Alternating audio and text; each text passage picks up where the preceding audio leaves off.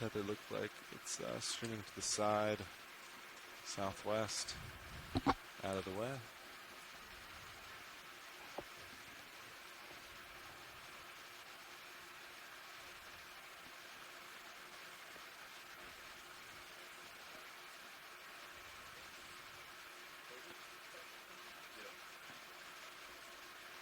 .5 meters off. Bottom. Copy that. Delta 20. We see tether and vehicle in your sonar. It's always cool when it lines up with that. 20 meters off bottom.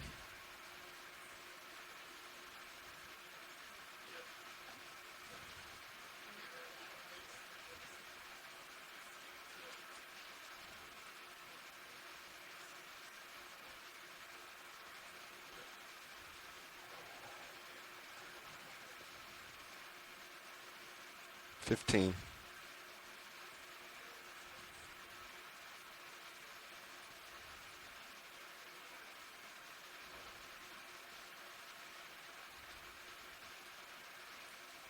$10. Good morning, everyone. This Got is your bottom. biology lead, Megan Putz. And this is your geology lead, Jeff Ovelts. We are currently coming to the bottom at a site known as the Vazella Sponge Grounds. During today's Confirm dive, bottom. we are going to be looking for Vazella sponges, a type of sponge Confirm also bottom. known as the Russian hat sponge. A predictive model Right, up and showed down that to this about, area Delta 15. has a very high probability of Copy. hosting a dense community of these sponges. So as we get settled out on bottom here, please enjoy this view of some squids. This is some pretty great squid bonanza here, Megan. Can you tell me a little bit about these squids? I'm not a squid expert, but I do like All right, cephalopods. that's about Delta 15 there. Maybe someone on the line knows a little bit more about the animals we're stand by seeing in this video. area. Maybe some cephalopod experts or fans out there want to say something.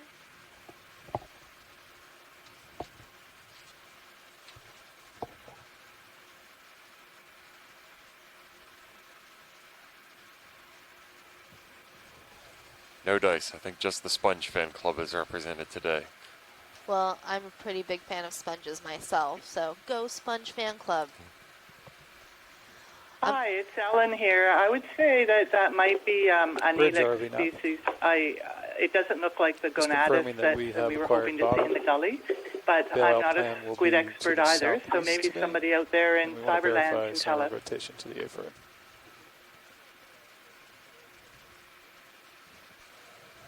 So are those anemones Copy that we're that. Thank you, seeing here, Bridge. Megan? Yes, we're also seeing a number of anemones and some sea pens Permission to get your lights along the bottom, and I think I've spotted maybe a hermit crab. Pilots confirm center of rotation is A-frame. I'm kind of curious as to what these Copy, white taking out. lines are on the bottom. Yeah, they're certainly abundant. Hi, Meg. Hi, is that Lindsay? Yeah, it'd be great to zoom in on them. Sometimes at these depths we see a lot of the bite fatty siphon foram. Right. I think I'm pretty well. Oh, okay. I'm close to dialed in. So they would just be 4am tests. Pilot, can we get a zoom on one of those horizontal line objects on the seabed? Yeah, we're gonna touch base right here. Great, thank you. All right, go ahead, video. We're gonna go for this trio.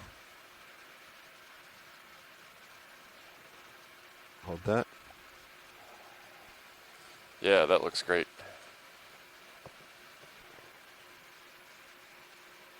All right, let's frame it with the anemone on the left and the pens on the right, so you can go in a little bit more. This seems to be the most abundant trio This down looks here. very interesting to us. Normally we would expect the back section to be upright. These look like I'm gonna tubes scroll all the way of for the tube bulky. now. Javier is currently taking a look at some online that is Hold on to it. similar.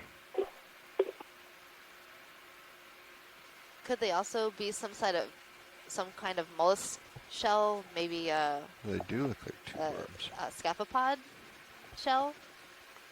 All right, let's come wide. Well, in the Let's one see the other on the intermediate ones, right, but the one we by the could sea see pen some here little is out of tentacles its tube. sticking out of the end of the I'm gonna try to tube. come around. Let's go partial. Oh, so maybe more like a polychaete thing then. It's also interesting that they're laying on their side. Like, Alright, Pat, I would your lights expect are them all to out in be good shape. vertical too, if there were animals in them. And what are the fan-like ones that are protruding You upright see from the seabed? For lack of a better word, antenna sticking out. See if I can't keep coming around. So those are a type of sea pen.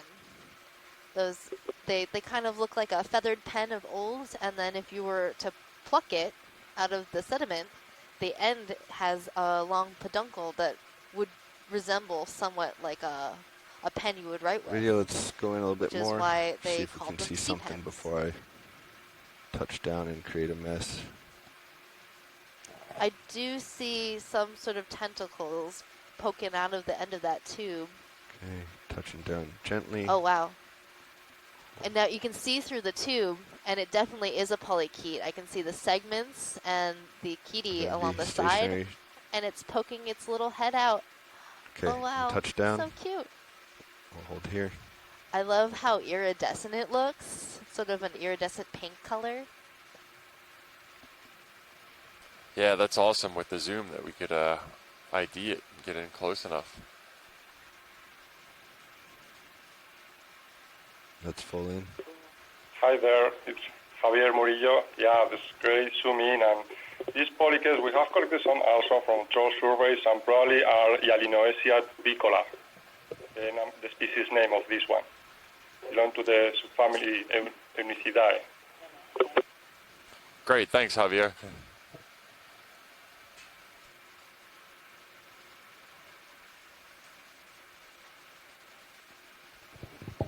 Not sure he's going to want to come out again.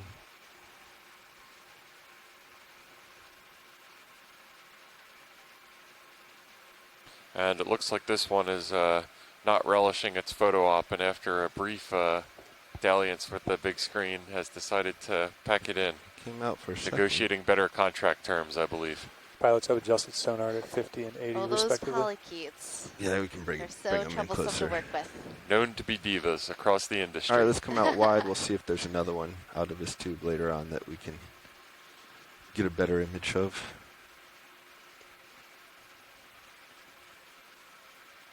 Keep your eye out, video, for any that are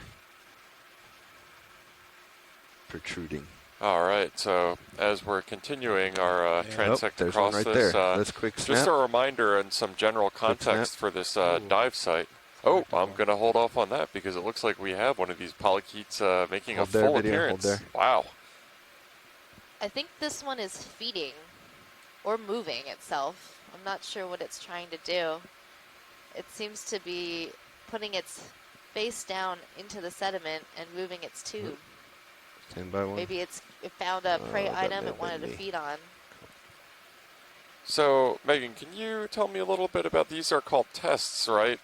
Do these organisms grow these as the creature itself grows, or how do they come to be? Yeah, so the Yeah, you can polychaete go will unstable actually now. construct its tube, and every type of polychaete will construct a different type of tube. But they make this sort of paper-like tube to hide in. Yep. While we're waiting, do you want to do maybe just a 15-meter move? Yeah. It's You can basically move. worm spit. Copy that. 15 at 330. What's that? Well, Over our Two expert point two, Tina what's that, in the chat rooms does describe them as extremely he's coming nasty back out. Gonna polychaetes try that are sending you scavengers and up carnivorous. just a So worm spit tracks with them just being not the most charismatic organisms in the ocean. But we're here to stick up for the 3, 4, benthos 5, that I think it's don't that. have dolphin-sized fan clubs. 345. 345, copy that. So let's do maybe 15 meters at 345. 345. Yeah. Copy that. Well, I'm have you just seen gonna that adjust video heading of the slightly bobbit worm? to starboard They like to burrow line in the up sediment with their direction of heads travel. poking just I thought he was going to come slightly back above out. the surface and wait for things to pass by, and they'll close their jaws. Yeah, extremely intimidating, and think we he won't probably felt my explain vibration what as I the sat origin down. of that name Oh. is, but you have Google as well as we do, so. Bridge RV now. Position request change, please. I think he's coming, so let's... Range And it looks like 1.5 we meters, have an bearing identification 3, of 4, the 5. species There we go. in our chat room, thanks to our expert Francisco, described them as, I'm going to take Copy, a stab thank you. at this pronunciation, Hyalinosia Nav, you can tubicola. note for the rest of the Lots of remainder 10-cent the dive, words on unless this we hear cruise. otherwise from That was a science. decent 345 is pronunciation. going to be pretty much a direction of travel to get to that Waypoint 2. hot spot of Wow, and sponges and such. Oh, Tina Copy that. also weighed in and said that on one of the 2017 Okeanos All right, cruises, video. these polychaetes Yeah, I were think catching let's come wide. squids. See And what else I is have to around imagine here. that they can move pretty fast when they want to if they're able to catch those squids that we saw flitting around when we made bottom. So it's actually past waypoint 2. And but that's like, polychaetes Oh, aren't it the is. only It's an one who have been intermediate known to stop. catch Okay. squids. But the On a direction of previous travel is gonna expedition stay in the the same. Pacific, Generally. there Do was we have that? next nav, that'll a help gang you of know brittle stars keep that going. caught a Copy squid. that. Do we have No. That was I'm pretty dropped on the crazy. target? No kidding. Wow, so we've got a couple little fish blurping around you down have to here. Zoom out more. Oh yeah, it's up there. So I think it's between. Can we get a zoom on that fish that's waypoint doing 2 a and little waypoint hop skip activity? 3. It might be Go between ahead. that waypoint and this waypoint should be within that area. Roger This that. looks like an interesting little Yeah, fella here, it's a little- making its hop skipping way across the seabed. Go full. Can anybody provide some context on this fish here? So this is a type of scorpion fish in the family Scorpinidae. That's about as good as I can get on an ID. Go But ahead, I think video. they're It's on pretty you. cute little fish. Cute little fish is about as far as I got, Megan, so that's a much better context that you provide. With those eyes.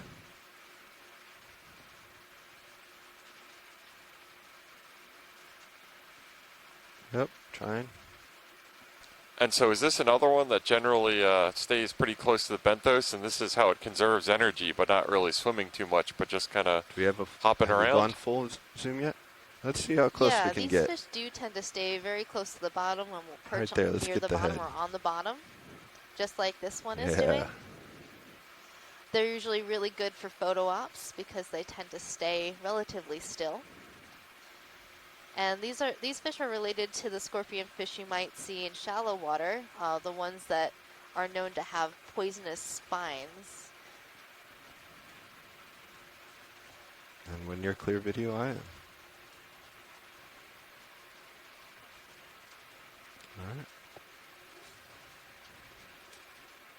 Oh, there's an enemy Oh moving no, an enemy on the locations. move. Coming up. It's just a tumbleweed. Looks like a we little can see stem now. sponge here to the right. Yeah, and based on that, it looks like we do have a little bit of current going on the bottom. Is that correct? Yes, there's a fair amount of current. Video, let's get a zoom here on this stalk Copy, Bridge, sponge. thank you. Gosh, my rotators. Pilots, we're all stopped. Copy that. And so Alright, far, can we again, down a just to little bit, recap, this we should be all site was settled. chosen for being Some favorable sponges are conditions for Vazella sponge colonization interest today. based on habitat models from DFO, the Department of Fisheries and Alright, Oceans, Go ahead, full Canada, zoom. our partners. We haven't gotten too much sponge action yet so far. Hey, Megan, is that a sponge? That is a sponge. All right. This is a type of glass sponge called Hyalonema.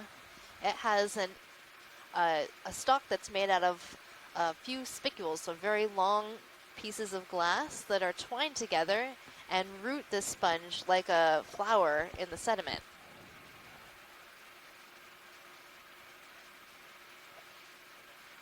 So stop and spell the sponges. And with video, when you're clear, we can move on this one as well.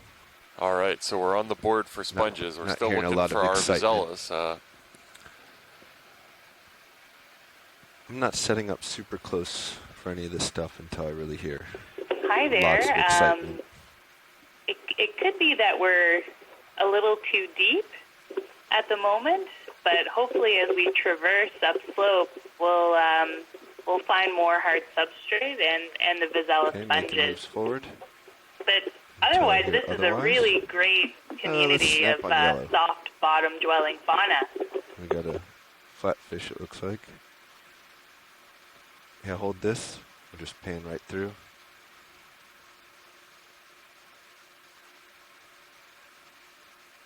Oh, took me a second. to So that find it. looks like a flounder-looking thing. Yep. Sea star, and we'll drive right up to the flatfish. Yeah.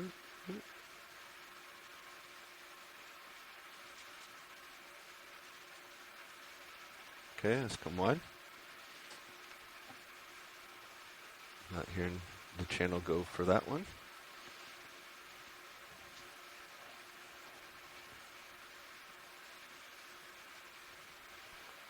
Yeah, so as far as the general context of this site and the Yeah, you selection can zoom of past it, skids. Thank you. it was chosen based on anomalously high temperatures Yes, obviously and it's going back to salinity. about And I say 45. anomalously in terms feel free of the to fact move it that at Gulf will Stream on this waters flat terrain. make their Yeah, way how do you over feel, this site and maybe increase the 30 temperature and meters increase the decimal one? salinity Sure. a little bit, which are favorable Copy that. conditions to the Yeah. Vazella sponge. So that's why this came up as a hotspot on the habitat model, in addition to information from the previous This leg looks of the Deep different. Let's Connections snap. cruise, which was for seafloor mapping, which identified this area as generally higher backscatter than the surrounding area, Go for more. which Bridge says RV that now. relative Going on to the the, rest of yeah, the site center in the screen. vicinity, this area was expected to have slightly harder seafloor substrate. Close That's the up kind of anemone, stuff that maybe? these bottom-dwelling benthic organisms prefer to anchor in. It gives them kind of a firmer grasp so they don't end up like these unfortunate anemones that we see drifting by like marine sorry. tumbleweed. Tilting up. The Being rotator able to is drift not like that responding could real. be an advantage to the Bridge anemones RV now. because, you Little know, sticky. maybe this area Just Another seems move, to isn't press, move more please. as than I good want it for to. them, and Let's come these wide. generally sessile Range organisms 30 can meters. then find a way Bearing to move to a different 345. location. Speed .1 So knots. that could be an adaptation that these anemones have. Tilting up. Copy, thank you. That's a great point, Megan. I don't think anything around here survives for too long if it's not really good at what it's doing.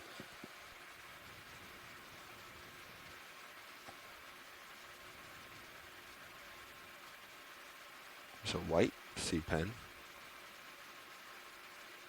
Can we zoom on one of these fishes? Of course. Which one would you prefer? The long one that's on the left-hand side. Left-hand side, going for it.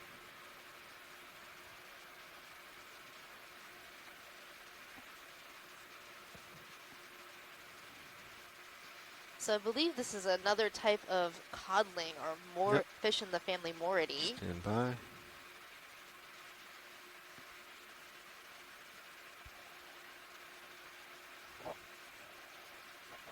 All right, you're good for zoom? Yeah, and like some of the other fish that we've been seeing in these benthic environments, it looks like it has those long extensions, which seem like they're kind of optimized for probing through this fine sediment. Is that correct? Yeah, they can use those long filaments to get sensory information from their environment. You'll also notice they have a little barbel on the chin and a very long, this one's has fallen Circles. down, but it should be sticking up, a little long Up, fin ray up, right, on the top of the down, left. dorsal fin. Reminds you of like a cat. I guess when you're in almost complete or complete darkness all the time, it's good to be able to feel around you very well. It definitely is an advantage.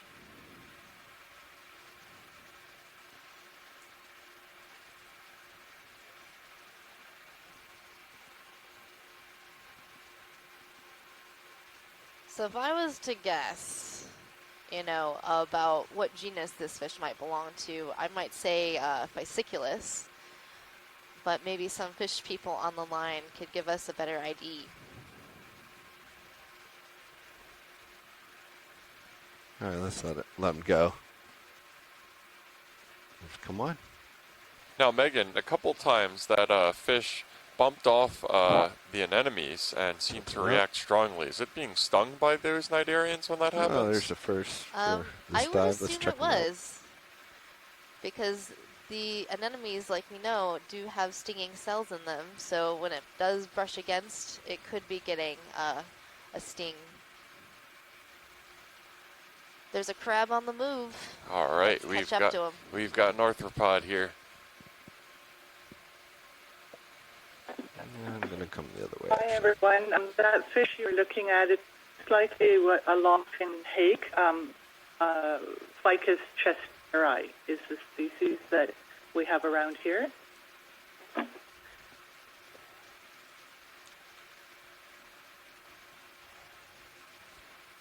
Start to go just a little partial.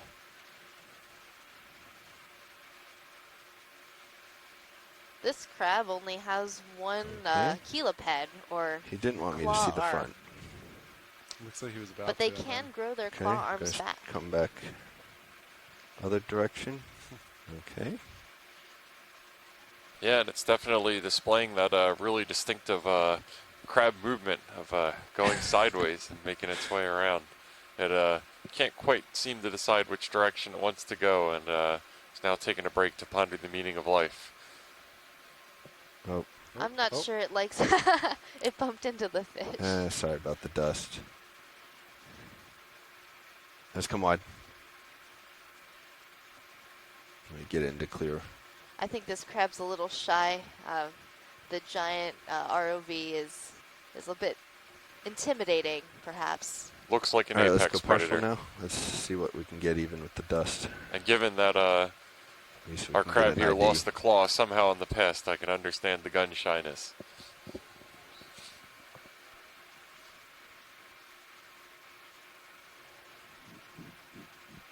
That is a good view. Yep. Is this perhaps a type of stone crab? Well,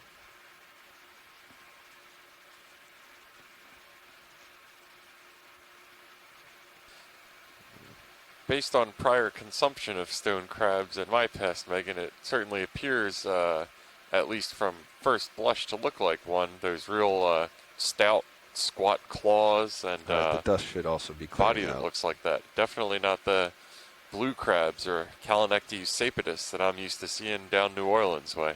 Yeah. I see blue water ahead I of like us, your so we nice, should be okay. And Nav, what stats? Identification of the blue crab. We are I did pick up a couple things from the biological oceanography class halfway I had to through take that during my move. undergrad. Halfway through? And I know that Latin name means beautiful swimmer as well.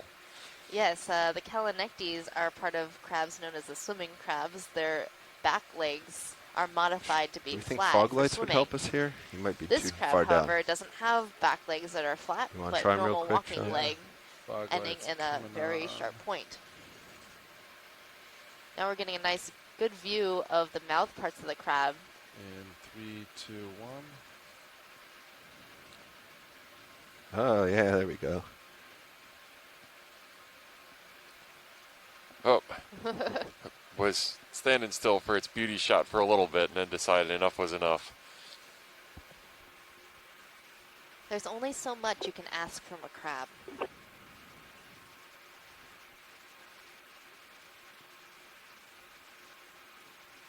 All right, Hi there, we'll let this 'em is go. Lindsay. When you guys Yeah, are let 'em zoomed go. in, we are seeing something that has been of interest to us. Ready for They're little curly stalks disabled? on the soft sediment, and we haven't been able to successfully collect one, but we see it all Curly over the stalks. Scotian shelf, and particularly where we see the sponges. They actually grow on the dead skeletons of the Vazella Got the sponge. sponge right in front of us So here. if you We're guys going are to stop. zoomed in try to again, get real close it'd be to it, great see if we to can try to see collect one, a curly maybe stalk. with the suction sampler, because I'm guessing that they may fall apart if you try to grab them with a manipulator arm.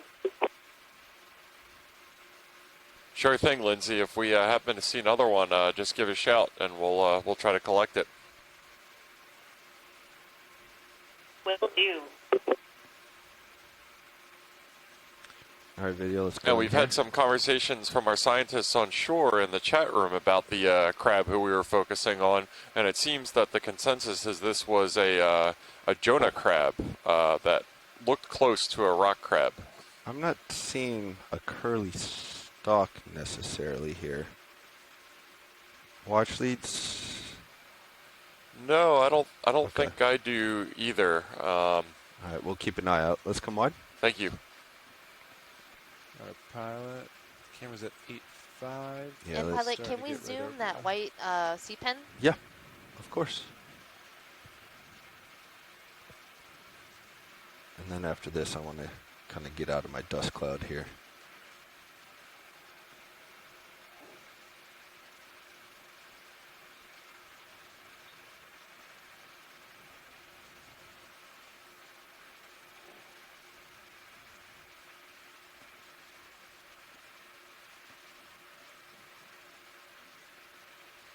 So we're going to make a zoom on this white peninsula or sea pen. Go ahead, video. They look very similar to the purple ones. They might So be pilots, different another species, 30 but after there this could move be is different complete. color morphs. I'm Keep not going. sure. Let's go full zoom. We'll wait till pilot gets That was going to be my back next question for you. information. Copy that. Oh, I knew it. Let's go I full. was pretty sure you were going to ask me something like that. Oh, and it rotated just so we can see the polyps.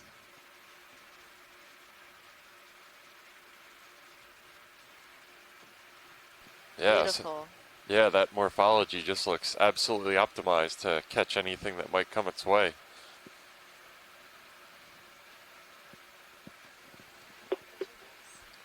Hi there. We've seen these white color morphs before.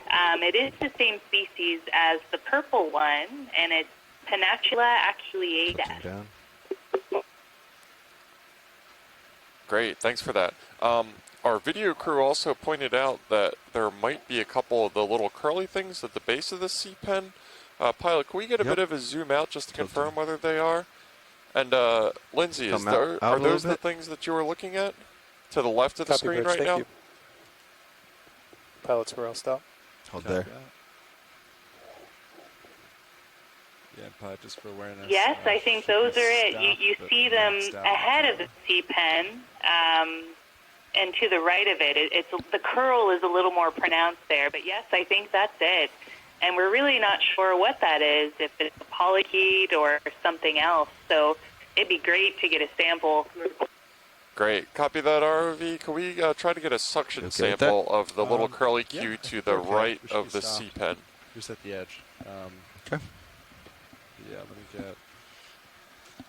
And let's see, do you want 2? Yeah.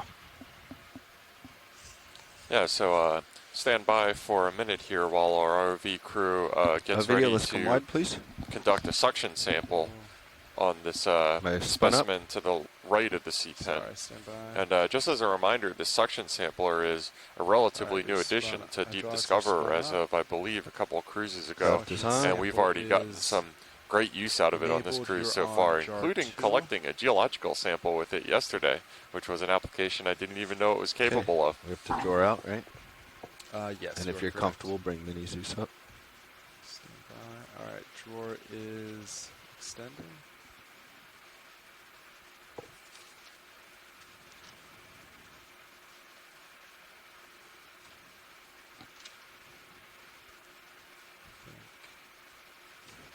Get it. I think that's about there. Let me get your mini Zeus up.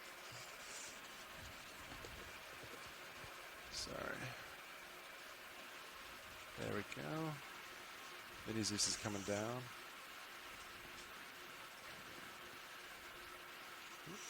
Kind of ran off for a second.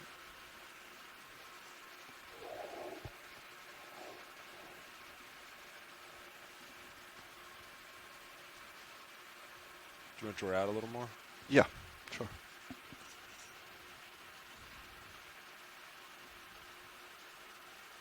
How's that look? Yeah. That contrast?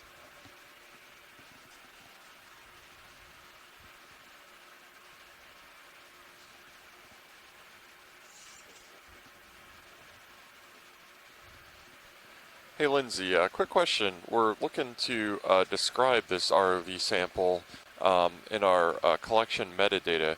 Do you have a best guess or a dart to throw for the time being for what to call it until we can get it on board and get a better idea?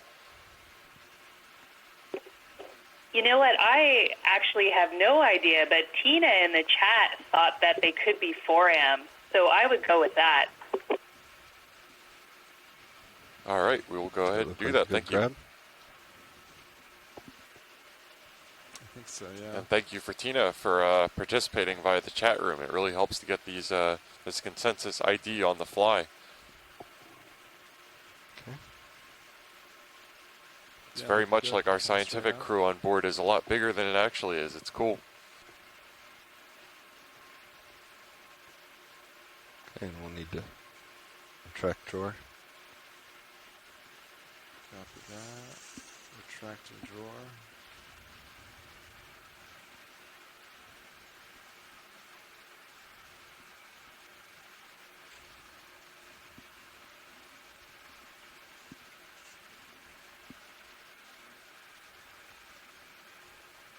Alright, drawer retracted.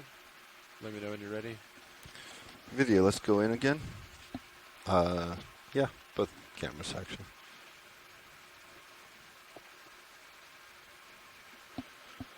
So we want the one to the right of the C pen. Confirm, please. Yep, I think you're right on it.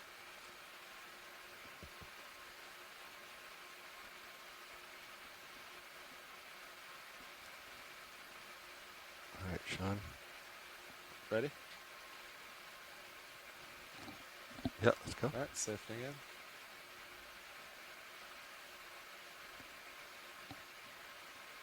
Oh, okay, hold. Yeah. And for good measure.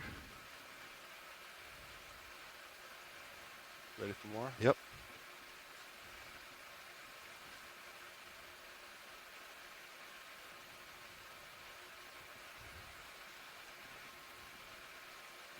Okay. Give it a few seconds. I think that should be good. Alright. Were you able to?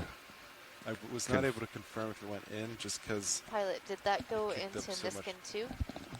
Yes, it looked like we got 2 of them into jar 2. Thanks.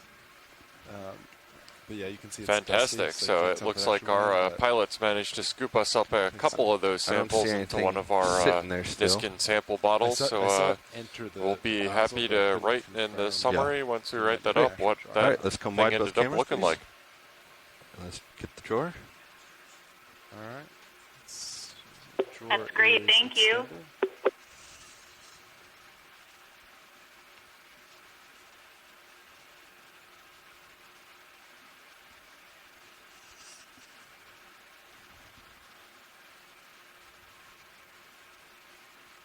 Looks like I'm high on you. Me. Alright, stopping there.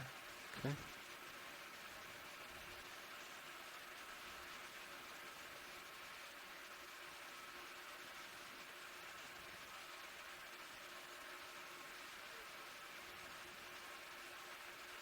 Alright, so we're just going to stow our suction sampler here and then retract the sample sled, and then we'll continue on our way.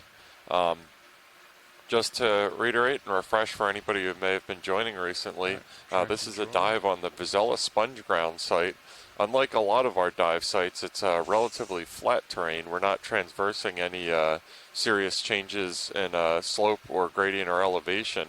And this relatively flat site was identified as having high probability for suitability for Vazella sponges, also known as the Russian hat sponge.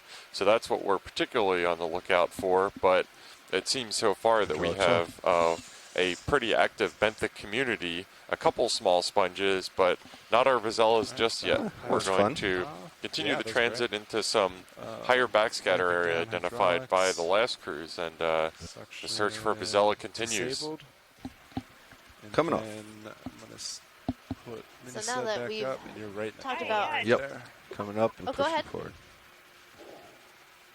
Oh, I was just going to say we're still hoping to see Vazella as we traverse to some shallower depths. But we have done some modeling on sea pens across our Scotian shelf, and this area has come out high for probability of sea pens. So it could just be with the slight change in location of the original dive and the deeper depths that we're just outside of the depth range of Vazella in this area. But certainly this footage will help us validate our models for sea pens. Great. Well, I'm glad it's going to use in that case. Okay, inching up. Hey, Lindsay, would you be able to give a pretty high-level overview of kind of the modeling that you do that identifies these hotspots for us to sample and explore? I think I'm at my limit.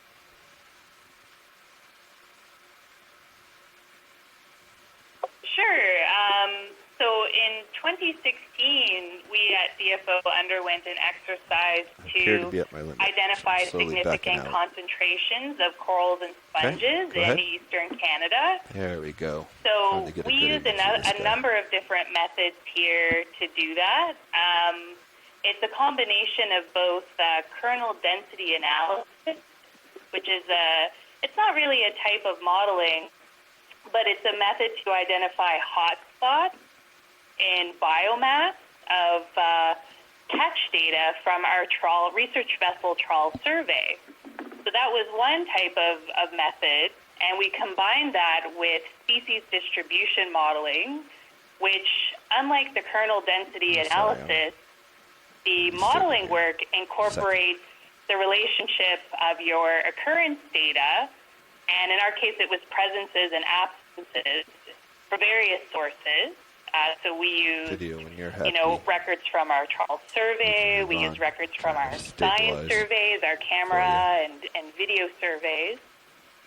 So we finally got one out. We use that to identify the relationship of the occurrence data with its environmental correlates. If you want to go back in now that he's turned around, you can. The distribution across the Scotian shelf in unsampled areas. So then what we like to do is to validate those models. So a lot of the video work that we collect is done to support that initiative, to, just like we're doing here, to validate the outputs of those predictive models. Understood. Great, thanks for that, Lindsay. Yep, I think it's time to make some tracks. I agree. Yeah, and the nice thing about this method, this predictive modeling, is it becomes kind of a harmonious cycle in which you make your predictions, you go back and collect some more observations like we're doing right now, and whether you successfully predict it or not, you get more data to feed into the model, which makes it more accurate in the future. It's a great supplement to field observations like we're doing right now, and really leverages and serves to give second purpose and second life to data that was collected either for this exact purpose or in the past not for this exact purpose. Yeah, 30.2. It's typically pretty expensive, as you might imagine, to go out and collect these data. So any way that they can be repurposed and put to second use is always appreciated. Bridge ROV now. I agree. Let's make some motion. Position request now change, that please. Range 30 meters, bearing 345, speed .2 knots. I wanted to start introducing our ROV team. Copy that, thank you. Up in the front row. So, ROV team, would you mind introducing yourselves? Sure, we'd be happy to. My name's Bobby Moore. I'm sitting pilot today. To my left. ROV nav, Chris Wright. To my right. To the right, Sean Kennison sitting co-pilot. And in video. Brian Doros on video control. And in the back, doing clipping, is Caitlin Bailey. And we are all videographers and engineers with the Global Foundation for Ocean Exploration. And we're excited to be on board the Okeanos here to support these vehicles. We're also joined here today with our web coordinator. Will you introduce yourself? Hi, yeah, this is Rachel Golbra. I am from the NOAA Office of Ocean Exploration and Research. I'm going to be the web coordinator for this expedition, so be sure to check out our website at oceanexplorer.noaa.gov for some really interesting background information on this expedition. And also, if you have any questions for our scientists, go ahead and find us on Twitter, Facebook, or Instagram. If you write your questions out there, I'll relay So about those 5 to minutes for that move our science completion, leads and approximately. try to get them answered for Be you my live. guess. Copy that. Thank you, Matt. Thanks, Rachel. We're always happy to answer questions from the public, so feel free to ask whatever you have a dying need to understand.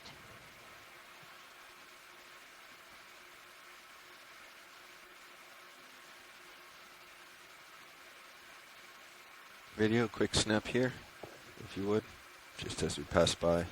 It's different looking.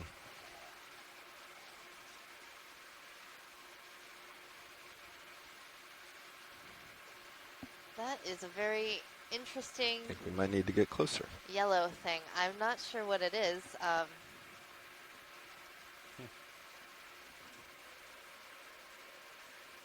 It almost looks plant-like, doesn't it? It does. You can go full if you'd like. Yellowed sargassum? Is that a thing?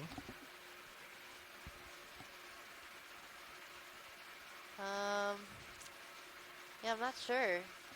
It does have some gooseneck barnacles growing on it, and then I think I'm spotting maybe a bryozoan on the left side, but this big yellow portion, not quite sure what that is. It definitely looks natural, though. It doesn't look like any of the sort of human-made debris that we were seeing on our dive yesterday. You're definitely right, Jeff. It is something biological. It could have come down from shallow water and is just here. It doesn't look like it's doing so well, whatever it is. Okay, let's come wide. We'll carry on. Sean, you're my time guy. Let me know when you want to swap. Yeah, copy that.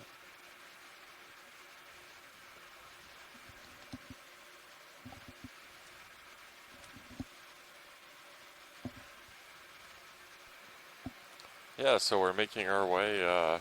We have a gradual increase of elevation on this cruise, not as dramatic as some of them where we're going upwards of hundreds of meters on a single dive. But this one, we're at about 350 meters water depth right now. Our lower deep discoverer body is right now. And hopefully the hope is that we're gaining a little bit of elevation on this cruise, which will put more into the optimum depth range of the Vazella sponges that are the apple of our eye. So that yellow material we were just looking at does look to be plant material. In our chat room, we have our scientists conversing about it, and they definitely agree that it's probably some sort of plant. Tina Moletsova was saying that it might be fungus or ascophyllum, so some type of plant material from shallow water. Okay, thank you again, Tina.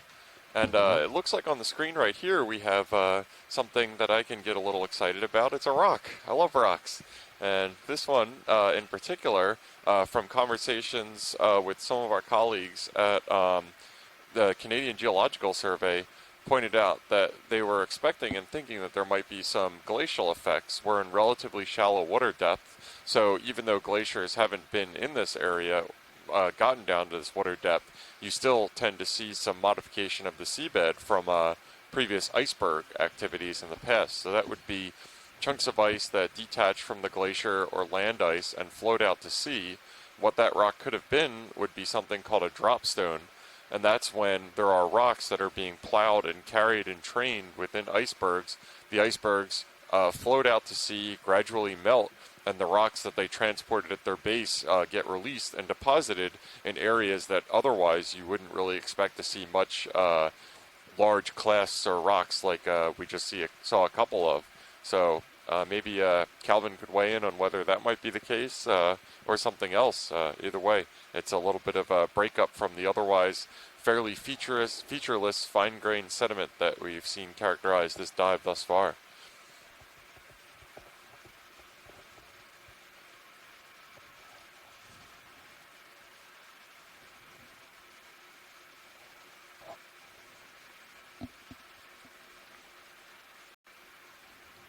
All right, Nav, how's that shit moved down? Yeah, we should be all stopped. No confirmation from bridge yet, though. Okay. Do you want to get another one in? Yeah, another 30. Yeah, sounds good. Bridge RV nav. Position request change. Yeah, and I just got a confirmation in the chat room from Calvin at the Canadian Geological Survey that Dropstone is his best guess for that as well. Range so 30 meters. in this area, it's a little fine-grained, and it's probably been mantled by some sediment since glaciers were really a powerful influencer of the seabed in this area. One of the other things that we might see in areas that has had less fine-grained sediment accumulation would be scours from the keels of icebergs, possibly in shallower depths. And especially in glacially modified areas closer to shore, those are really dominant modifiers of seabed morphology. So when we get our maps of the seafloor or the side scan sonar maps of the seafloor, you tend to see these crossing lines everywhere that might look like seabed trawls elsewhere. But in these cases, in glacial areas, a lot of times they're from the long keels of icebergs dragging along the seabed. Really, really powerful modifiers of the geologic environment icebergs are.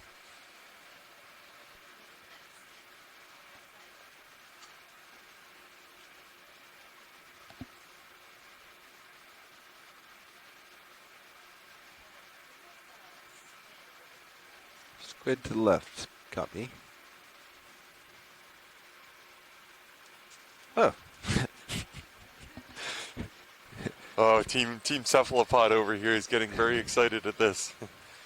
We have a nice squid sitting on the bottom. Maybe this little squid will wait for us to get some good imagery. Oh, this is beautiful. Getting a little nervous. To go partial. Oh no! Oh, never mind.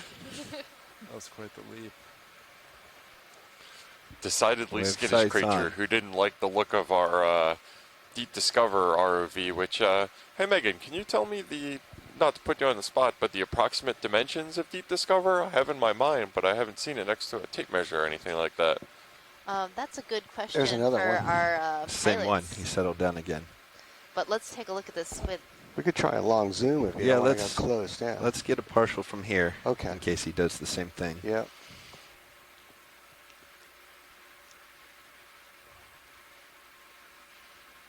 Okay, moving in. Pilot, is it possible to get lasers on this? Yeah. Lasers are on. Great, thank you. The lasers that you're seeing off. are 10 centimeters slowly apart, moving so in. 4 inches. You can do the same. Yep. This little squid tilting up. is just a little bit larger than that. And you can see on the squid body the chromatophores. Those are those pores that seem to be opening and closing, making the squid change colors. It's going to be difficult on you. I'm still creeping into them. Fascinating creatures, and I'm glad the long zoom of our camera on here can get this kind of detail without getting too close to the distance that we spooked it at before. Well, I can see why it might have been spooked. It looks like someone might have taken see if I can settle bite here. out of the squid fin. Hopefully nobody's told this squid that we had calamari in the galley a couple days ago. Good shot. Yeah, okay. Stand by. Well, you just did, Jeff. Yep, heading right. Nice stuff. This is some beautiful imagery. It's fascinating, and I do have a soft spot for cephalopods, and I do know that the long tube that composes most of its body, they pump water through there, and that's how they jet it forward. You can see the flares of that bell moving, and that's how they have that powerful propulsion and movement backwards when they decide to jet away. Done, I can continue to slide in, see if we can get a little closer. Hey, Mike Becky on here. Hi, Mike. Hey, I see you're looking at a short fin squid where you were. Yes, hold I on. started I'm making a tilting call. down. Anyway, I'm on my cell back. phone, You can come in. so I can't Okay. watch and talk at the same time. Yeah, Okay, no Vinny. worries. Thank you for joining us. Your cue. Yep, going in. Yeah, that's a short fin squid. They commonly sit on the bottom like that during the day. It's a commercially important species, and often we'll see them in schools, and sometimes very large schools. Just complying Great, so thanks far. for that context. That's interesting. So you said during the day they sit on the ground. Are they typically nocturnal predators, and they're up in the water column chasing things? Don't do it. Yeah, they'll swim up in the water column at night, but they swim around close to the bottom or sit on the bottom. All right. Let's carry on. Guess kind of a conservation, energy conservation strategy. Pilot, can we get a zoom on that tube anemone to the lower right now? Lower right. The center, this big one, or is there a different Big one, please. Do you have any other questions about the squid? No, I think that's about it. I'm glad we're able to zoom in, and thank you again for still calling in and giving us a consult in the context for it. Okay. Bye. Thanks, Mike. And get a nice close-up. All right, and we've had a request from Tina, Copy, one Brooks, of thank our colleagues and collaborators in Russia, to if we see any tube anemones to give a little zoom in on one. So hopefully this will be what Tina is looking for, a little bit of a zoom in measurement. Go ahead. This is a rather large tube anemone, with the tube extending out above the sediment surface. Can we get lasers, please? So one of the defining characteristics of a tube anemone is this second set of tentacles in the center of the disc. So you have your outer tentacles around, that are the long ones, and then you have these shorter tentacles around the mouth. Yeah. And it looks like this specimen, based on the lasers, is just about 10 centimeters wide at the body, and then let's go back in. Picture those sideways, about zoom. 20 centimeters tall. Stand by. So I can line you up. The lasers are great because sometimes scale is really hard to communicate with this method of observation. Tilting up just a hair. And those look like the secondary tentacles that we were talking about. Yep, those are the secondary tentacles straight around down, the mouth. It should be good. I think I'm All right. settled out. Video, let's get our 12 seconds, and then it can come out just a hair, I think, right? All right. We'll frame the top of it. And coming back. Yeah, right there.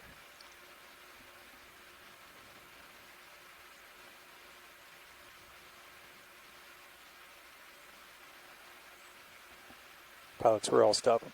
Come back a little more. Hi there, this is Lindsay. So this is the tube-dwelling anemone Pachycerianthus borealis. So this particular species can form really localized patches off of Nova Scotia.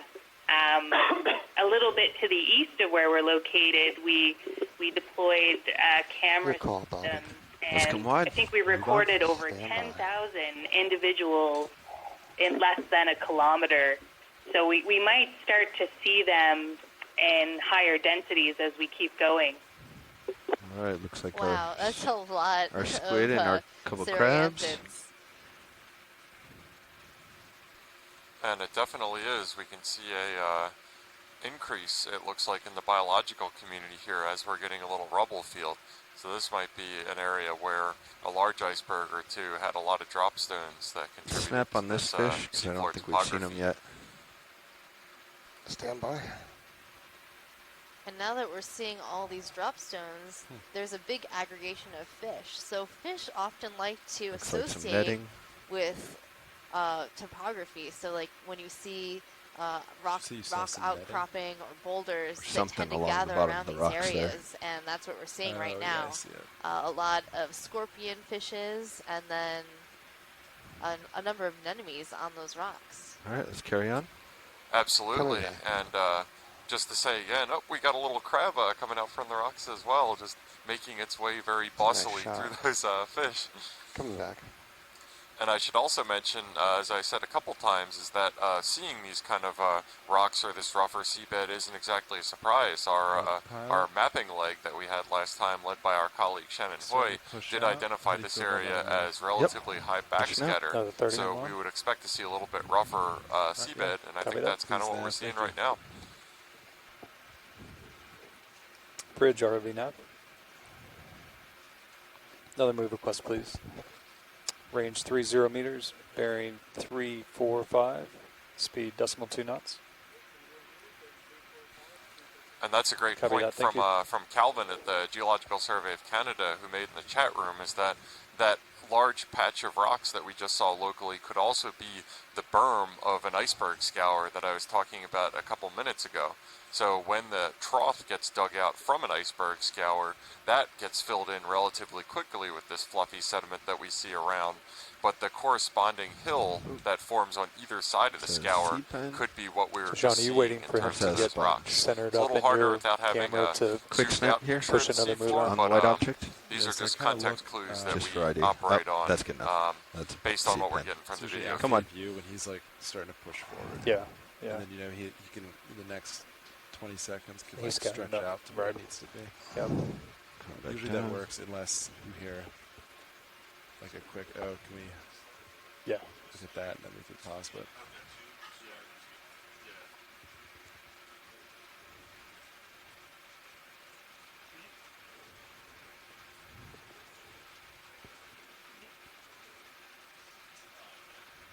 so maybe it's a good time to ask a little bit and describe a little bit about the ROV systems. Pilot, would you mind talking a little bit about the Deep Discoverer and how big it is? Sure, we'd be happy to. We can actually pass that off to co-pilot, one of our mechanical engineers. Yeah, Science, do you want me on OKX? Yeah, I think just... yeah, so D2 is probably larger than you think. If you were standing in front of D2 and spread your arms wide, maybe about 8 feet wide, approximately 10 feet tall, and maybe 14 feet back. It's actually, a very large vehicle. And the weight is actually just shy of 10,000 pounds, roughly. And that can be adjusted depending on different types of equipment and buoyancy we need that's required from the vehicle. So there's always a plus or minus a couple hundred pounds there, but roughly just shy of 10,000. But the interesting about D2 is that D2 actually floats in the water and is actually a couple hundred pounds buoyant. And that's done by the foam pack. It's called syntactic foam, and it's the large white portions on the top of D2. And even though the foam itself is still very heavy in air, but it actually floats very, very well in water. It's very buoyant, and it counteracts the rest of the weight of the frame and other equipment we have in D2 and provides that buoyancy that we need. So, yeah, it's a quick overview on size and weight of D2. Anything else you need, let me know. Thanks. That's great. I've also been noticing in the video that each one of these tube anemones seems to have a fish trying to hide at the bottom. This fish coming up here, I think is a little too big for hiding underneath this anemone. Not much hide and go seek success in this one's past, I think. It's how a dog would play hide and seek. Yeah, so Sean, just at this step, relay are you that feeling those moves relevant with almost our shy squid instantaneously? earlier, I think like a 30 seconds, 10-foot long, 10,000-pound vessel nice is probably Yeah. interpreted as something that could eat that squid. So understandable that it didn't want to hang around too much. It doesn't help that all of us think it looks a little tasty. Wonder It's a if there's hermit gonna be crab? calamari for lunch again. I think so. Stand by, video. I'm going to see if I can come around, get another angle. And we got a skate, Yeah, I there's think, in the background. interesting flatfish over there.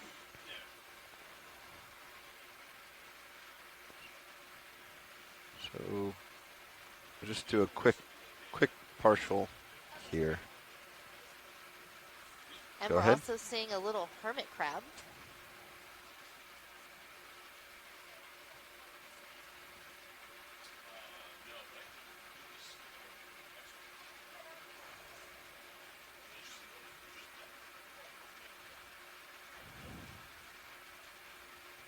So that's a neat little crab.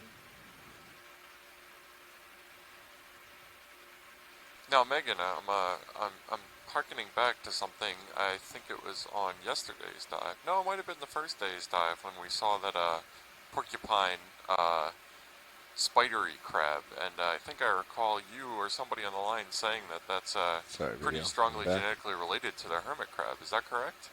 Yeah, that's right. They're a lot more related to those I think that's king probably crabs good. than Yeah, they good are shot, related yeah. to, say, Coming back. brachyurian crabs Copy, like your Bridge, thank you. Calanectes sapidus. I'm going to pop over this crab and head on to the So the flatfish back that was in the ends background. of hermit crabs Copy are that. actually modified Pilots are all to stuff. fit inside the shell. Awesome. So Thank they you, don't Nav. actually have a hard carapace there, but it's really sort of soft and leathery, so it can fold itself into a shell, and it has modified claspers that can hold that crab body within the shell so they can contract and hide their body.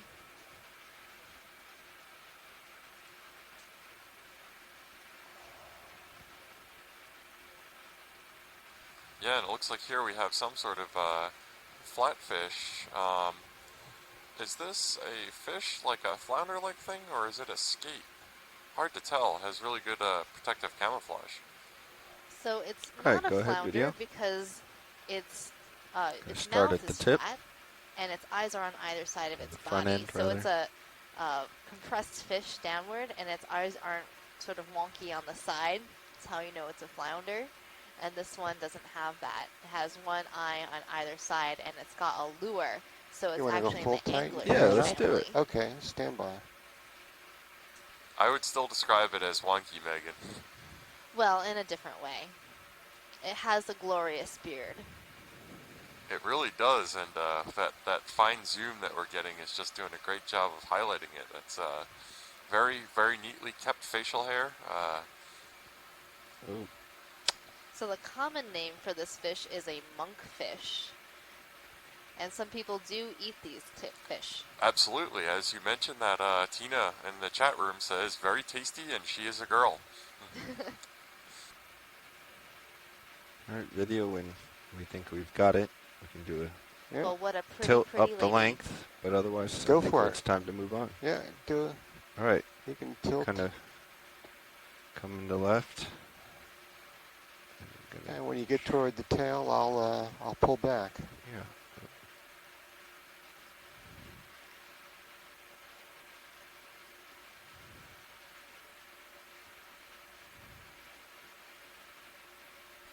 Ah, okay. So Tina on the line also said that the reason that she could ID it as a female so quickly And I'm is gonna start because the coming back. males are Yep. dwarfs, so much smaller in size. And as I'm digging deep into my biology hard drive here right Stop now, there for a when sec. there's a large size difference between males and females, that's called sexual dimorphism. You are correct, Jeff. It is Clear called sexual anytime you dimorphism. are. All right, moving on. And we also see this in the midwater angler fishes. So the male is a lot smaller. With the midwater angler fishes, the male will attach itself permanently to the female. So that Either they're another always squid or together. the same one. Romantic and So horrifying, Megan.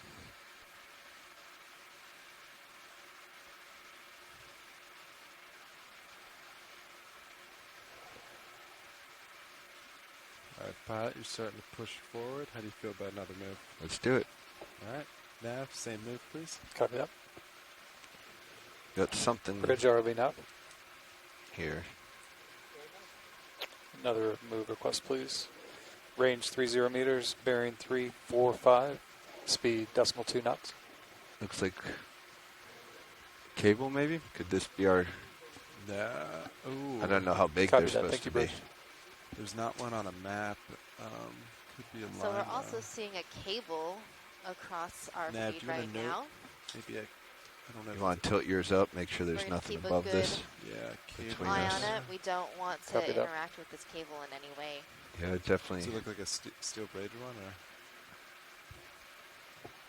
Come in That's right right. here. So this is a submarine telecommunications Look cable, I clear. believe. And this Okay. is Let's a do good just a opportunity quick partial right to talk here, a little where bit it's above. about one of the other big geological goals of the Or Deep is that a Connections rope? cruise, which Yeah, is it submarine looks almost geohazards. It looks like it's I bring this up rusting. in Let's relation go to full in, please. telecommunications cable because up until the 1990s, early 1990s or so, Yeah, or the looks a little more rigid 1970s, than when just a our rope. capability for seafloor mapping dramatically increased, most of what we knew about submarine landslides and their much longer lasting and farther moving compatriots turbidity currents came from the breaking of submarine telecommunications But that is cables. kind of And going in fact, for a long time, our only measurements of the direction. speed So I of would say turbidity I'm probably currents or 90 submarine to it right landslides now. were measuring so it looks when like it's cables going- downslope from each other So broke that's what we in were seeing sequence. Yeah. on the map. Let's come So wide. Their cable, this but was it obviously not the original goal up of the here. telecommunications cable,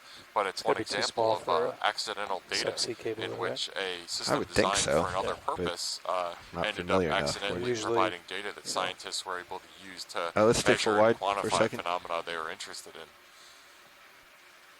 Yeah, don't see anything ahead, pilot. Yep. So we got a strike, cable strike roughly. So that's roughly the direction we saw it on the map, just different location. Which, Yeah. I'm going to quick drive along it. you know, those maps have a pretty high 225, inaccuracy to them. roughly. And then it kind of comes and goes. All right. Yeah, and just based continuing on on. the rust that we're seeing on this, I think our mapping lead, Mike White, did just make a very salient point that submarine communications cable would have probably been jacketed and not rusted, so that was probably more likely a winch wire or something from a vessel that was unintentionally placed on the seafloor. We've been there. I've seen more of the squid.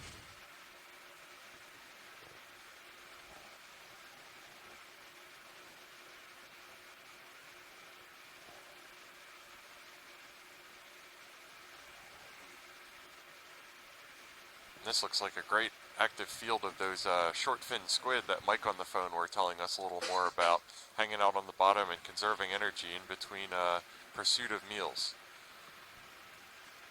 We can dub this Squid Saturday. You can go And back that to comes moving directly the in skids sequence video. after Octopus Friday, in which it should be noted that Megan was wearing no less than 4 articles of octopus-related clothing yesterday. Nobody on this vessel is a more enthusiastic participator in Octopus Friday than Megan. That's right. Gotta represent. So Nav, what's our ship move looking like? We should be all stop. I'll confirm. Bridge ORV now. Are we all stop? Thank you. Great.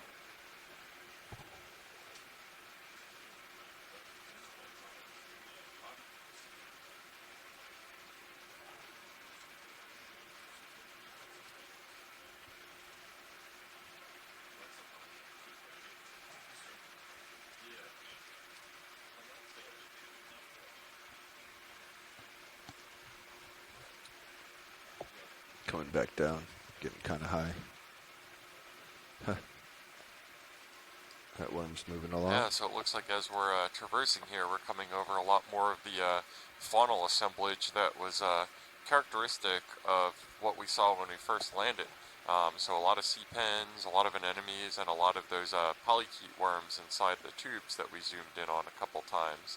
And it looks like the seafloor substrate has gone back to this predominantly fine-grained sediment that we saw when we first landed. And it's pretty startling, the difference between the assemblage that we saw in the area where we saw that rubble field, those potential drop stones or keel scour evidence, and what we see here where it's uniform fine-grained sediment characterized by benthos living in or on the fine-grained seabed.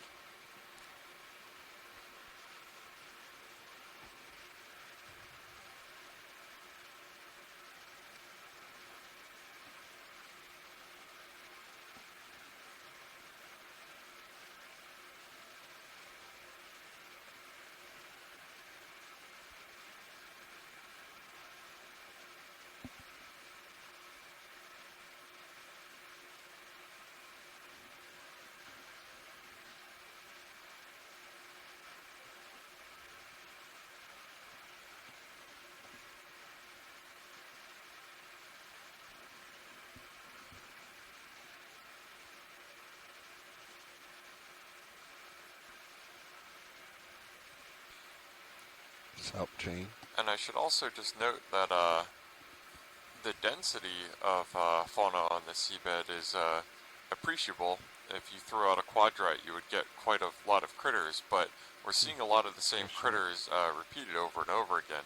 And I think when that happens, that's referred to as relatively high biomass, but relatively low biodiversity, as opposed to some of the other communities that we've seen in the past couple days, in which the assemblage was a lot more varied. This is a lot of animals, but a lot of the same animals.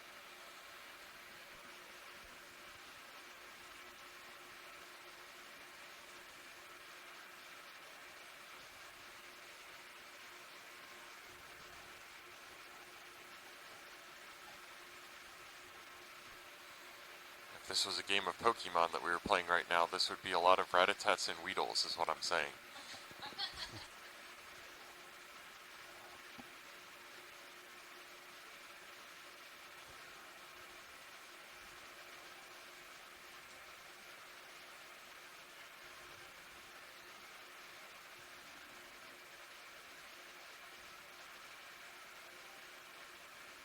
Pilots another 30 Look at after all this this. is complete. Yeah. You up for that, pilot? Yep.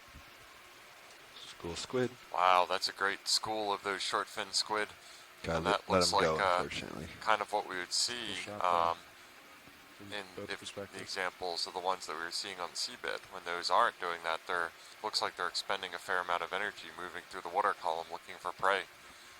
Still Well, going. Mike was just saying that they would normally see them swimming in dense schools, and there's a dense school. You know, Mike is really good at just summoning things just by invoking them, like he does with high density corals when he's picking out the dive track lines.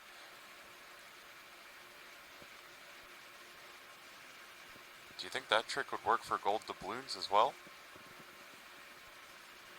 We can use the power of the many mics to help summon some great things on the seafloor.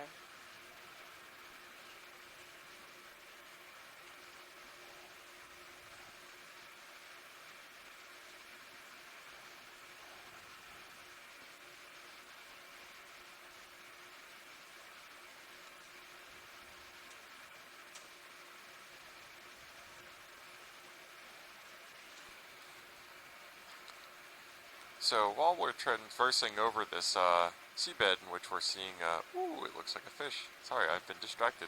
Oh, this is a different fish. This is a type of rat tail fish, possibly Mizumia.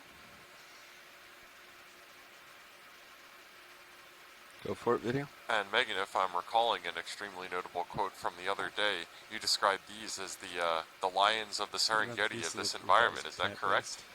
Yeah, so those are Yeah. for the big Corphinoides fish. These ones are a little smaller, probably not the largest apex predator in the area. And it does look like we Right, see Rich. a little bit more of that distinctive yellow plant-like matter that we were focusing on a little Copy bit that. earlier, which Stand has by. been tentatively identified as seaweed in our chat room. Well, Looking we for a are heading pretty change, close pilots from up top. to shore into shallow water, so it Comfortable with does that? make sense that What, sorry, currents could repeat? have brought They're this requesting plant a heading material change is up seaweed top. Not much. down to these depths. Let's come on. Bridge RV now. How much of a heading change? Copy that, standby. 30 degrees starboard. If they need it, yeah. Copy that. Copy that, Bridge. Yeah, we're comfortable with that change. Thank you. Copy that. I'll call that move in once they're done with their heading change. Sounds fish? good. Thank you. So I wanted to take a look at this fish. I think it might be another type of codling, or what was the other common name? We're trying to remember Go ahead, video. for this fish, but it looks a little bit different. So it might be a different type of fish, actually.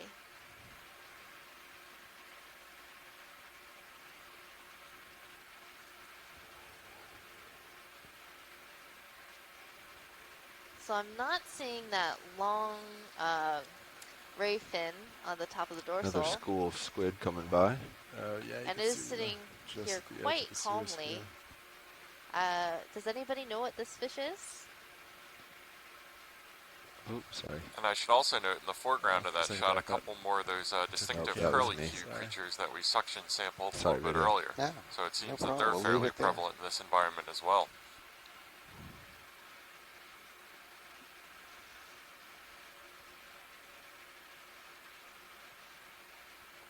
I think that's a good shot. Come back a little.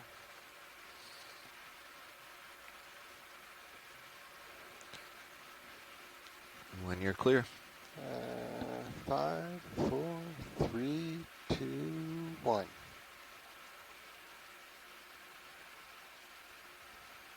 Thanks for that zoom. I think someone can get an idea off of that.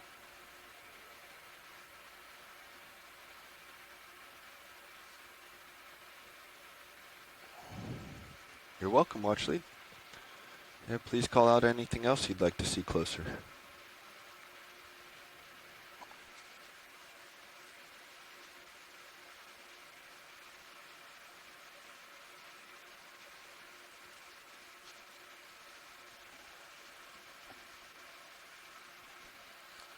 Yeah, so as we traverse across the site, I think we're going to take this as an opportunity to zoom out a little bit, figuratively, and talk about some of the general themes of this whole expedition. Usually it's so thrill-a-minute down here and we're seeing new stuff every moment that we don't get a chance to kind of pause and reflect on why we're doing this and kind of place it into context. So, this cruise in general, we're working, it's a trans-boundary exploration cruise, and that's just a fancy way of saying that we're starting in Canadian waters and we're moving on to U.S. waters. And this is a great program that benefits both the Canadian side of the border as well as the U.S. Side of the border. Because, as has been pointed out a number of times, biology does not respect geopolitical boundaries. I'm going to put that on pause right now. It looks like we have a neat elasmobranch here. I like your use of the word elasmobranch. So this is a type of stingray, or perhaps a skate. I'm not sure. My elasmobranch knowledge is also rather limited. Okay, let's come on. Yeah, and that's the body plan is just really optimized. It looks like for bottom feeding. The mouth is located on the underside of it, and it just kind of scoots along and is detecting and looking for things to eat. And this looks pretty similar as well to ones that you see in the surf zone on beaches. Is it a similar species or the exact same one? Well, this is definitely a different species from what you would see in the surf zone. And you might have noticed while it was moving, it was using some modified fins to push along the seafloor instead of undulating the sides of its body.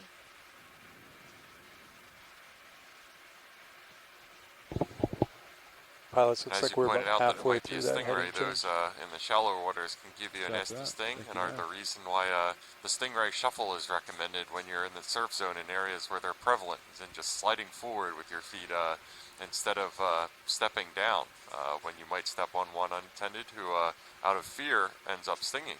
Wow, what do we have here to the left? Oh, that was pilots floating an enemy. Wow. Hey, Pat, just heads up. You're starting to get a little bit out there. Yep. I think you're at your edge there. All right, video, let's try this again. Go ahead.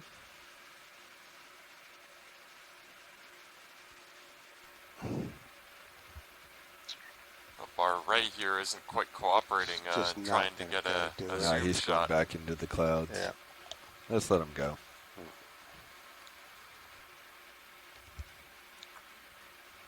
Let me get out of this. Thought I could let it clear and come back, but seems our current has dropped a little from what we had. Yeah, it definitely seems that way. So continue on with what I was saying earlier about biological organisms not recognizing geopolitical borders.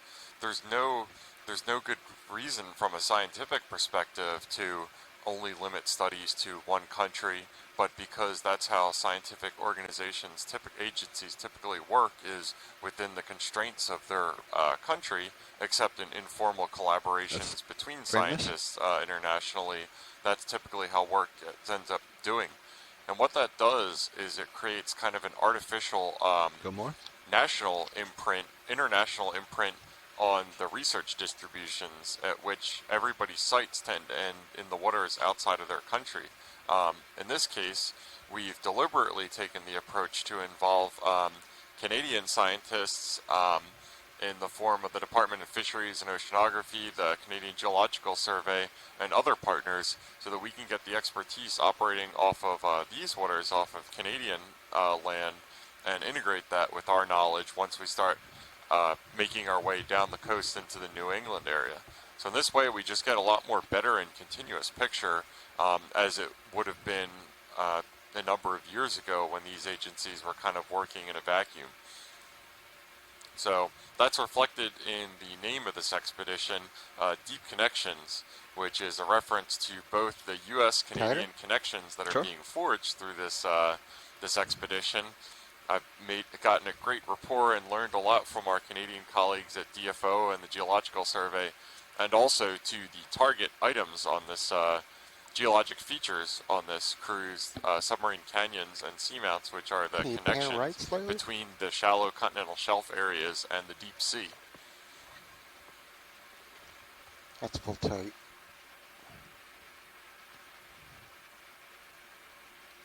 Do about 10 seconds of that and pull back, yeah? Oh, this is great. This looks like another one of these little abyssal flatfish right here. My fellow science lead, Megan, has stepped away to take lunch real fast. These dives tend to be quite extensive, so carrying on. Biology does play a role on the top side here as well. So I can't get the normal biological consultation that I've become so accustomed and used to at this point. We're still moving. Yes. Oh, the heading change. We've got about 10 degrees left.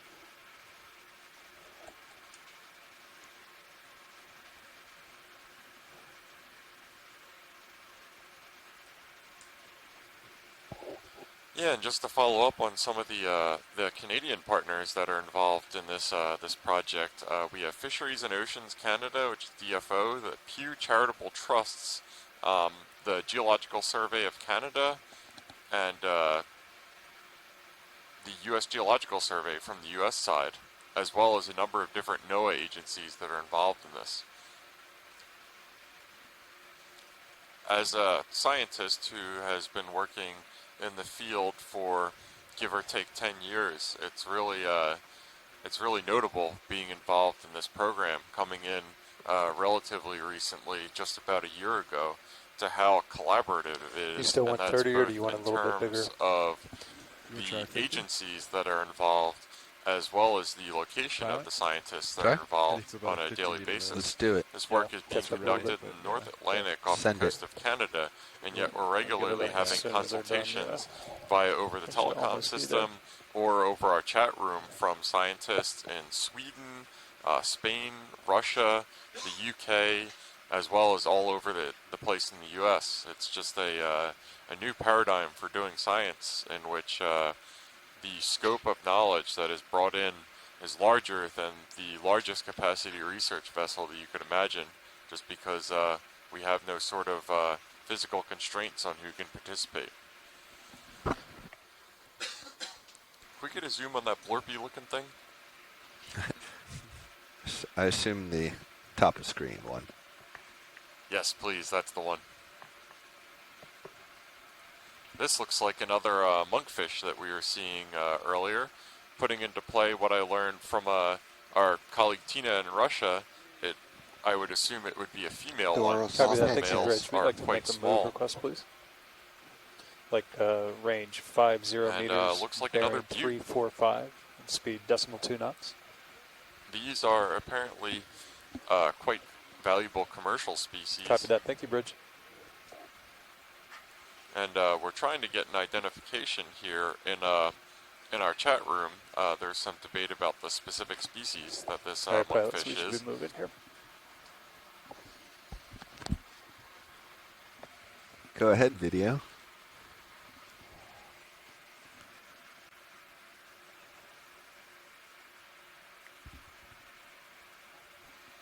And it's also nice that, unlike It's all our yours, squids, video. these seem to be more than happy to stand still and let us get a real detailed photo op of it. I would, the terminology that our video crew uses is a beauty shot. I'm not quite sure that applies here, but beauty is in the eye of the Is this an beholder. anomaly So we're seeing? I think all so. you monkfish fans out there, go crazy. The debut.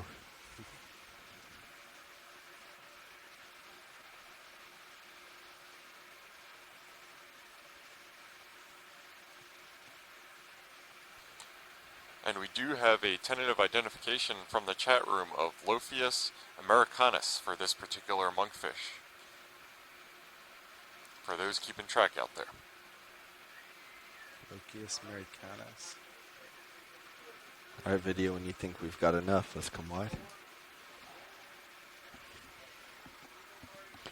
And moving on.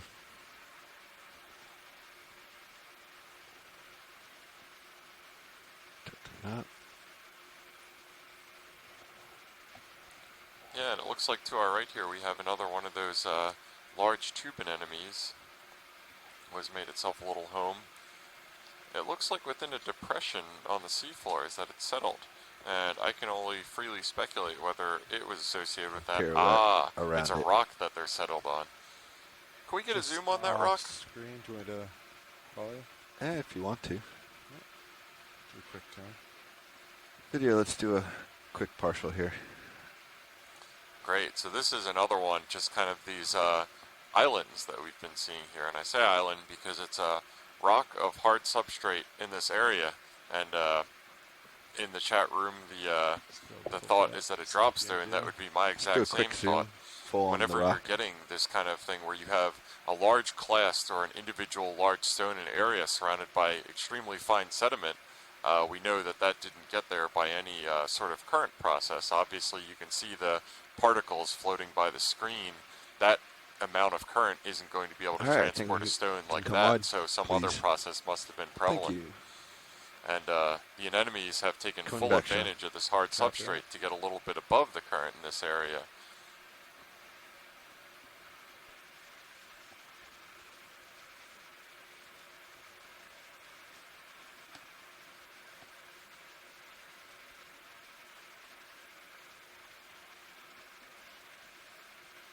Toes just coming in. There you are. So we've had a question Rotate for a how little far we've more. traversed up the survey line. Let's It get back to looks 3, 4, to 5. me, from looking at our map and our real-time ROV location, that we are about 30%, give or take, up the survey line so far. Pilot, can you confirm that? Nav's going to work on that for you. Thank you. Yeah, Nav, so just measure from the, I guess waypoint 1. I know. To get, yeah, you need your, There's a lot of momentum to stop, but we haven't seen this yet. yeah, grab your arrow guy. Just measure. Just do 2 Sirios. Or ASD2. Oh. I'm not sure he's going to stick around. So it's about decimal 1. All right, video. Yeah. Let's snap. Maybe it's enough of an ID. You can change, see this selector up here. We're Change going for the nautical shrimp. miles to but meters. I don't think we're going to be. Yeah, Let's measure come it wide. down. And then you can see about 200 meters. And this kind of gives you an idea of how fine-grained the sediment is in this area. Sorry about that, watch lead. I Oh. was moving pretty fast, and there's a lot of momentum behind Yeah. this vehicle. It was a good time to talk about the sediment in this area. That's no problem. It was a good demonstration. Let's zoom in. Let's get an ID on the shrimp at least. Watch lead, that's affirmative. We were about halfway between waypoint 1 and waypoint 2. So Great, we did thank about, you. Yeah, 200 meters. Can you go full art, please? Probably just heads up. You are looking back at me there. Yep. Okay. Might get spun up a little bit. All right, that's good for ID. I got to move on. Come on. Yep, and that looked like a small crustacean that we were seeing, a little shrimp on the seabed. I don't believe that we've seen something like that so far on this this Alright, particular looks good. dive, but it makes sense. They're common associates of these anemones, I think, from what I've seen so far. Okay, pushing out.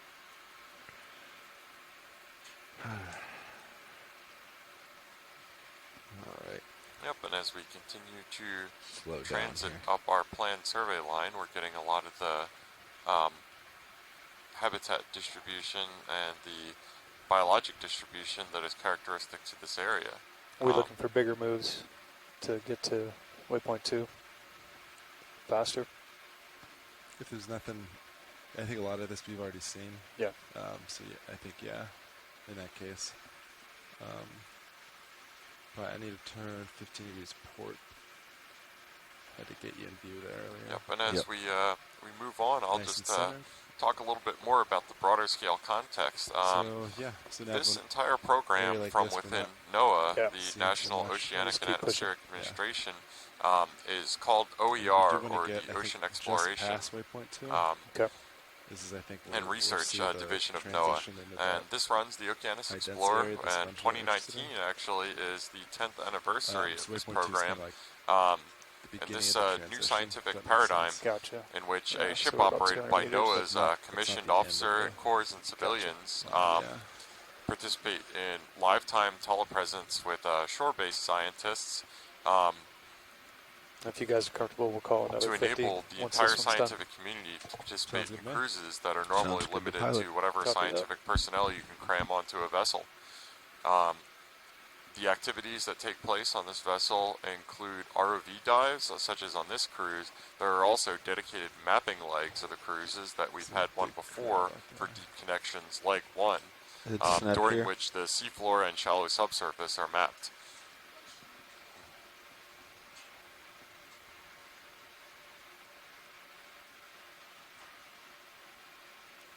All these data are made available to the public either immediately Yeah, I didn't hear in him, real Sean. I time don't know during the what he's cruise, on. or I'm shortly listening on after watch lead some one, preliminary and I processing didn't of hear the him speaking. sample data, as well as the seafloor mapping data.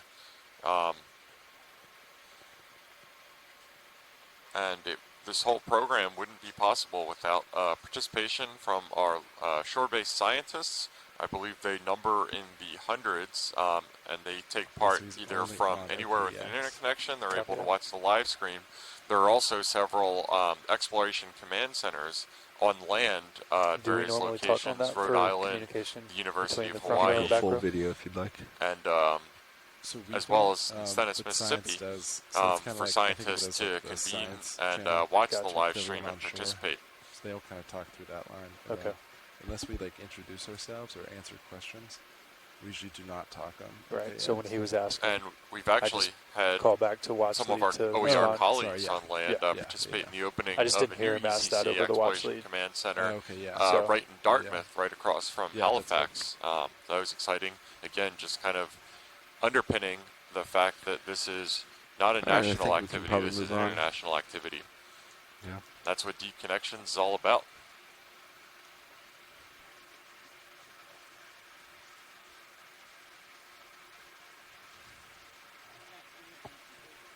Copy, Bridge. I'd like to request another 50 meters, please. It's 50 meters. Bearing 345, speed decimal 2 knots.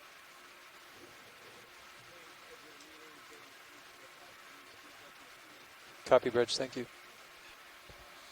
Yeah, so our experts in the chat room have been identifying and working with the type of corals that we have endemic to this area that we've seen.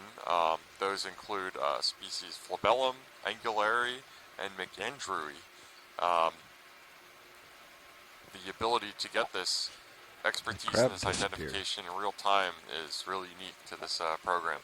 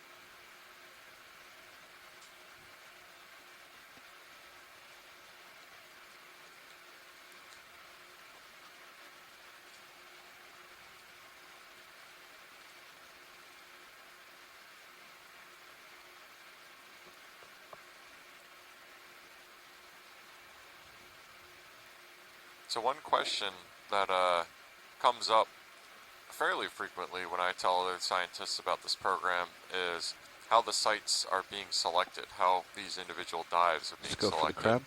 crab. This area, it's kind of good to bring this into context because it's different from a lot of the areas that we're diving on. Submarine canyons, seamounts, and generally steep areas with a lot of relief.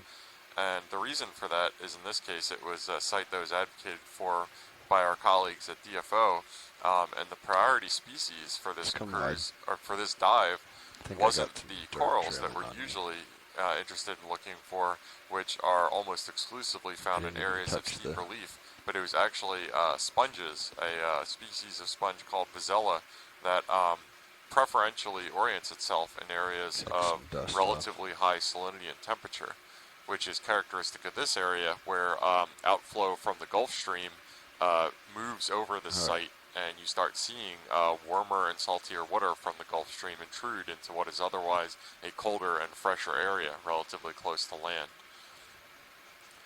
And the way that scientists are able to identify where they're likely to see species that they're interested in is a lot of times by using predictive habitat modeling. And in that case, prior observations of particular species or phenomena of interest, this isn't necessarily exclusively used for biology, are related to the things or the parameters that make these species happy. So in this case, as I mentioned, it's temperature and salinity primarily that the Vazella sponge are concerned with, and observations or sometimes absences of the species in past seabed samplings are used to create a map of relative probability of encountering this sponge species, in this case, at any given location on the seabed. So this site was selected based on the output of this habitat suitability model, in which the area that we're currently diving on right now is predicted to be highly suitable for the Vazella sponge. And it should be noted that right now we haven't seen any Vazella on the cruise so far. That doesn't mean that the output of the map is gospel, and that any given area that has high probability for Vazella is absolutely going to contain Vazella. The amount of observations or absences that go into constructing these predictive models are extremely sparse relative to the spatial area covered by the map output. And that's another reason for doing this kind of surveying based on the predictive map output, is it's a positive feedback loop. This area, at least so far, has been identified as an absence site for Vazella that will be fed back into the model, and the model will be updated and refined based on that.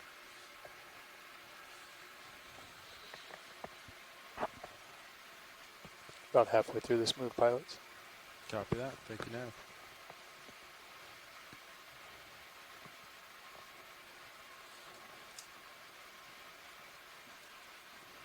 And as I mentioned a couple minutes ago, this predictive modeling, this method for identifying species distribution, it's a pretty general technique that isn't just limited even to the field of biology. My research is focused on submarine geohazards, submarine landslides, and I use a similar methodology in terms of taking observations of landslides and then looking at the parameters that are predictive of occurrence of submarine landslides to generate geospatial maps of where we might expect to see or not see seafloor instability.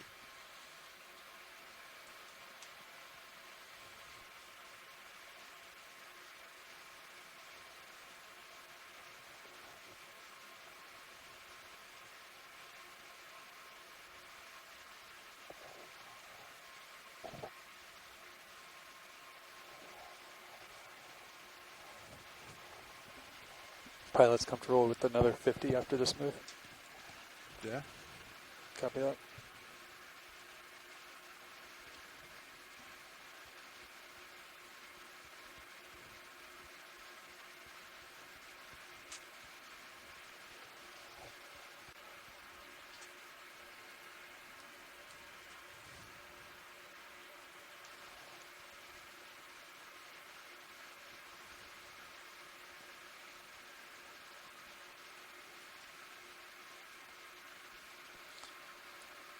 Just to circle back around a little bit to the general OER program and the mission statement. This program is a lot different to the science that I'm doing on a regular basis in one fundamental way, in which these cruises and this research, this data collection, is not hypothesis-based. Everybody is probably fairly familiar with the scientific method, which is making observations, generating a hypothesis based on those observations, testing the hypothesis, and then repeating in a loop. In this case, these missions are exploration missions, not direct hypothesis-based research missions. So what that means is that they're focused on areas of the seafloor that we have extremely poor knowledge about. In this way, what we're doing is kind of filling in gaps in areas where the least amount of data is known. This is a persistent problem in the scientific community, in that people are interested in particular problems a lot of times in highly active or explored areas, so it results in areas of the world in which we have very little knowledge about. So the OER program is about identifying these knowledge gaps, going there, filling in gaps in the seafloor in terms of seafloor mapping, as well as in situ observation, of which this sort of video surveying as well as the sampling that we do play a role in.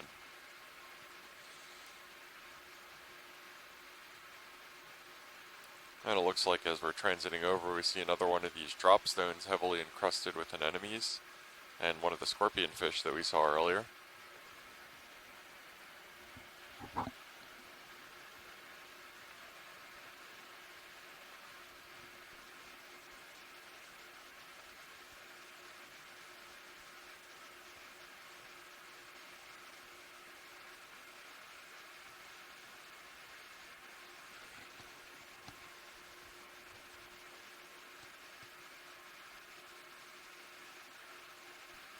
And another school of the short-fin squid that we've seen around as well.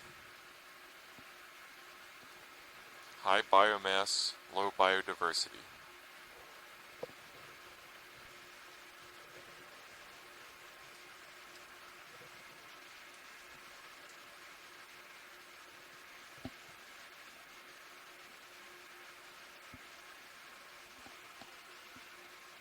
Is that your auto heading just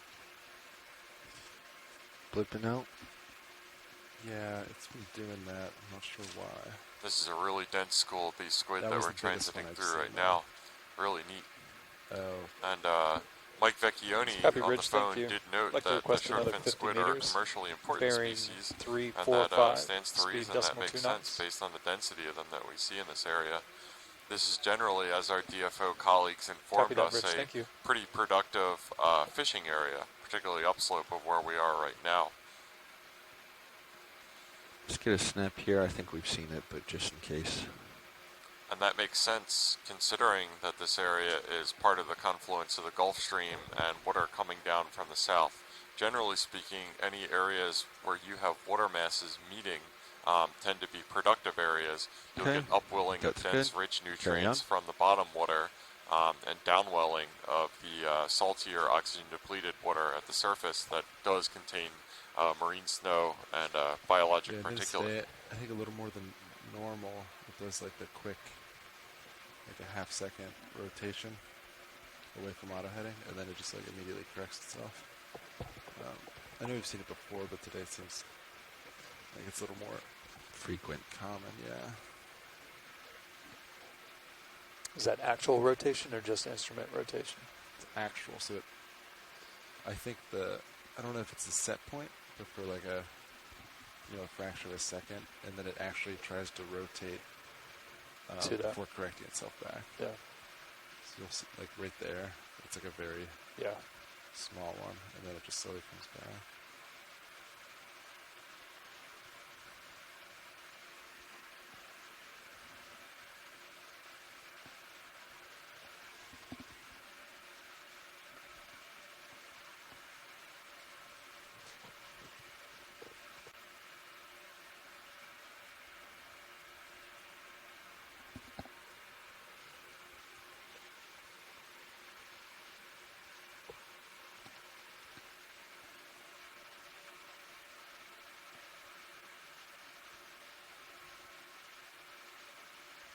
So we have another 50 called in. We're a little less than halfway through that move right now. Awesome. Thank you. And this site, the Vazella We can dive, push past the skids so if you far want, the Art. search for Vazella still continues.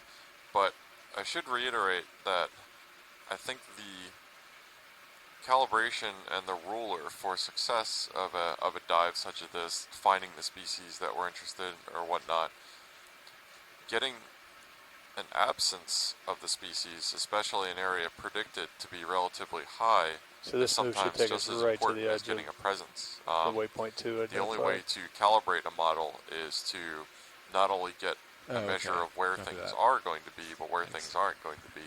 So getting equal amount of these data in both terms of presence, I don't think we that know circle there has is any meaning. this given It was species just- here, I as well wasn't as the sure if they were absence is identifying a critical particular for area a around that predictive spot, model or that works I well. don't think so. And to just put that dropping into the something. broader context of It's NOAA just OER the activity, default radius when for you drop a example, waypoint. You can we change have a that large size. predictive model for both the Atlantic margin as well as the Gulf of Mexico In that for case, deepwater coral habitat suitability. we're still Those a little models over 100 meters. are heavily utilized to select a lot of the sites for both this cruise as well as other ones in the Gulf of Mexico. And they perform relatively well in terms of identifying areas of coral hotspots. That's going to be a lot of the ones that we're diving on further down the U.S. Atlantic margin.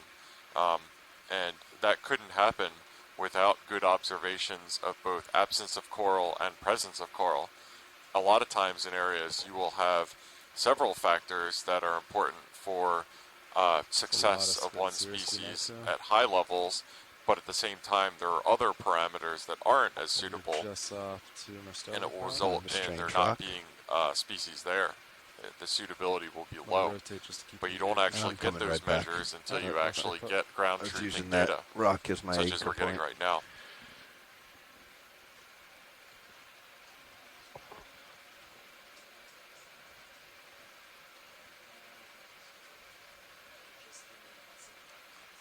Video, how many channels do we have open to shore right now?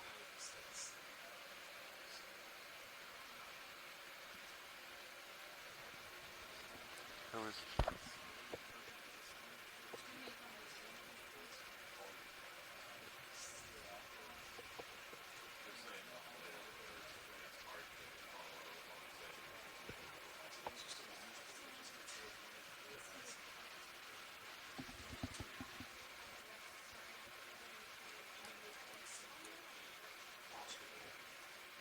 Look at that, and they're gone.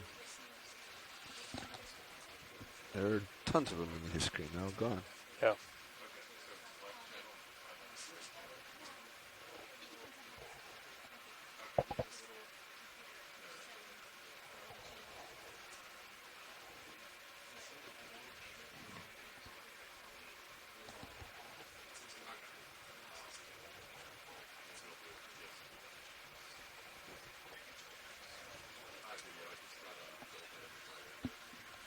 Oops. Hi, video. I just got filled in by Emily on the audio channel thing. I'll relay that information to land.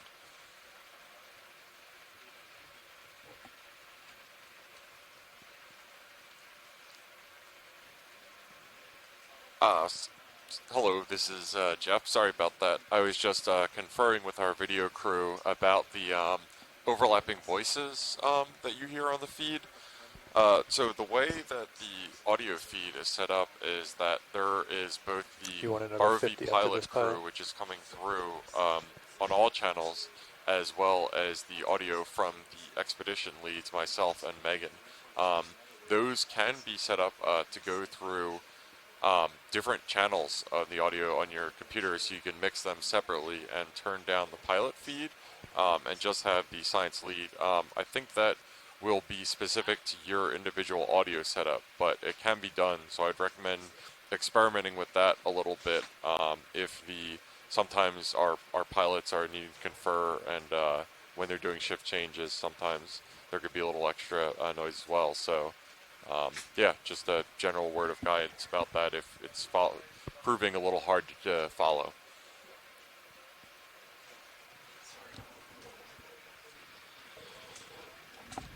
Hello, Bobby. Howdy. We're on the hunt. All right, I'm going to Yeah, turn so off some lights here and just see if it a makes you more check beautiful. in, just in case you happen to be joining us Oh, video. recently. We Sorry. are Should've traversing alerted over you. a area of the continental shelf upslope of Submarine Canyons, which is a little unusual turn for the this last one out here expedition, just for a second. given that we're generally focusing on submarine canyons and seamounts. I like In this that case, better. we're on How the do you hunt like for that? a particular Yes, species I of think sponge it's known as the more Vazella, flattering. which DFO is interested in doing biological surveys and censuses for. We haven't cited those thus far. We've seen a really dense community of anemones, polychaete worms within those distinctive tubes that you see littering the seafloor all over the place, scorpion fish, as well as short-fin squid we've seen a whole lot of. The seafloor generally in this area, because it's upslope, it's still part of the continental shelf, has been relatively uniform, fine-grained sediment. We have been seeing a couple debris fields, which are characteristic of what we hypothesize are attributed to drop stones. And so that is when icebergs are detaching from glaciers on land and then melting as they gradually move out over the ocean, depositing the rocks that were entrained within them. This is just a hypothesis. We don't have that confirmed, but just kind of inference from setting and what we know about geological activity in the area. And just to confirm, those drop stones wouldn't necessarily have been deposited particularly recently, probably recently in geological time frame, but that could be on the order of thousands of years. The sedimentation rate in this region are generally low enough that rocks don't get covered particularly quickly. And this area probably does get some sort of storm activity that stirs up sediment on the seabed occasionally when the storm waves get large enough.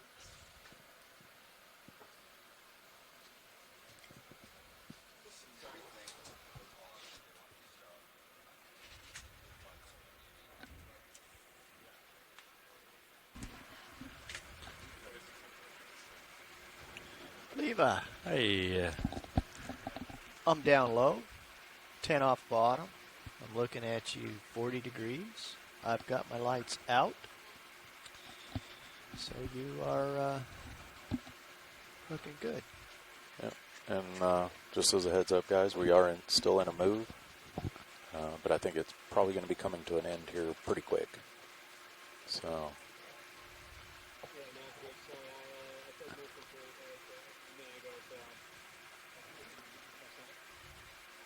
Oh, okay, Bridge. Roger that. We were probably in shift change. No, I appreciate the update. Thank you. Received. Thank you. Whoops.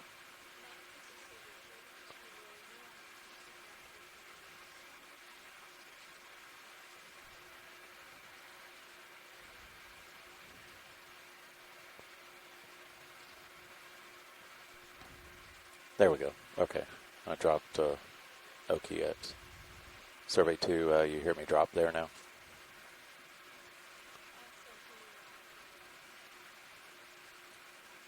Okay, stand by. I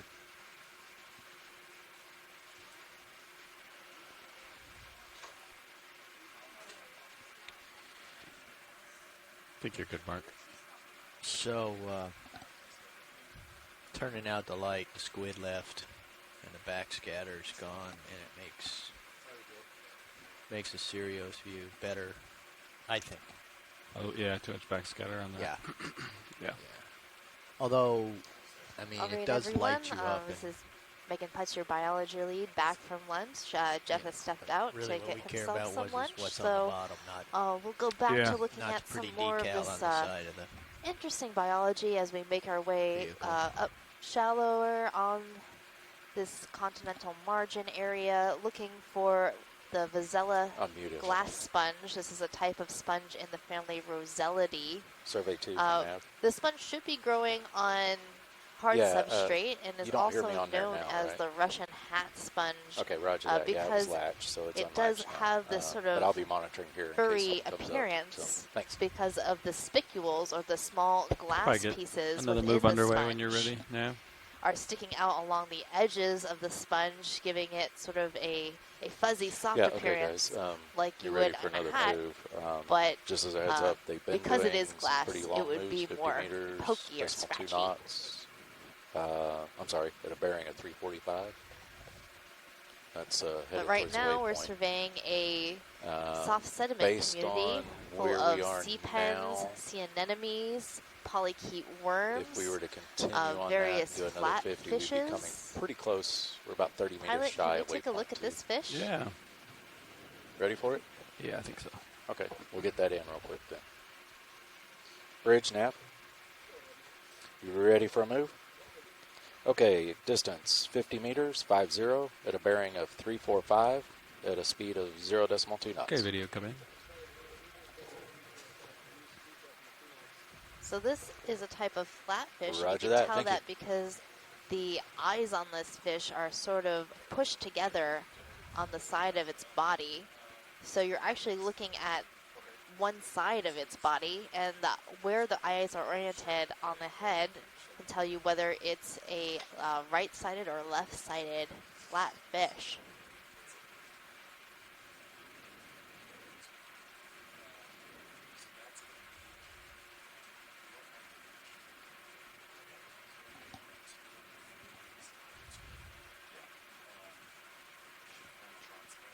So these fish spend their lives laying on the seafloor, just as we're watching this fish doing.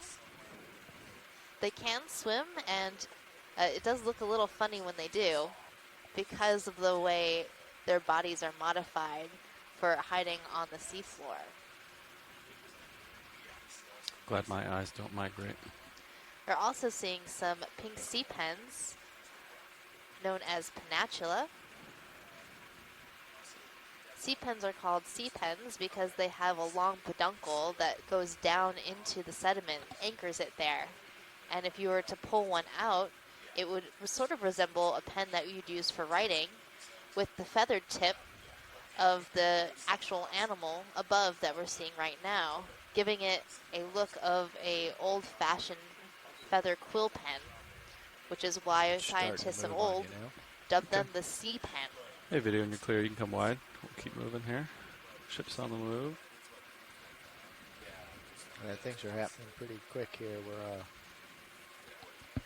got 340 wire out, so things happen fast. Yeah. I see a target undersea cable. I don't know if that was sighted. I'm checking with Nav when he gets done with the brief. And this area seems to have a dense population of shrimps swimming around. They're all over in the view, and that's likely because there is a lot of food in this area for them to eat, which is why we're seeing such a dense community of animals. Other fishes we've been seeing are codling fishes, like the one that's swimming in the screen right now. So I'll quickly They're pass also, on while we're kind of moving here. Usually associated closely to the The bottom. waypoints are actually We also showing saw an a area that we number want to of cover. scorpion They're looking for a fishes hotspot somewhere that are in also those known waypoints. to squat on the bottom. So, and then just as a note, we kind of want to watch our depth. We're not going to come much above 300. The scorpion fishes are those unless orange you find fishes that you're something seeing just totally sitting awesome, in like, little you know. divots. Copy. You know what I mean? Yep. So, anyway. And there are numerous anemones spotted just to about. be aware, there is an undersea cable. Throughout the dive, it's we a saw little ways some away. anemones They believe they pop saw off one the bottom earlier. and float away. So just be on the lookout. Pilot, can we zoom on the fish on the left-hand The side? last the report too was black it's and white been one? pretty flat Absolutely. like this. So I think this fish is a different kind of fish than what we saw before. Looking at you 40 degrees. It might be related to the green eyes. Come in, video. You can see it has a sort of iridescent color.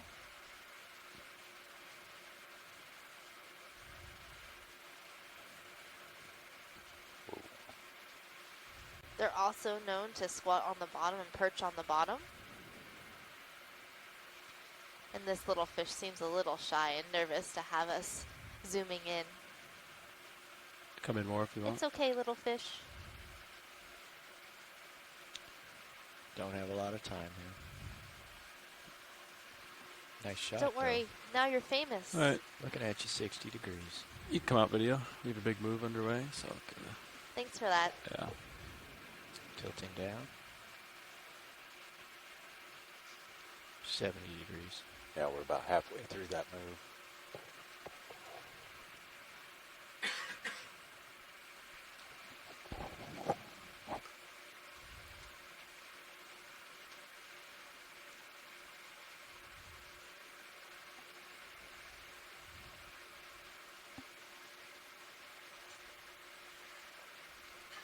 So that little mottled fish looks like a couple of fishes that I know from the Pacific Ocean. Perhaps a Paralopus or a Chlorophthalmus.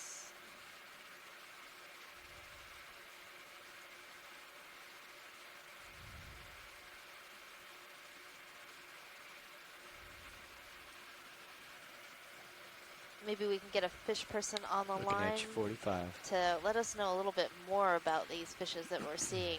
Copy.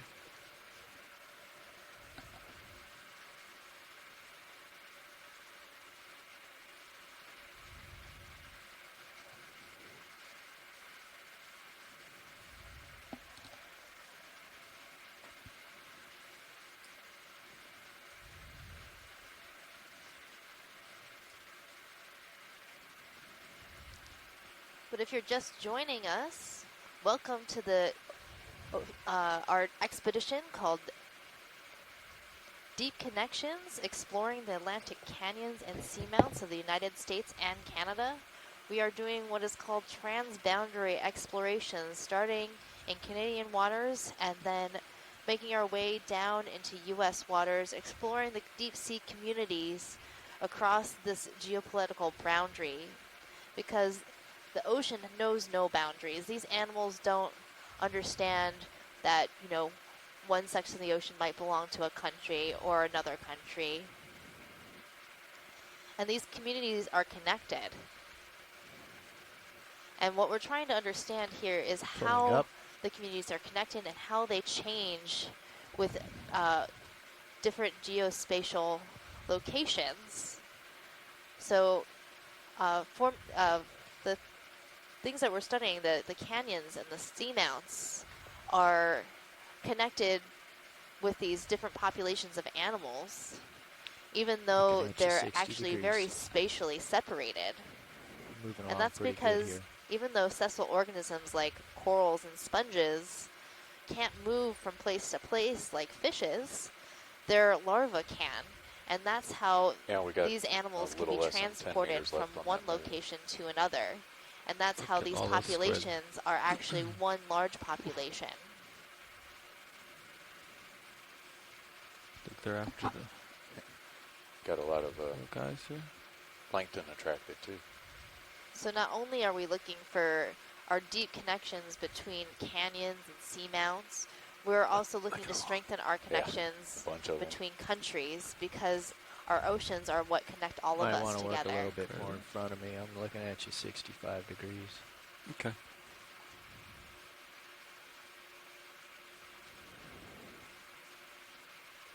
It looks like a shrimp party. Oh, and a squid party. There's an enormous amount of squid right here. There's so many squid above us. A little bit disorienting. Ooh, look at them all. This is fabulous. Look at the serious view. Yeah. Oh my goodness, they're surrounding us. If you change to feed number 2, you can see how many squid are just surrounding the ROV right now.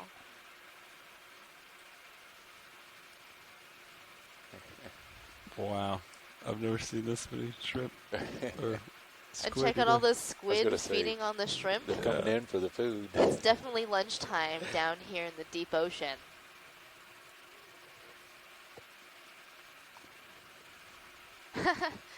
Is there a squid on the camera? I don't know. Wow. This is a great feeding aggregation of squid. Look at this. You're going to get shrimp in the... These squid that we're seeing are called short fin squid. Calamari machine. Ilex I can't pronounce this.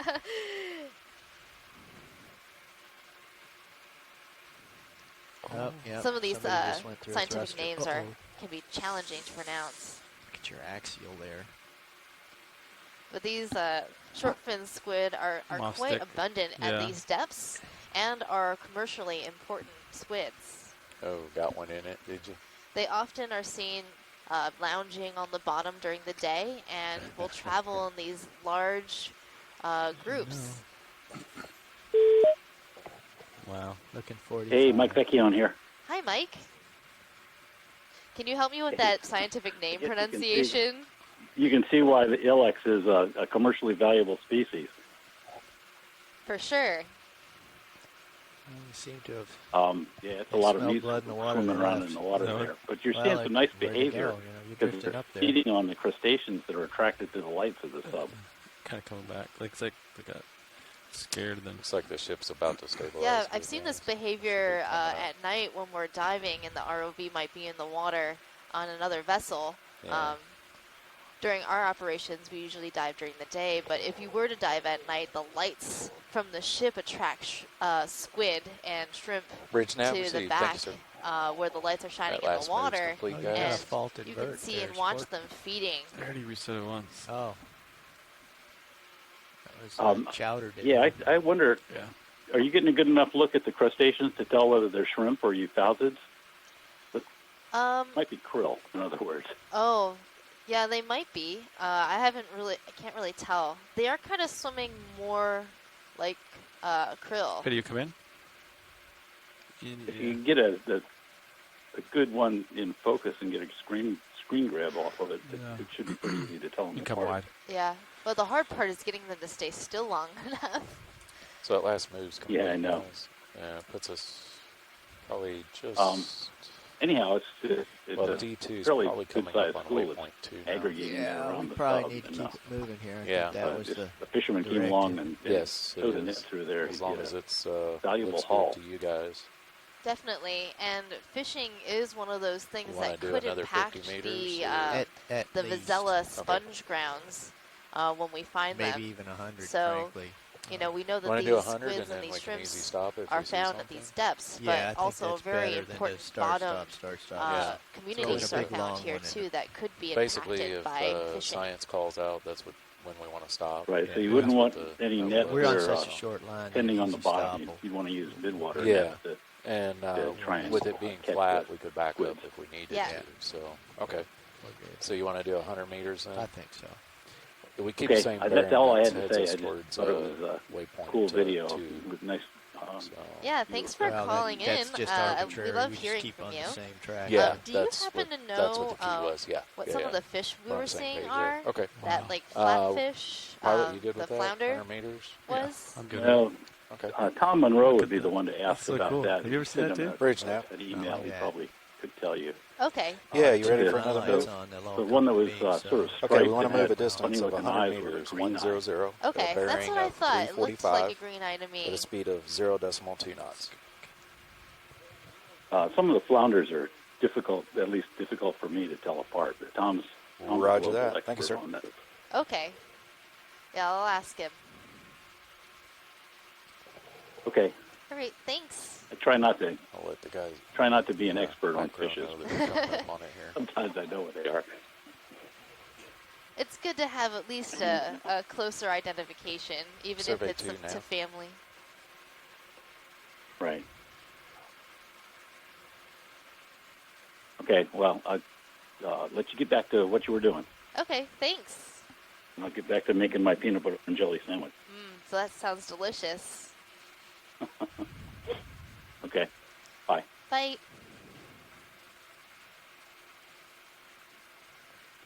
Survey 2 now.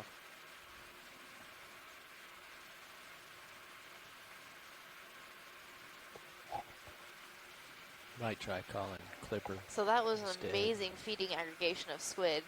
Yeah. See. We're not seeing as many right now we in only the have one Deep Discovery science. review, but if you Okay. want to keep your eyes on some of these Which one squid, is she on? do check out the She's, Serios watch view. lead. You Watch can lead see them 2 swimming is out and around Jeff. our vehicle.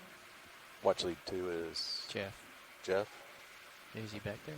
No. He's at lunch. Oh, he's at lunch. Also Oh, seeing that's some right, that's right. pieces Okay. of squid, so there's She's some at watch other lead. bigger predator And where's above Clipper? feeding on some of Did you these get the move animals. started?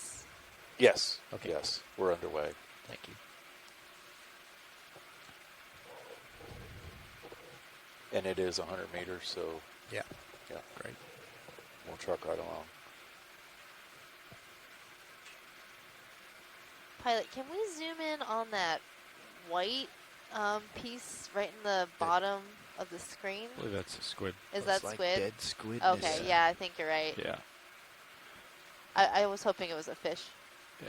but something is fitting on these squids. Wow, they're all like hiding behind me. It's crazy. I've never seen this many before. Watch lead nav. Now, just Go for ahead, Nav. fun, video, I'm going to Yeah, I turn just want to let you know some Serial's we are lights approaching back the on first here. We'll see waypoint, what, so we'll be moving along the squid between the do. waypoints. So just call out if you see something. There we go. We've got a long move in, so we'll just bring it to a stop if we need to. And Okay, more sounds light, good. More light. Okay, thanks. Thanks. Oh, that's interesting. And that's what we They all call ran a away. squid photobomb. I think it's because one went through my axle. Yeah. Yeah, every time you chew one up, they all leave. They're like, okay, this is Yeah. bad place. Hey, Okeanos, Mike Vecchione again. Hi, Mike. Okay, lights coming off. I heard you talking about the pieces of squid and that they're drifting down from above. That's probably not another kind of predator. That's probably cannibalism. Oh, They get it going and they'll attack pretty much anything, including each other. so squid also thinks squid is delicious. Apparently so, but they're very wasteful if they're dropping all the parts. Yeah, maybe they'll come back for them later. Well, actually, we've got a paper that's in preparation about the fact that sloppy feeding by squids puts a lot of protein onto the bottom in the deep sea. Well, that brings more food to the bottom for animals to feed on, so you'll probably have more animals at depth. We saw that last year where they were feeding on myctophid fishes and dropping all the heads. So the heads were on the bottom, and we watched benthic fishes eating the heads of the myctophids that were falling onto the bottom. Everything hunky-dory.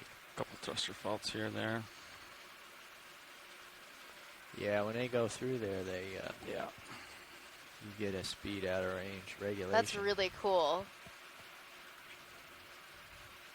Anyhow, that's all I had to say. I'm going to hang up again. Thanks for that fun squid fact. The question is, when do the predators Okay, and the other bye. fish come Bye. in to eat these chunks? I know. So, wow, you got a bunch of them around you too. So right now we have a long move in with the ROV, so we're going to be making our way up to our final waypoint. Hopefully we will see these Russian hat sponges. But in the meantime, enjoy the squids. What a massive feeding so you aggregation guys are of just squids. coming over the first waypoint. So It's lunchtime down here. now it's going to start looking for the hot spot. Copy nav. All right. Looks like they have left us for the moment, so we can see the bottom again. See how long that lasts. Continuing our move on the search.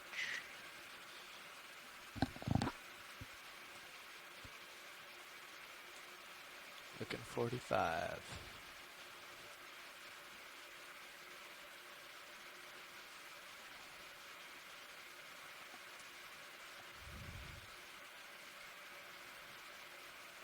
And if you missed it from earlier, these little white pencil-like things along the bottom are actually polychaete worms.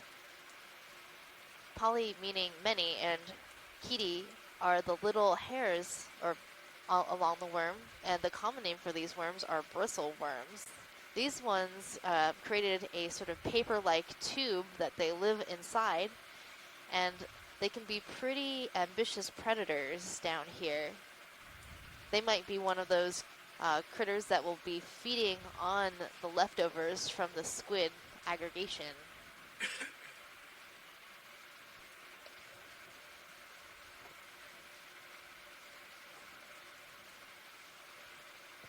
It really is Oh, your Squid squid friends are Saturday.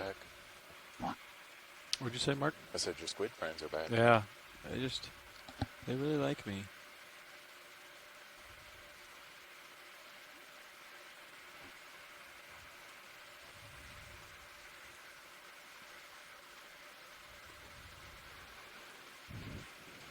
Trying to keep the seafloor in view here, best I can. So this is a really good example of one of the themes of our expedition, that the deep waters off Canada and the U.S. Contain a wide diversity of poorly explored deep water habitats and geological features that are really of interest to resource managers and scientists. So these squids are pretty interesting animals in and of themselves, but the way they're Got another interacting one. with Yeah, their environment, with my the other port animals thruster in their keeps environment, grabbing are them. really important observation to science. And then I float up.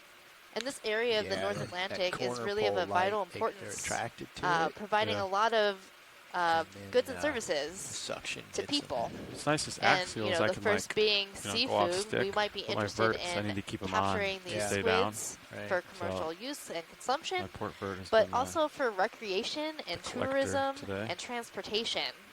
These are busy waters for humans as well as animals.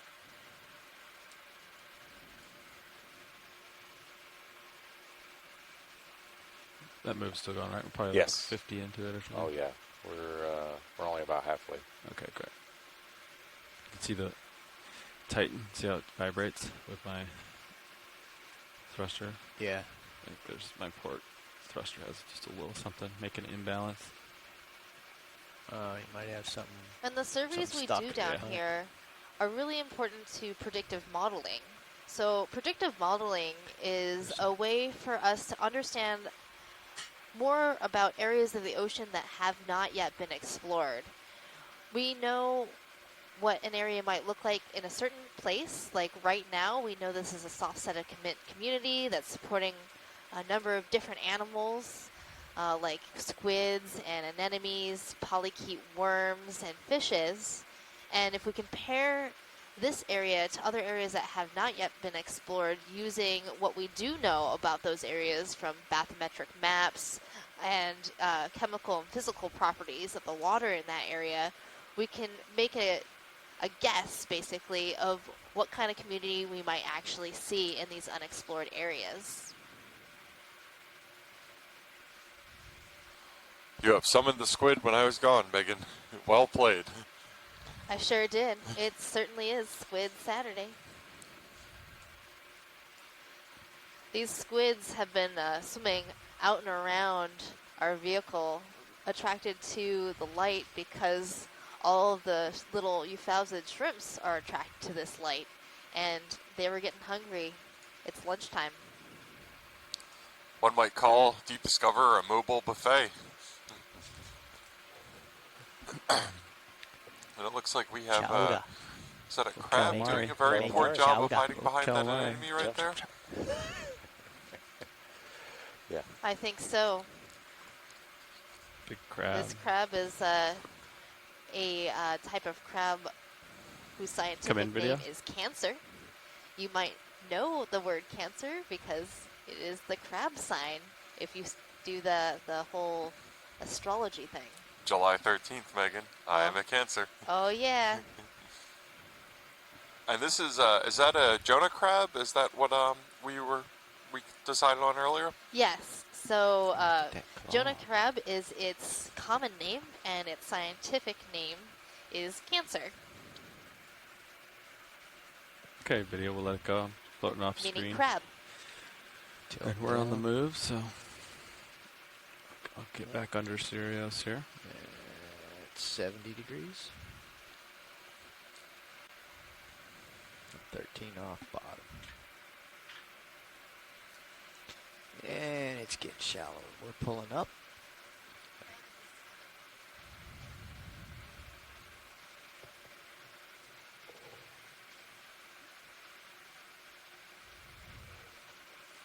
Tilting up.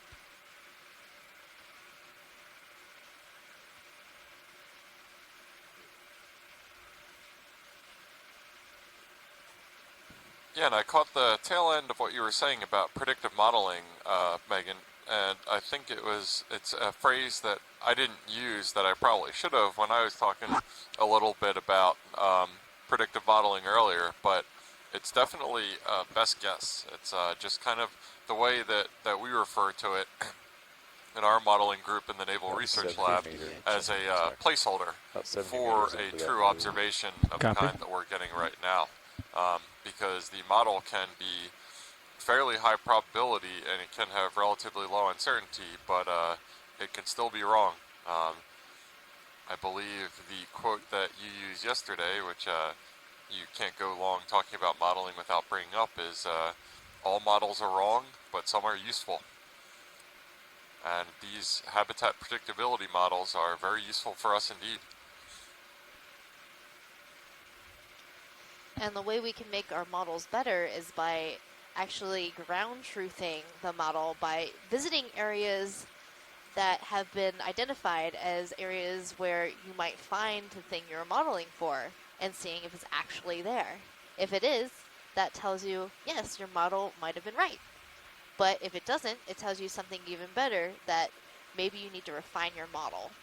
So no matter what we see today, we will have learned a lot.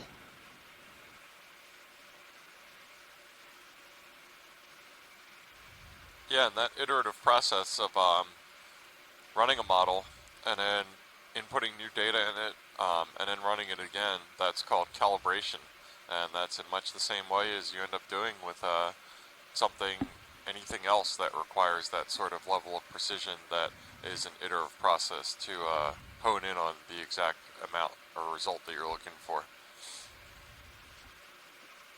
You know, we saw those tubes before, but this time there's a bunch of them moving. Yeah. That's kind of cool.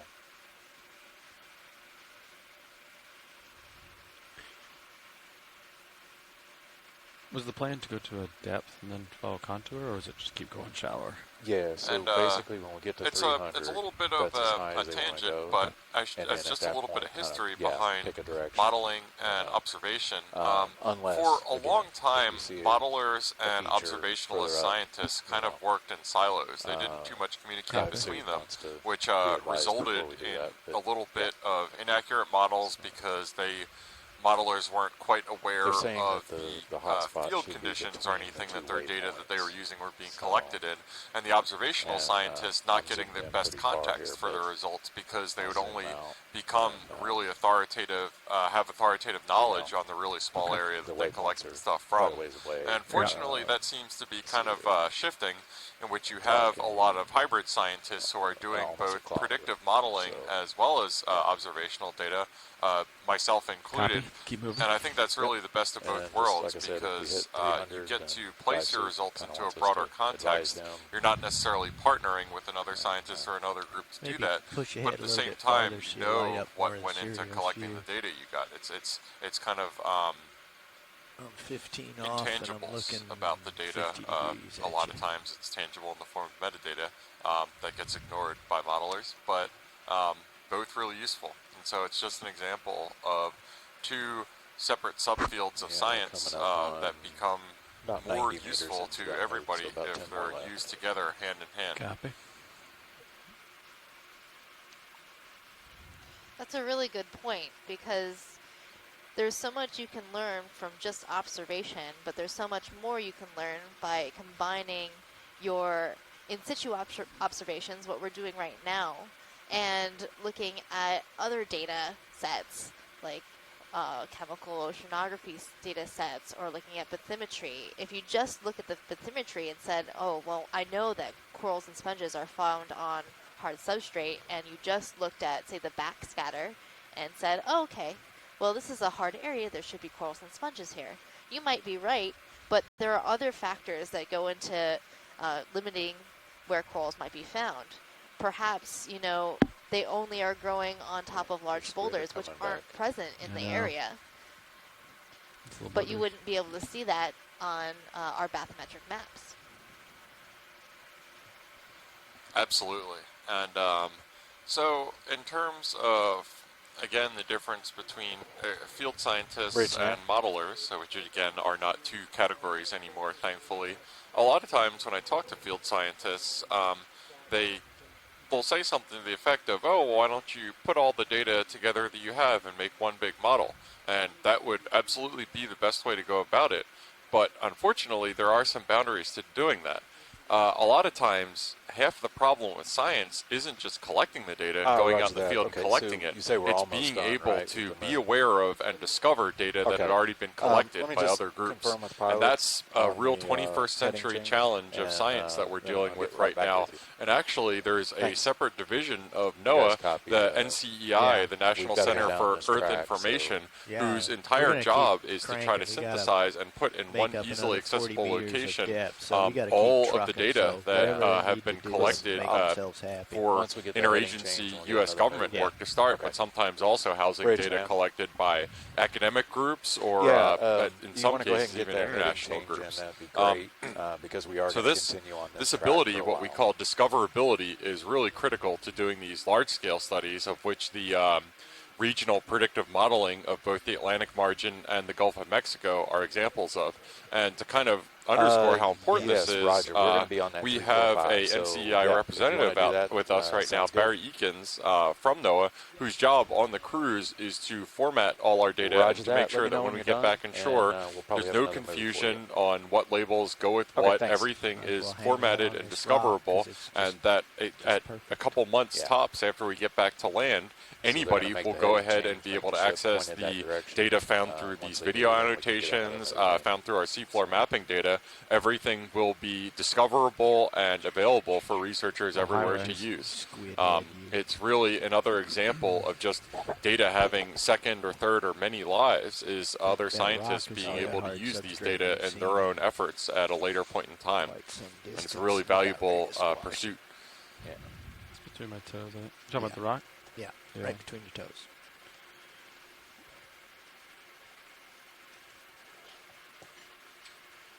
All right.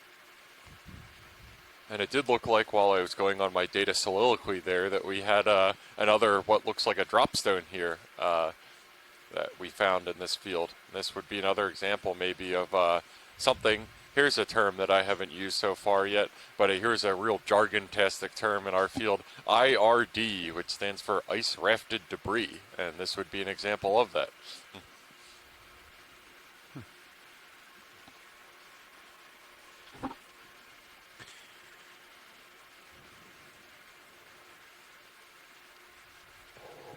What's Thanks for that term. I had to write it down, you know. dead stuff there. Learn something new every Is it day. dead stuff. Not sure. Oh, I like We learn on the weekends out here on the Bottom Okeanos. center, And happy Labor Day weekend for anybody else who's watching out there. Video, you can come in partial. White stuff in the ground here. We won't be taking holiday, but this is sort of like a holiday of crab enjoyment of park. the deep Crab. ocean. Yeah. You can come wide. It doesn't feel like I'm working. It feels like I'm playing sometimes. Looks like that fish is Getting to backed up see into a all hole of these where animals he's and just getting to bent. share it with you guys. I think he's bent. Tail's It's a bent. real Yeah. out-of-body experience being part of this this Flatfish. expedition. It's We been camouflaged a pretty highlight well. of my Yeah. cruise so far, I Good think, eye. for sure. And even outside of the dive, we're also getting a treat today. Did you Apparently, notice that the when northern Art's lights sitting are in the going to chair be over there, visible you as don't far have that south as constant northern stream Kentucky of- tonight. So, considering that we're out in the middle of the Atlantic Ocean in a relatively low light pollution area, we can cross our Mark and fingers and Matt- hope we might be able to see it from the Art's boat over tonight. there. What? Oh, that would be How long has he been there? amazing. I've never seen the You Northern know, Lights. you don't it's like notice on my everything list of just things to works. see. And he's not calling out. There's a thing here and there's a thing. Discovery's there, and there's a thing topside here, and like down some here. other people What would more know. could one ask for? And Dave, you know, we're live. And, That's okay. I like the commentary that you're providing. It's just Yeah. you know, quiet confidence. Quiet confidence. I like it. We're waiting for a ship heading change. You can come in video.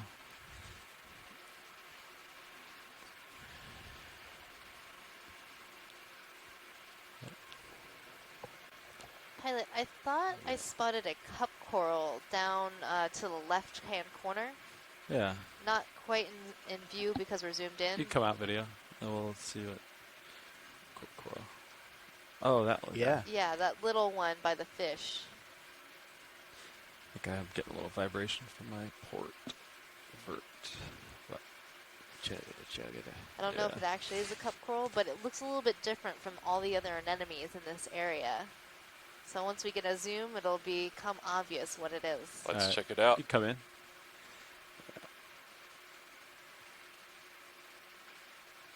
Huh. Come in more if you want. Yeah, I think it's an anemone. It's just a different looking one. I got You got stuff in my thruster. I think you got stuff in your propeller. Yeah. After this shot, I'll clear it. Try to get rid of the shakes. Yeah, you blow it. Do a. Well, it might be a cup blast coral. off. You think? I can't tell. All right, you ready? But Art? it does look like one. I'm gonna go off stick for a second. Just Okay, so we're gonna big down thrust there. Yeah. Or big. And up if that thrust, is so to indeed speak. a cup coral, that would be an example of, I'm sure, I haven't looked Guess at who's coming back? the output of the deep sea coral predictive model in this particular area. Definitely one of my verticals. I would hazard a guess that due to the fine substrate, Yeah, the you soft got substrate on the time, by the way. seafloor, We're only the halfway general through area, the that this heading would come up chambers. on a predictive model as low probability for coral presence, and yet we might have presence of coral here anyway. So it's kind of the inverse of what we've experienced with this, the general purpose of this dive, high predicted probability for Vazella, but not observing Vazella. In some cases, you get low predicted probability, and you still end up seeing what you're looking for anyway. Video. Well, the serial Vazella slides are gonna sponges be coming on grow here on in a hard second. substrate. Oh. They're a type of sponge in the darn family Rosellidae, which are known to live on hard substrates. Yeah, you're so laughing at me. with this It's soft happened to you, substrate hasn't it? sediment yeah. area, All right, where's we where's aren't the going to magic be spot? seeing the sponges. There it But is. another Okay, model that they serial had slides coming created on. for sea See if we can pens look at your did predict a high thrusters. probability of sea pens in this area. And if we could get a zoom on serials, please. Hi, Megan. That's correct. Oh, what is this? About 20 minutes ago, I plotted the location of the ROV in relation to the Vazella predictive model, and that just with the shifting coordinates due to the potential cable hazard, we're still in an area that is predicted with a relatively low probability of Vazella, only about 16% probability. So that, Zoom in if you combined want, with the lack of hard substrate, I think it's safe to say in the habitat that we're observing right now, we may not see our Vazella sponges. But if we make it up a little shallower along the line, we might be able to see it. But we are in an area with a higher sea pen probability, so this is great validation for that model. Yeah, thanks for that clarification, Lindsay. I didn't get the memo on the shifting track until this morning, and it apparently fell out the side of my head as soon as I heard it. So thank you for bringing that up.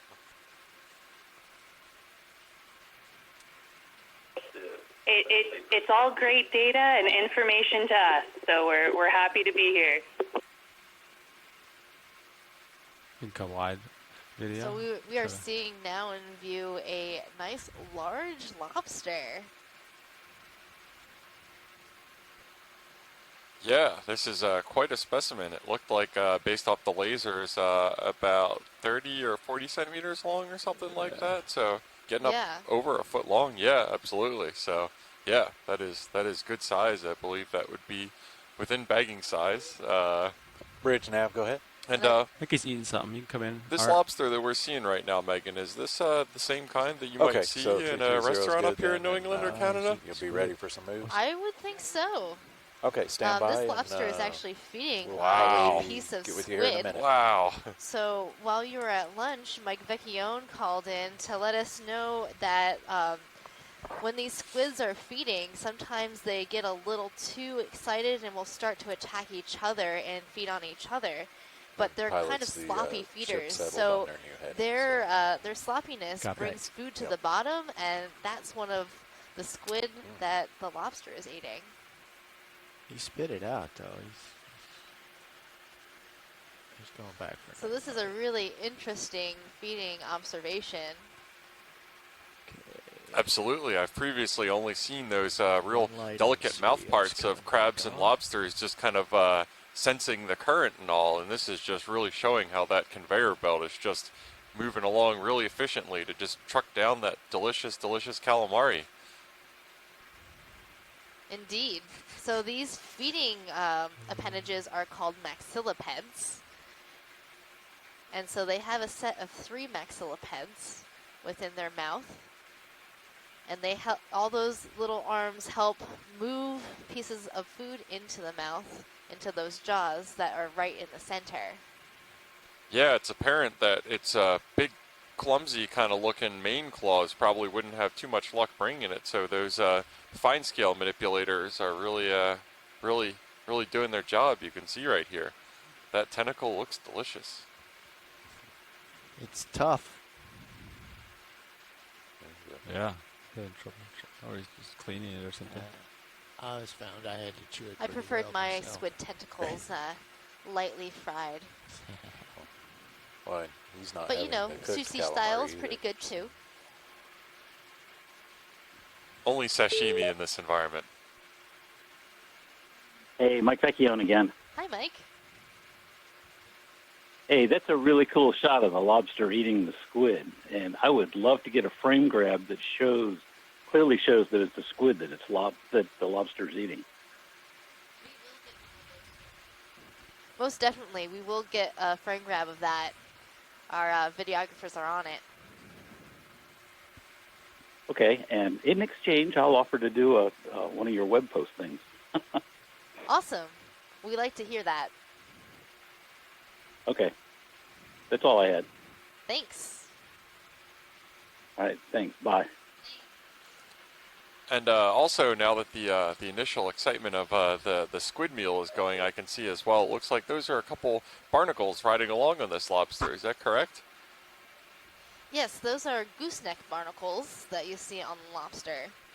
A gooseneck barnacle is a little bit different than your average day barnacle, in that it has this sort of long, fleshy part that's attaching to the lobster, and the hard shell part of the animal is at the end of that. It also, I think, I spotted a more typical barnacle on it as well. I'm not seeing it right now. Yeah, it's everything down here seems to be always after that hard substrate, and I can't help but imagine that the only thing better than hard substrate is hard substrate that will take you around and take you to interesting new places to eat and all. Did you know that barnacles are crustaceans? I did not know that barnacles were crustaceans. I can add that to the list of things that I learned today. Yeah, so barnacles are actually related to crabs and shrimps. And those little fan-like structures that you're seeing are actually the legs of the organism poking out, and they're how the barnacle feeds. So it's sort of an interesting body plan compared to other crustaceans, because all of its body is contained basically within the shell, and they're sessile organisms. All right, Art, I might try to lift off. Yeah, that's really interesting to know that those are related. So it's kind of cousins riding along in this case. Thank you.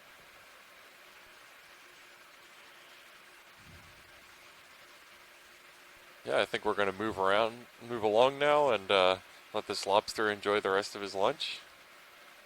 His or her, I should say. So now let's get that move going. You want to go ahead and do another in order to 100 be able to meters? tell Yes. if it's a And male go or ahead and truck female, along? I Yep. believe Yeah, we the gotta best way to climb do it 40 is to meters flip the in lobster our upside depth down here. and look Yeah. at the And, space between the We'll stay thorax within and the same tail. bearing here, so There we're should set be up for it. two modified appendages there I'll get that it would let going. you know the sex of this Bridge nav. lobster. You ready for that move? Okay, distance. Yeah, I know 100 that's the meters, case for 100, crabs, so it wouldn't bearing surprise me if it was also 345, the same for speed lobster of too. 0.2 I remember knots. doing that in biological oceanography lab. And some lobsters and crabs, you can determine their sex Roger that. based Thank you, on sir. the size of their claws. I'm not sure if it is the same for this That move is Canadian in, lobster. guys. Copy that.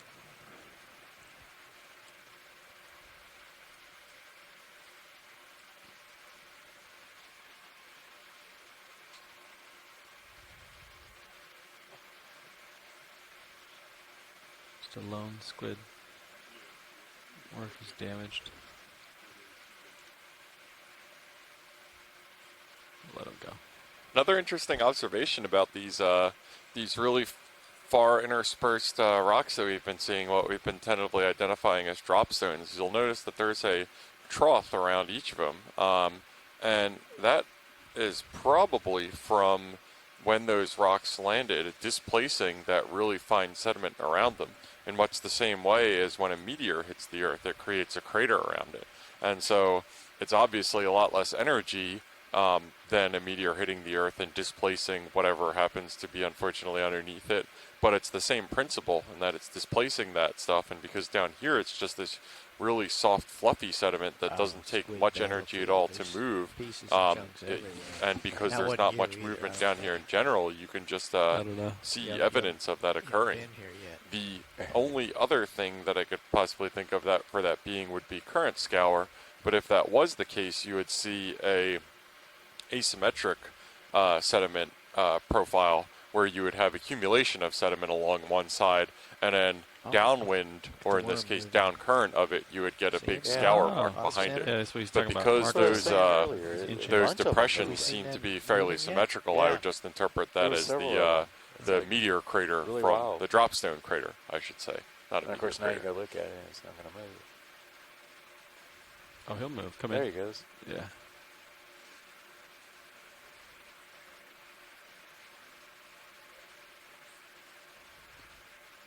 He's just inching along.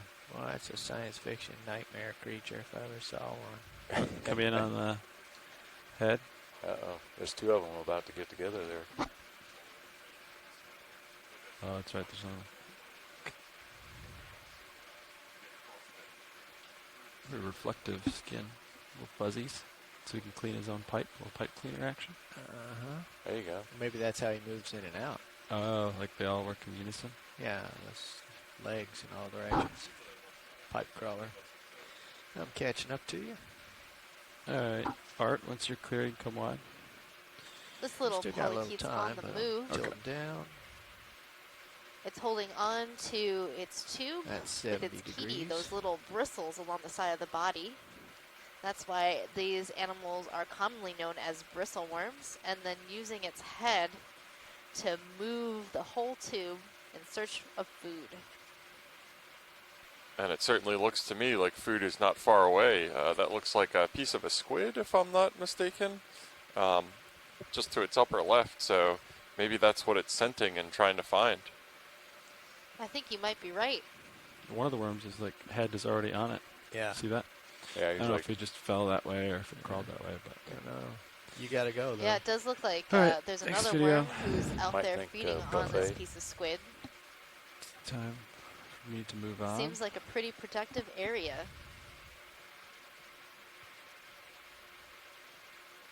I'd be looking 3, 4, 5.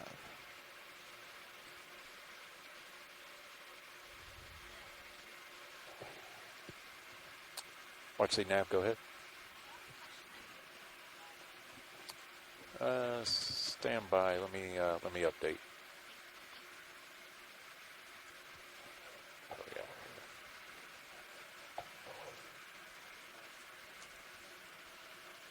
On the move. Watch lead nav. Yeah, and it's always really interesting.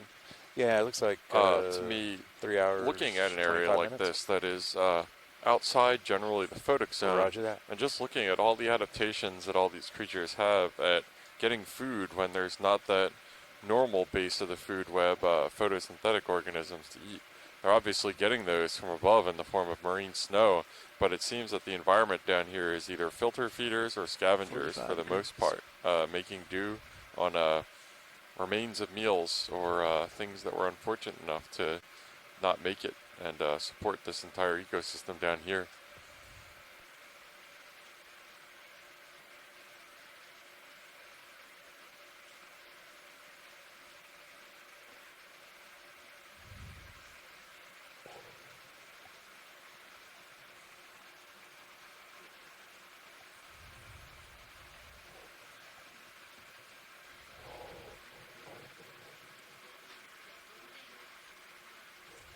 What's a group of squid called? A group of squid. Is that a pod? No. I don't know. A ruckus? No, I don't think so. it's birds. School, maybe?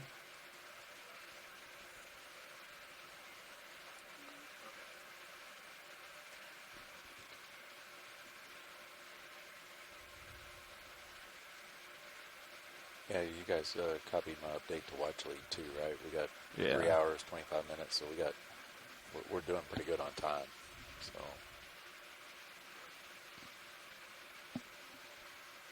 we made these couple of big Yeah, moves, so that looks like it's, a lot of it's energy right from along. one of the scorpion fish that we've been seeing on this dive. This one is really darting around.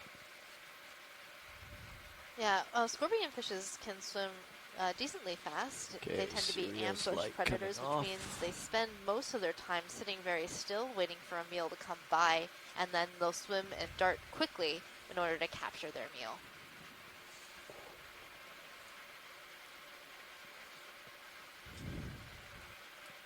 Yeah, and it does look like we're getting into an area with a little bit more substrate. This looks like a rubble field that we're seeing right here. Yeah, the Sirius sonar, you can see the dots Well, I've that are the noticed a rocks. pattern that when we start to see more Is rubble, that we the squid in the start to come dives? That upon could be too, more yeah. consolidated That's what I was substrates. wondering, So 'cause it was there hopefully that earlier with pattern all will the hold squid. for this Okay. dive, and we'll start to see some sponges. Yeah, but Yeah. you're right. It was like whenever the squid came in, that thing would just fill up. Yeah. I'm sure that's what it is.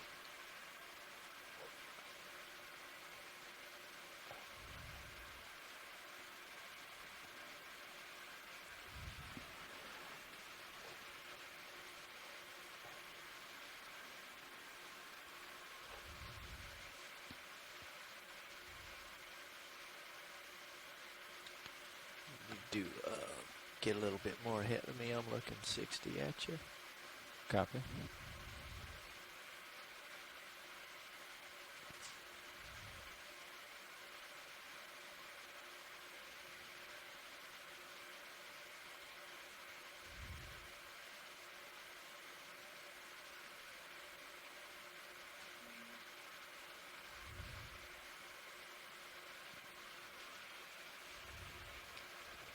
For those of you just tuning in, this is the live feed from the NOAA ship Okeanos Explorer, America's ship for ocean exploration. We are currently diving on a site called the Vazella Sponge Grounds. We were looking for these types of sponges called Vazella, also known as the Russian hat sponge. Right now we're seeing a soft sediment community, which is not what we were predicting we would find in this area, but it's also very informative to scientists studying these types of communities, and also Yeah, for we're people who are definitely picking up the predictively squid modeling on Cirrus. communities around the Yeah. world. As soon as they come in. This is the 10th year of ocean exploration by the Okeanos Explorers, so we're happy to be celebrating 10 years of ocean exploration. So if you're just new to tuning in with us, well, welcome, and if you've been exploring with us for many years, we're happy to have you with us.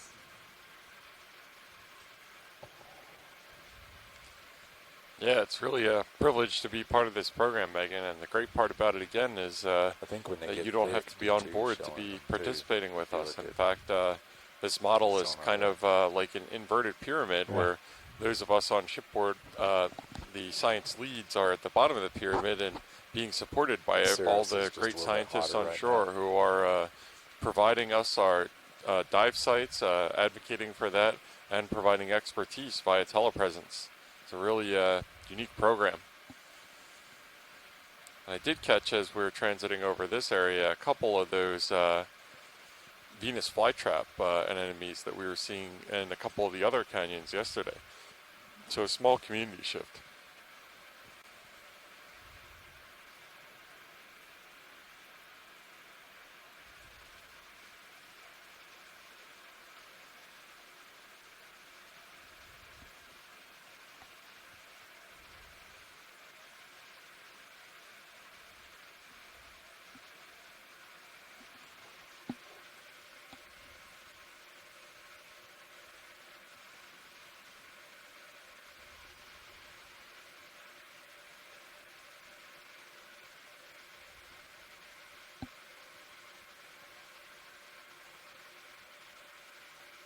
I think we just got hit by a squid. Megan. Yeah. Just ran into you. Hit the windshield.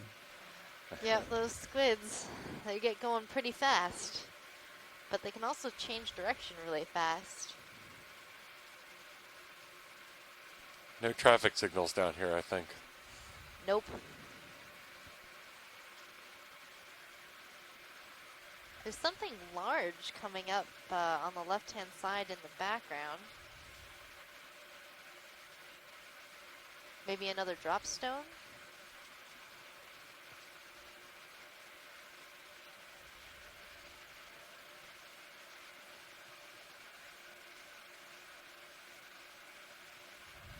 Oh, now I see it better.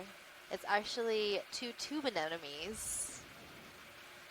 I would hazard a guess that there's a stone beneath them, though. Those tube anemones especially seem to About prefer 60 being on meters some kind of up there, substrate. yes. And just based on what we've seen about the Got it. density of these communities, is where you see a cluster, there's probably not hard rock far away. So those tube anemones are Pachyceranthus borealis.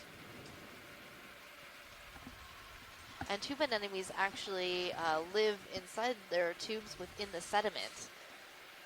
And so their tube can actually extend a pretty good distance below the sediment surface. And if they were to be disturbed, they would pull their whole body in to that tube and go and disappear. That seems to be a pretty common survival adaptation down here where you might not be able to find shelter. So it certainly stands to reason that things like these tube anemones and these polychaetes can just make their own shelter to get out of harm's way. That's very true. Other animals that can display this behavior are sea pens. We've seen some sea pens be able to pull their bodies in and underneath the sediment.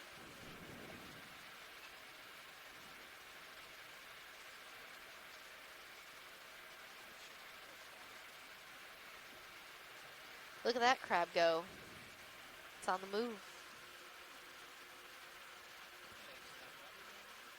And this one does have both its claws, unlike the one that we saw earlier. Yeah, really making tracks.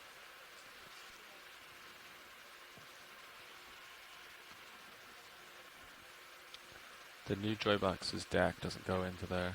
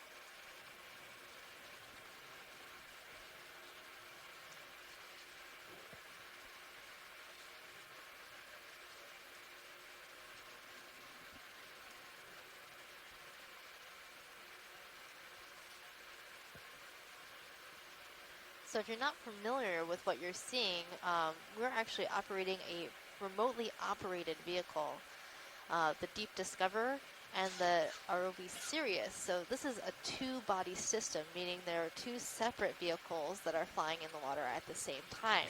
Both vehicles have different jobs. The Sirius is sort of our overwatch vehicle. It looks down at the sea floor, keeping an eye on our tether. That's what connects us to the Deep Discoverer ROV. That tether is neutrally buoyant, meaning it will float in the water column, so there is and that keeps it up off the bottom from disturbing anything behind us and from snagging on anything that might be in our general vicinity. So it's a really important job of Sirius to keep a watch on our environment and on all of our instruments. Oh yeah, it's a little bit bigger in there. Our other ROV, our main workhorse, and the video feed that you're seeing right now is coming from the Deep Discoverer ROV. So it's equipped with a bunch of different scientific instruments, like a CTD, which measures conductivity, temperature, and depth. has 2 manipulator arms for collecting samples. They'll take samples and put them in the basket for scientists to use to identify we did, new I think. species, understand genetics and connectivity between areas. Oh, yeah. Amongst some of the few things that scientific specimens are used You got about for. 10 meters left in that move, pilots. So. And there's all these lights and camera systems that help us orient in space and give you the great feed that you're seeing today. And our ROVs are operated by the Global Foundation for Ocean Exploration. We have a great team of engineers and videographers that run our ROV, and maybe they will introduce themselves. Sure. Yeah, sitting in the front row, sitting pilot is me, Levi Unima. To my right, Dave Wright, co-pilot. And on the other end, Mark Durbin, navigator. And Art Howard on shading. And in the video clipping chair, I'm Emily Narrow. and we are all from the Global Foundation for Ocean Exploration. Thanks, everyone. Without these people, this exploration wouldn't be possible. They're the ones driving our vehicle, capturing great stills and videos that you might see on our website, oceanexplorer.noaa.gov. And it puts us about and 790 Megan, thanks for that overview, and thank you to the ROV crew for providing introductions and the video crew.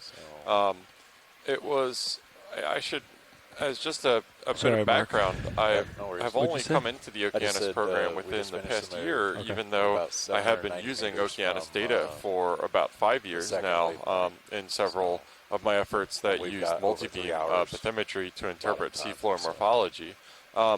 And it was really striking when I was getting ready to come on board here and looking at the personnel and noticing how many video people there were. That is, needless to say, very unusual for a scientific expedition, but it really makes a ton of sense when you consider that one of the biggest scientific products that we get out of this cruise is the video feed that you're seeing right now. This is just, it's great and it's very cool to look at, but it's also one of the ways that we get observational and ground truthing data, confirmation about what kind of animals are living in different environments within the deep sea. Distance 100 meters, 100.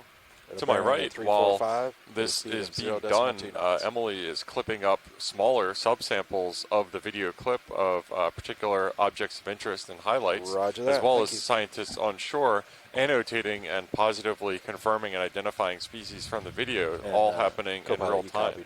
So when video is one of your main scientific data products, it makes sense to have a lot of video experts on board.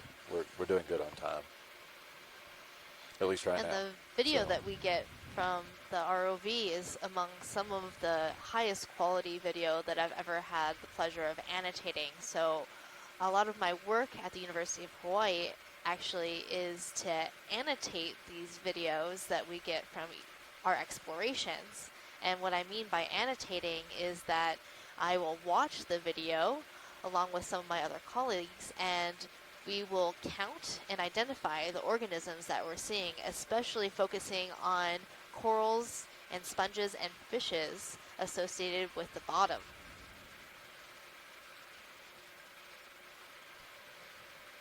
Absolutely, and as you guys might imagine, this effort of annotating, going through tens or hundreds of hours of video to find species is pretty arduous work and effort that requires a lot of personnel. So there's a lot of effort being put forth in various fields of science to find ways to semi-automate or automate this process. And one of the ways that can go about this is using the same basic technology that goes into a lot of the predictive models that we've been talking about a lot this dive, machine learning, to identify patterns within videos to immediately and automatically identify where changes are happening in videos. And that can be automatically identifying detection phenomena, and then those can be flagged, and annotators can immediately go to these bookmarks in the video to see whatever had caused the change that the computer identified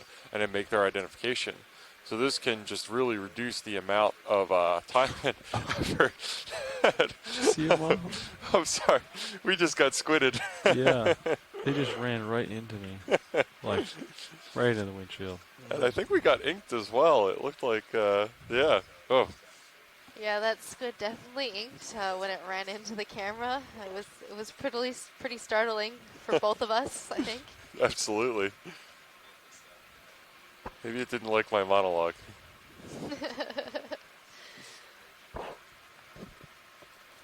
Another thing to note that after these videos have been Floating up a little annotated bit, sorry. by a team, the data coming from our lab at the University of Hawaii is then submitted to the Deep Sea Coral and Sponge Repository database. And that data is now publicly available to any scientists around the world who are interested in looking at what we found within our data and within our video. And that data doesn't just include our animal identifications and enumerations, but also some size data, associations with other organisms, like if it was an animal on top of a coral or sponge, or vice versa, and also associations with the substrate, what kind of substrate was in the general area. Was it soft sediment? Was it basalt? Was it pebbles, rocks, talus? And in addition to that, we have tracking data from the submarine and CTD data. There was something really flashy on the left-hand side.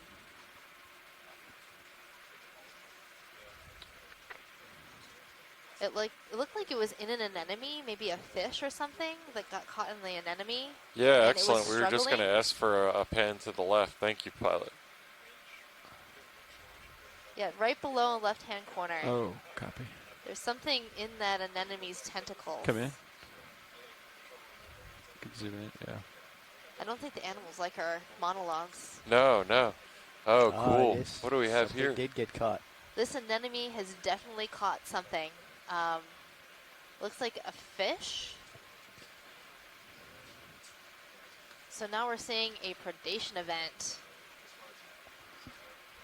Trying to come down, Art. Oh, cool.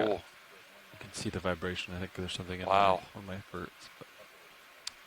We're seeing the ventral side or the belly side of this fish. Okay, Sirius lights are coming on. And it looks like it has photophores where there might be some bioluminescence, those white dots, perhaps. So trying to figure out what kind of fish it is from the underside, but that's not how I normally see fishes. It makes it a little difficult to ID. But that anemone's not letting go. No, it looks like this battle is more or less over. And we can see in the foreground a little bit of action with polychaete worms as well. Yeah, so it seems like everything down here is, for the most part, fairly cessile most of the time, but when something happens, it happens fast. There's a big piece of squid hung on your prop. All right. I think that's a great example of a predation event. And this polychaete worm is making tracks as well. Okay. Yeah, Art, you can come wide. I got a clear prop. Here. Thanks. Yeah, I was going to say, I saw you vibrating again there. Yeah. I'm right over the top of you, so don't clobber me. Yeah. They love that port. The deep sea is definitely an exciting place. Back when science first started discovering the deep ocean, it was thought that there would be no life down here because it's so dark. And there was this theory called the azoic theory, that meaning that there would be no life in the deep sea, but we have thus found that is very, very wrong. There is life everywhere in the deep ocean. It looked like it might have come on. Sometimes we see extremely high abundances of life in the ocean at these depths, from 300 meters to down to, abyssal depths, 5,000 meters or more. And I tell you what, Megan, a lot of my it's okay experience with oceanography is more in the domain of coastal oceanography. I haven't done too much, especially with deep sea biology. And what this area is really reminiscent of to me is a salt marsh environment. Look at the sonar right now. What I was talking about a little bit earlier in the dive, that high biomass, low biodiversity, where you're just getting a really high density of a relatively small number of species who are just so competitive and so good at what they do that they more or less box out everything else. So it's really interesting to see that kind of analogy to be drawn down here about 300 meters deep as in a coastal salt marsh in somewhere like Louisiana or New England. I like watching the squid catch stuff. They wrap their little tentacles around it, and they stop. Oh, you just got one in your starboard. Oh.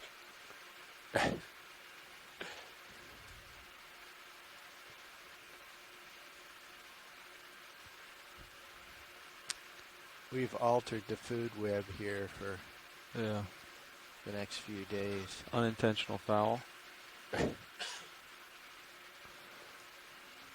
Okay, we're still on the move here. Yes. Squid are coming and going, shooting Tilting around. up. It's like a little highway. And just pivoting back to something that you mentioned a couple minutes ago, Megan. Okay, looking 45. We are, I would like to think, relatively young folks who haven't been in science too terribly long. We're 30 and 31, I believe, respectively. And I think that we kind of grew up in an environment where science has been collaborative at this scale or close to for most of our scientific careers. Sometimes I think it's kind of easy to take something like this for granted when, as recently as our scientific advisors, or definitely their advisors before them, data and collaboration was something that was among maybe a few PIs or principal investigators at that, and the idea of doing this kind of thing, what you were saying, putting hundreds of hours into annotating the data and then immediately sharing it for anybody to use would be unheard of.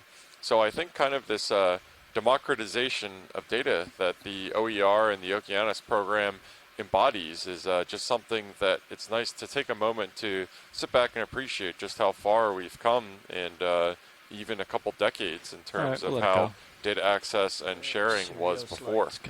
It's really nice to be part of a program that's on the forefront of this motion of realizing that all of our science is better if we're open-handed with it and share it.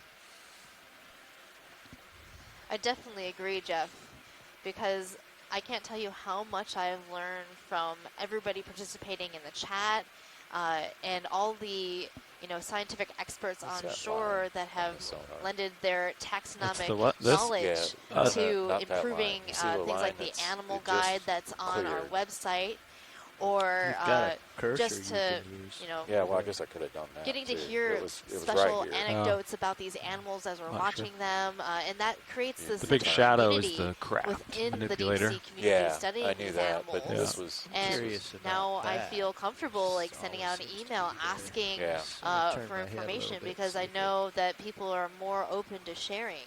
And that just makes us stronger as a whole and will help us learn more in the future. And that's what's so great about getting to connect with everybody at DFO or at Dalhousie University and getting to know them has been a really great experience this one, for this expedition. Yeah, this one's 50.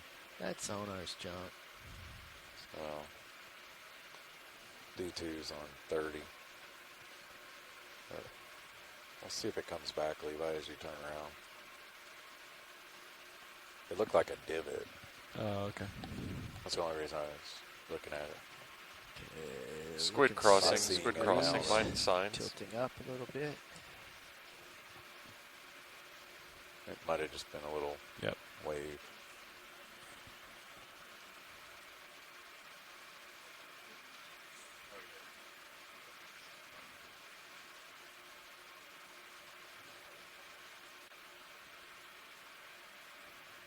So, Jeff, how many tickles does it take to make a squid laugh?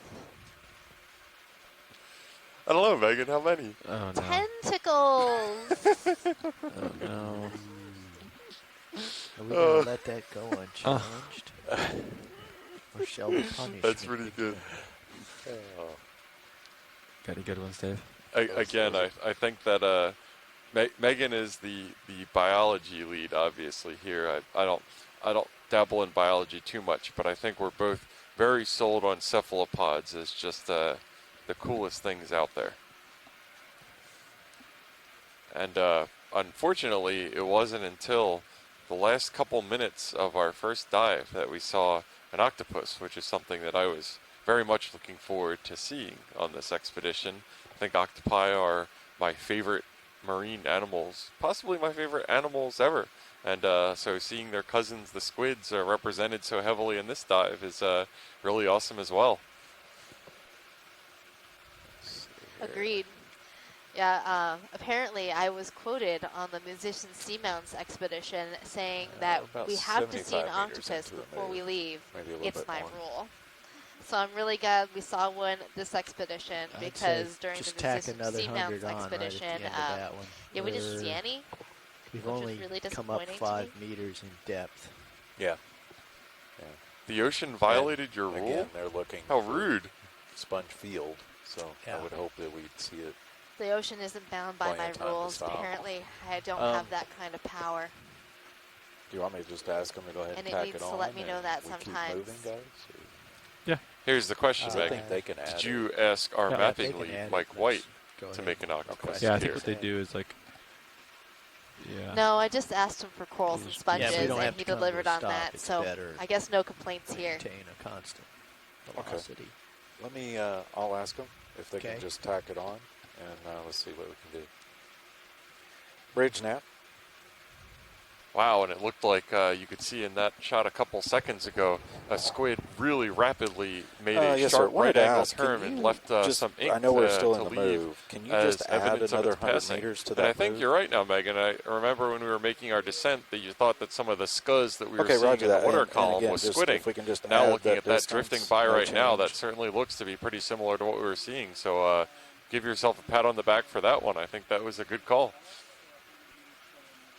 Thanks. I pride myself on my ability to Yes, identify. you can add it. In other words, squid the ink point that's set, stains. just add 100 meters. Okay, roger that. Yeah, that'd be great. Thank That you. one better be close to the top of the old Yes, resume or 345, current speed 0.2 knots. Thank you, sir.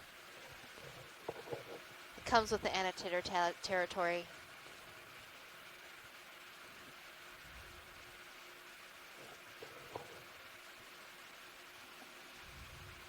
Okay, they've just tacked on another 100. Great. So this move will probably be just kind of where we are. It's probably 125 total, roughly. I'm sorry, 115. Correct that. 115. But it'll just keep us moving.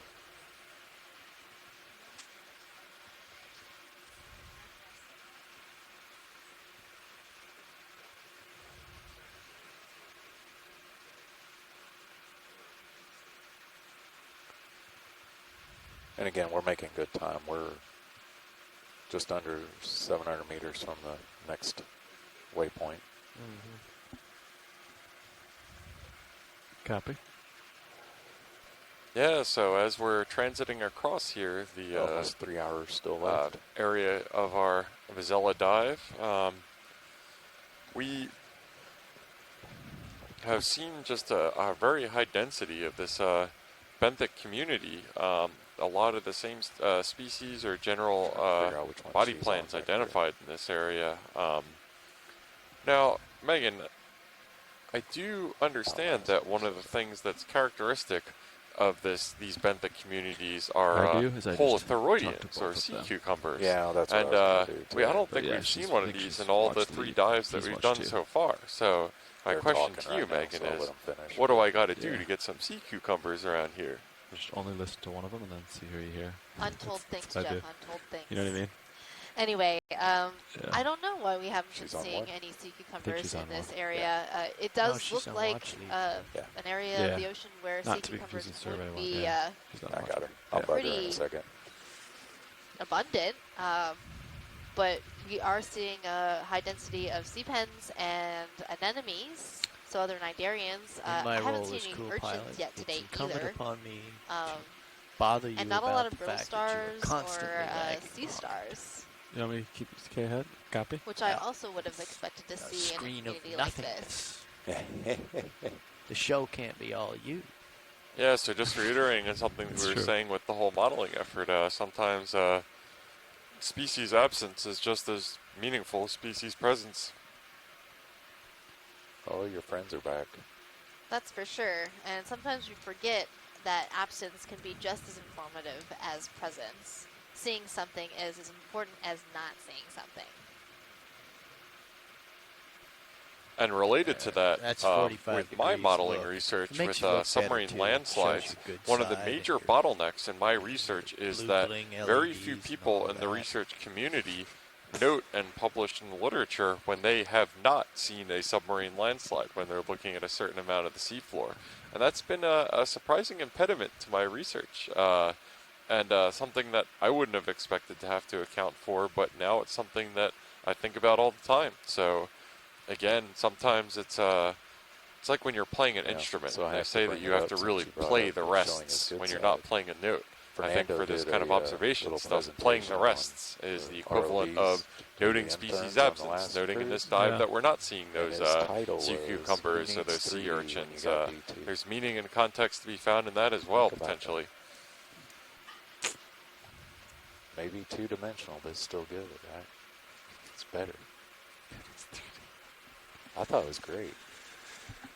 Yeah, that's a really good point because, Sorry. you know, Just had to everybody bring it wants up. to I'll report have to, the get most that for interesting him. and exciting new Yeah. thing Did that you do, they like, know for PowerPoint or sure like, is No, totally this was something all show and exciting. tell. Okay.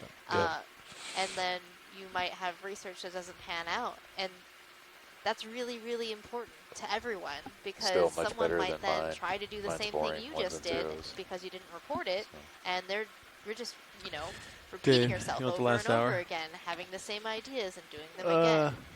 Yeah, So I might think as you're well. right. I'm kind of falling asleep Negative over here. results are also very important to science.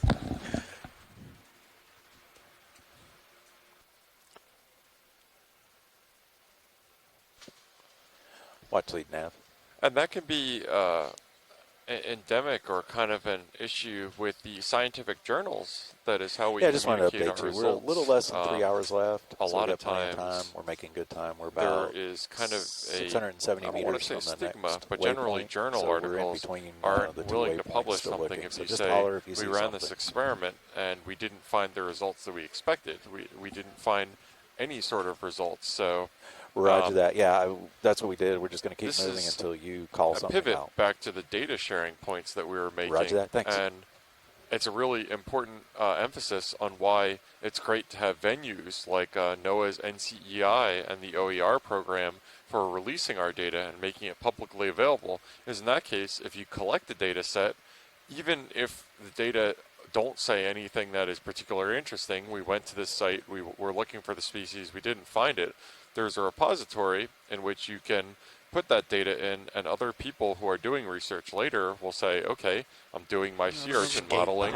Look at this. They went to Vazella sponge grounds and they found those sea urchins ones are here, really well and that's a data camouflaged. point in their predictive modeling.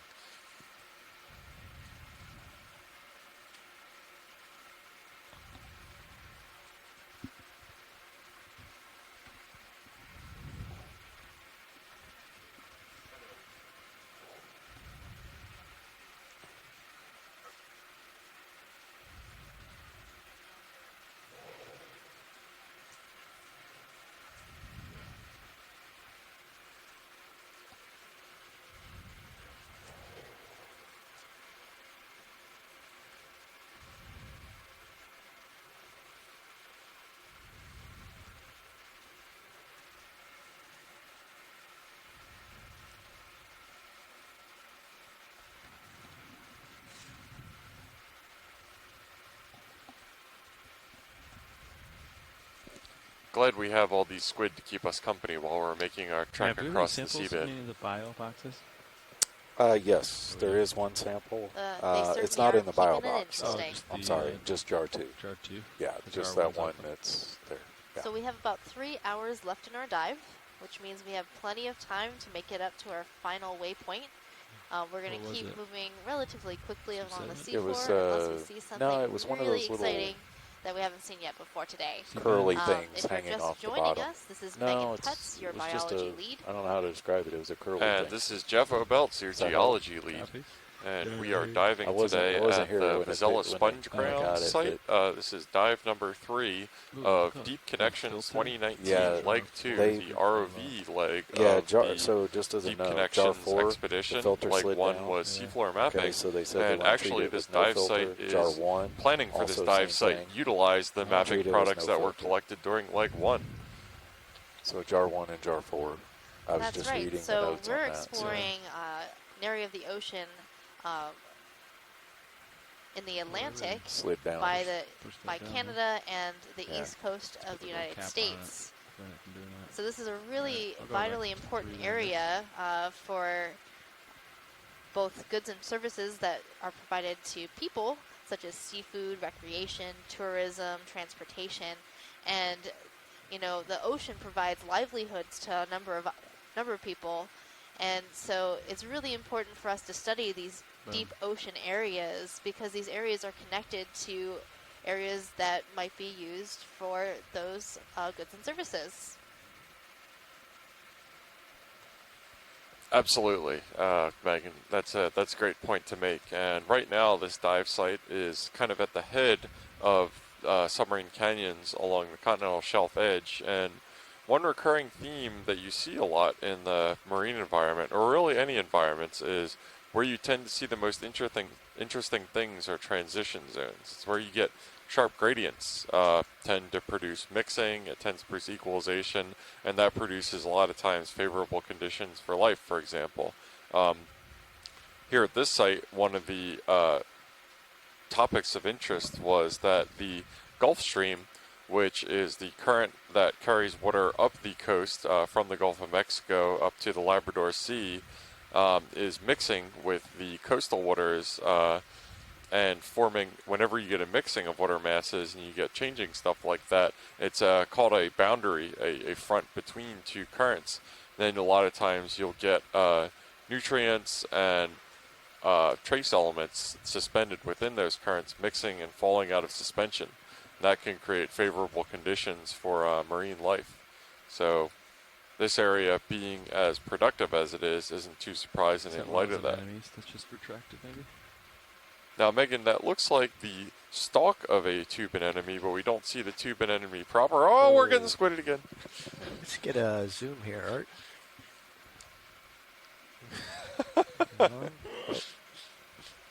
There's this thing.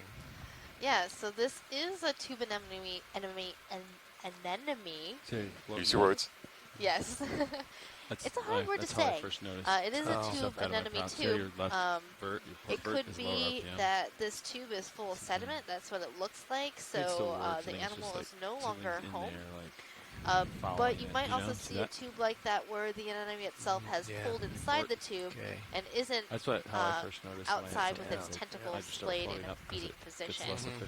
And they could pull in for a number of different reasons. One being that it was disturbed by something passing by, a potential predator perhaps, or by the thrusters Art, I got control from again. our Thanks. ROV. Coming up just a little bit here. Apologize for stirring up the muck. Yeah, and it looks like regardless of whether there still is one in there or whether it's just been silted up, it looks like there's another one that has encrusted the side of it, which nothing goes to waste down here, right? Any good substrate. Yep, substrate, hard substrate is pretty limiting in this area, so these anemones want to be up off the bottom because they can get into more flow where they can get more food, and more food is just a happy anemone location. So is that still an anemone in there, or is it shriveled up, or hard to tell? I'm pretty sure that that's sediment, and the tube has been filled with sediment. So probably no anemone in there. You know, Megan, this is only day 3 of doing this, but I think we've identified the photobombers of the sea, and I think those would be squids. They just cannot get out of our camera, can they? Oh, they're super excited about all of our lights. You can see in the Come full wide Sirius video. view, looking down, that some of them are just hanging out, Thanks, Art. staring into light.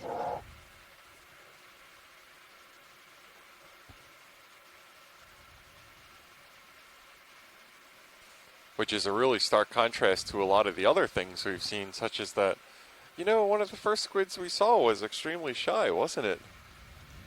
Yeah, well, I think that was a midwater squid, something we saw higher up in the water column, and it didn't have so many friends around to make it feel a little more bold.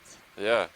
And now when it's a whole school of them, we are just, as we explained earlier, the mobile buffet, the light that is being emitted by Deep Discover and Sirius is attracting, you said that was krill?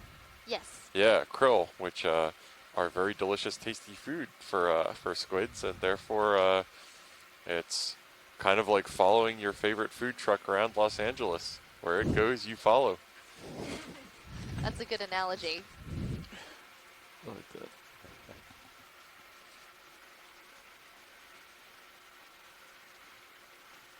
D2's I think I see some sort we got of something. string. Yes. It's a crab pot. Oh, it's a pot. Oh, it's a trap. Yes. How much line is on it there? That looks like the end of the line. Yeah, there isn't too much line on it, but maybe we could just get a snap zoom from here. Don't want to get too close to something that could get entangled. Absolutely. We're pretty safe here. Come ahead, Art. Yeah, so this is our second example of human habitation that we've seen on this dive. Earlier we saw a what looked like a cable from a drum or a winch from a vessel. This is obviously a trap, and is this a lobster trap, Megan? Is that what it looks like to you? Yeah, it looks like a lobster trap to me. It's pretty damaged, so it's now serving as substrate for a bunch of anemones. And I think I see some maybe zoanthids or actiniarians on the line that's attached. And there is some other growth on the mesh part of the trap.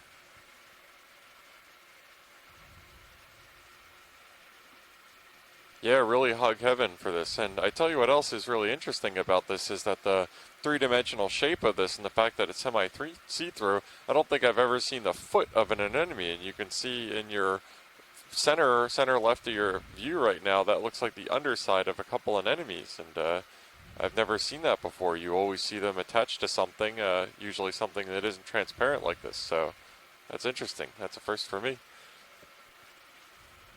Yeah, anemones can actually, they sort of suction onto whatever their substrate is, which is why we saw some, floating off in the water column, because they let go of that and started flowing away. Or they could have been disturbed enough that the sediment beneath them got turned up, and that's another reason they could have floated off. But they would eventually settle back down onto the substrate and connect it again. So, there's no harm for them floating around. They will just find a new home. Your left toe's But over one. with new neighbors, hopefully they're a little more polite. Between the toes? Yeah, Up. Yeah. Yeah, it looks like we got another trap right here. Yeah, that's number 2. Yeah, this one's a little more intact, and there seems to be a fish half in, half out of one of the holes. Yeah, is this fish happening that by choice, or did it get stuck? I don't know. Hopefully by choice. It does look like it could swim backwards out of the hole. It might just be hanging out there because it feels safe. It looks pretty safe too. Do you have any sort of idea what kind of fish this is, Megan? I'm thinking it's a morid fish, perhaps. It's hard to tell without seeing its head. We're heading that way. That was a good one, pilot. I just lost one of my thrusters. We'll get there. Yeah, it's awesome how smooth this pivot is around this trap, and And it's I'm two turning to traps starboard in a little bit to keep you on really I just faulted again. Hang really on. close proximity I to each got a other. Oh, chunk. squid storm, squid storm. Yeah. Okay. Let me do a blow here. Yeah. There, that's a As we were chunk. saying, the same area that makes this really productive and I interesting turned to to the left a little bit. all Okay. sorts of Came sea up. creatures I'm gonna also get makes it this very interesting to fish's head the and then Earth's get out of apex here. predators, humans. So it's no surprise to see a lot of evidence of fishing activity here. We like lobsters as much as you do back home.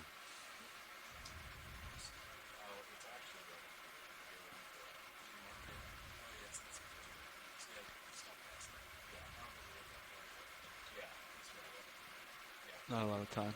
We can get a little zoom here. Just let me going for the fish head.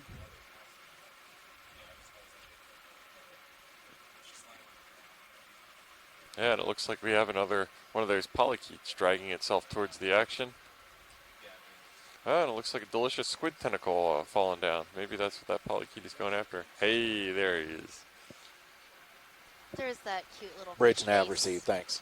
Yeah, so Pilot it shall does copy, look like that long a news complete. Copy. a fish in the family Moridae. One of the fishes we've been seeing quite often on this dive.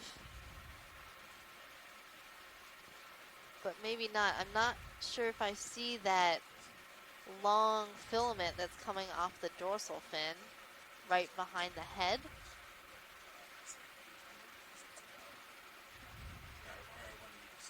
No, this looks a little different.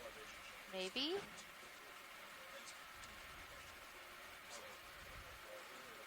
Maybe we have some fish people in the chat room might be able to take a guess at what this fish is.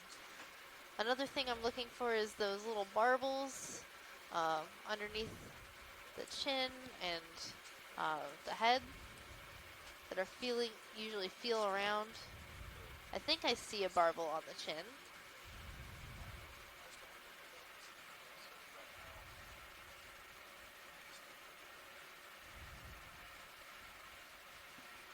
Yeah, I think I see it as well. Well, that's my best guess for this fish. Definitely doesn't look trapped though, so that's good. Yeah, I'm pretty sure it could swim backwards out of that hole if it wanted to. Hey Megan, that up on the line right there, is that a retracted anemone? Is that what that is? Yep, that's exactly what that is. Gotcha. Yeah, without that distinctive See, crown see on squid. top, just kind of looks like a blorp. I saw them eat a lot. Look at this army coming Yeah, in. so the anemones can fully pull their tentacles into the body like that, and they'll do that when they're trying to feed on something. So that anemone we saw earlier that captured the fish will eventually, bring that fish in toward the mouth. The mouth will start digesting it.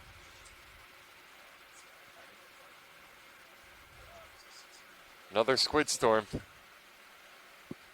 It's really cool to be able to see these squids so close up, and you can see the I'll get iridescence back on in the the top of the picture here. squid Yeah, I got as you they in Titan. swim by. Push straight ahead, you'd come underneath me. Go to your right. Yeah. And you'll notice that all these squids tend to be a little bit different I colors, turned and to that's starboard because quite of a the ways, so I'll have to turn chromatophores back to in port, their but we are skin. stopped. The ship is stopped. Chromatophores are what makes those squids Oh, there's change the other color. It's pot a right there. special type of organ that can open and close in order to show that color. Just come around it this Just way. one of the many cool things about cephalopods.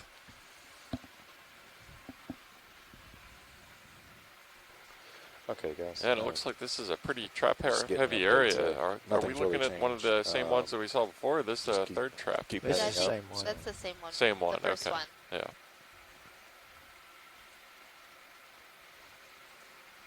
It could have been that these two traps were entangled on a line and ended up getting cut loose accidentally, which is how they ended up here.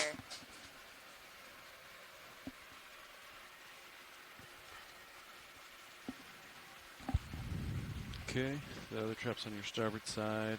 Yeah, they're both behind me now. I'm looking backwards at And you. Dave, you got one. You gotta turn starboard. Yeah, I see that. Okay.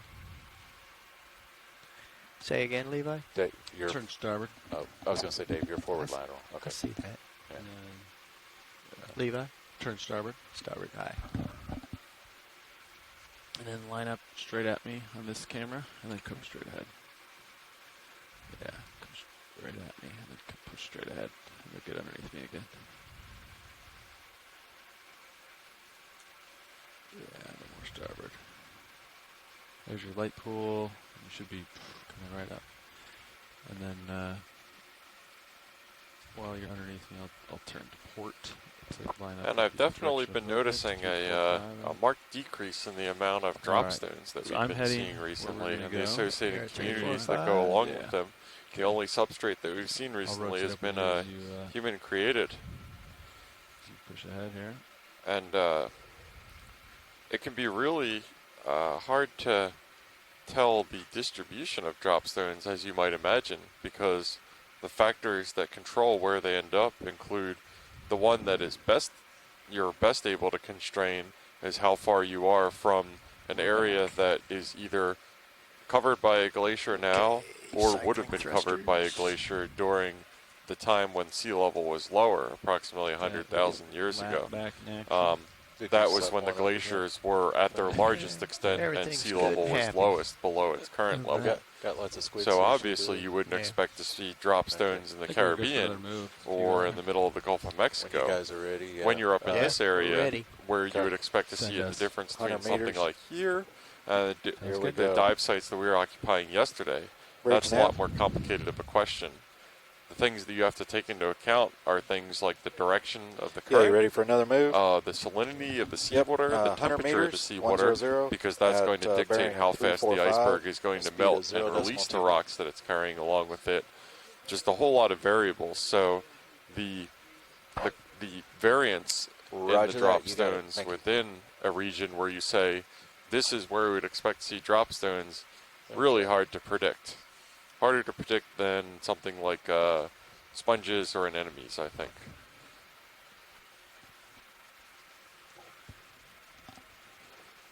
You want to see here? No? That's a good point. Sea pens and anemones, we can predict a little bit easier where they might be found because they are alive and they're going to find habitats where they can be most productive and live good lives. That's why you won't see them in areas that don't have a lot of food or current flow, because that means that they won't be able to live and survive because they can't move from place to place in order to find the food they need to live. So we look at different factors in order to better understand what will constrain their locations based on what environmental factors make it easy for animals like this to live. So maybe temperature, perhaps you really like the warm temperatures, so you might want to move to someplace like Florida. Or if you really like cold temperatures, you might live in a place like Canada.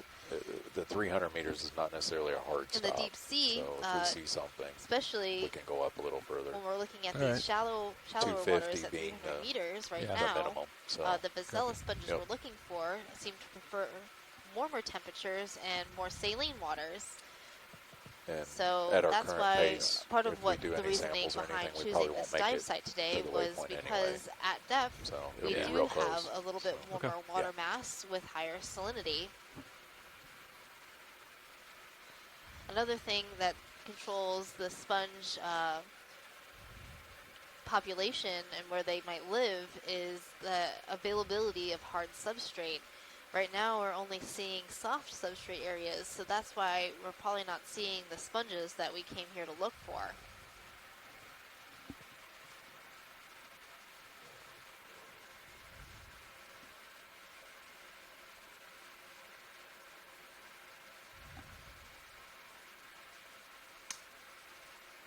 The hunt for the Russian hat continues. No, it doesn't switch them. The old boxes did, but not these. I really want to see one. I've gotten all excited about them. I know, we were rushing right across the Atlantic Ocean looking for them, and now they're just nowhere to be found. Want me to move your swing arms or something? No, don't touch anything. I've had it before with the filters. I saw one of the filters slide off. Because if you blow too hard, the filters do this. See how it slid down? But if you start sucking it, it'll like pull it back up. But it will also like, you know, pull in whatever's in front of us, like squid. Yeah. Could try it. I'm not gonna have set anything up right now, right?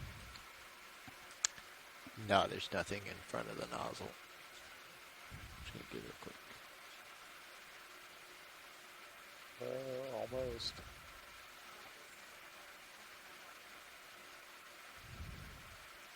It moved. There it goes.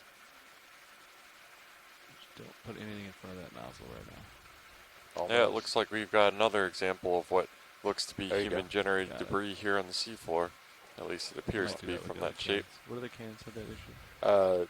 It was just jar 1, and Surprisingly not encrusted, except by a jar little 4. anemone right at the end there.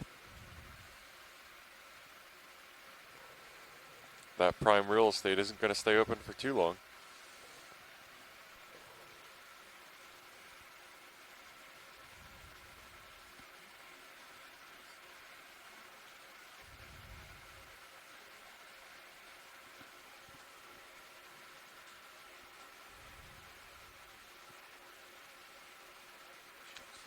Might be another trap here in the distance. What is that? Something reflective? Is jar 4 back up too? Yeah, I just got it. Okay. I'm gonna go back to 1. So ready to go. Yeah, we see something pretty reflective in the background. Gonna go the investigate it, fish? get lights on it. I think it's a fish. Fish tend to be reflective like that. So that's my identification. I think your intuition is to be trusted.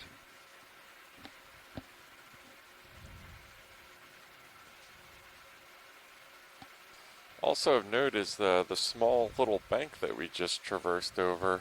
In an area of the seafloor that is as flat as this, any sort of relief tends to stand out to you. That could be a small little shoal or hill of ice-rafted debris that has been since covered up with sediment. As solitary as just one example of that little hill, it's probably not any sort of something that's current generated. You would expect more in the series. So, yeah, when you're area this flat, any hill looks like a mountain. Jimmy Hoffa.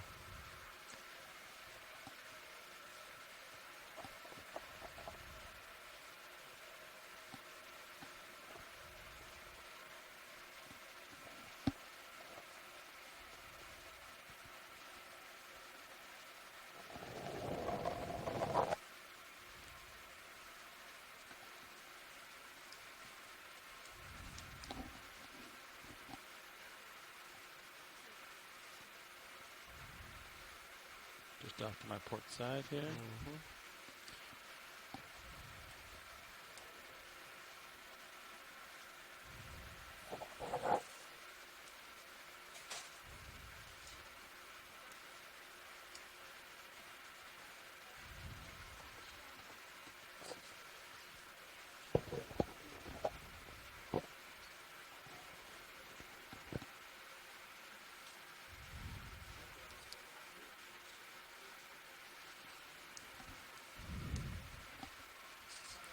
Yeah, we're continuing to make our way across the Vazella Sponge Grounds dive here. This is day 3 of Okeanos Explorer Deep Connections 2019 Leg 2. We are currently about 3/4 of the way from our landing spot along the seabed, making our way very slightly upslope to our second waypoint.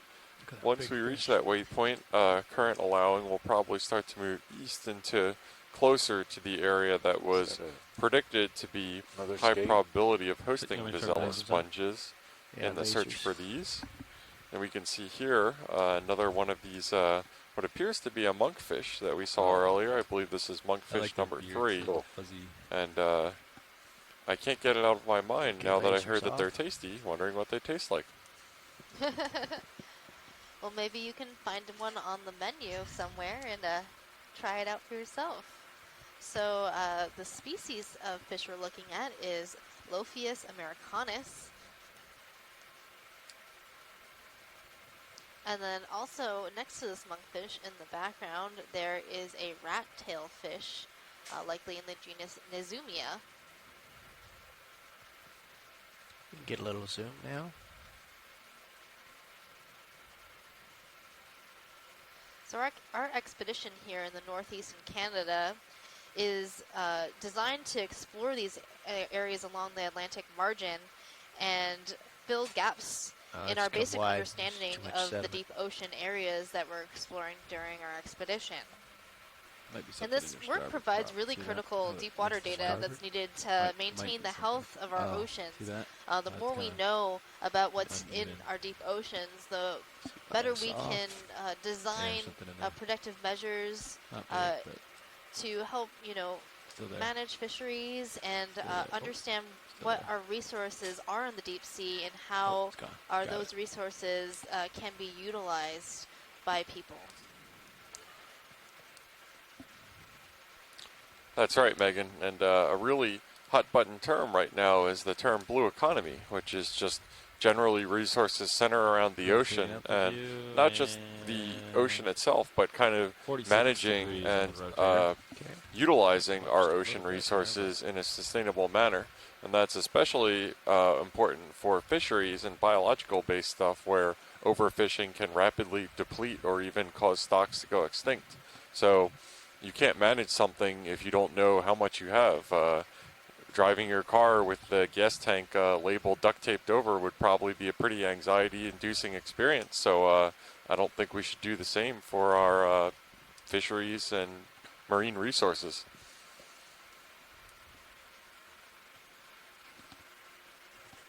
I'll borrow your monitor.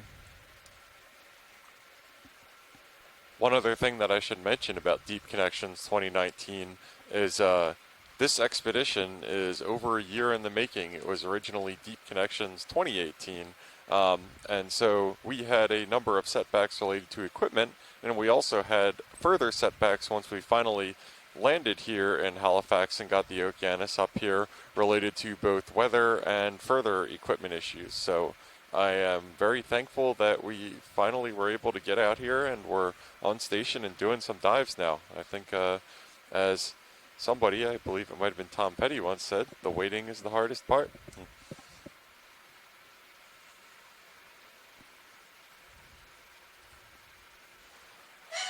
There's another monkfish. Pretty good camouflage, huh? Hide well. Yeah, let's get a little zoom here. I think it's a monkfish. I can't really tell. Those are the white, lighter sediment pile. Oh, Art was off comms there. I don't think it is a fish. I don't know what it is. I don't think it's a fish. I think it's a small mound. Yeah. Yeah. Lighter Okay. color.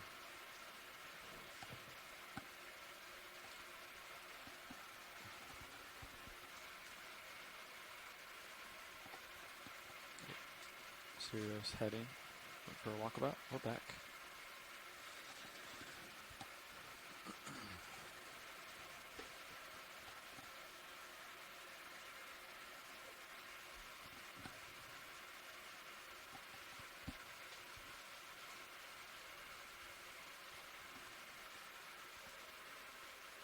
Yeah, it looks like another one of those distinctive white sea pens as opposed to the reddish-brownish color that seems to be prevalent in this area. Well, we learned earlier that these reddish-brownish sea pens and the white ones are actually the same species, but they can have a couple different color morphs. So they are the same, they're just slightly different colors. Megan, can you tell me if different colored sea pens have different colored ink? Okay. I don't know. I don't think I've ever tried to write with a sea pen before. And I guess I shouldn't get too greedy for ink on this this particular dive, considering we've seen copious amounts of squid ink already. Well, I mean, given that the sea pens are more like, you know, the calligraphy pens of old, probably use the squid ink with each colored pen. So, yes, the squid ink pen would have the same color ink. So that's your full marine calligraphy set is a C pen for the actual writing and then your squid for the inking. I would totally buy that. It all makes sense. Absolutely. Yep. It'll be in your next shopping cart with the sponge leggings, I have no doubt. Yes.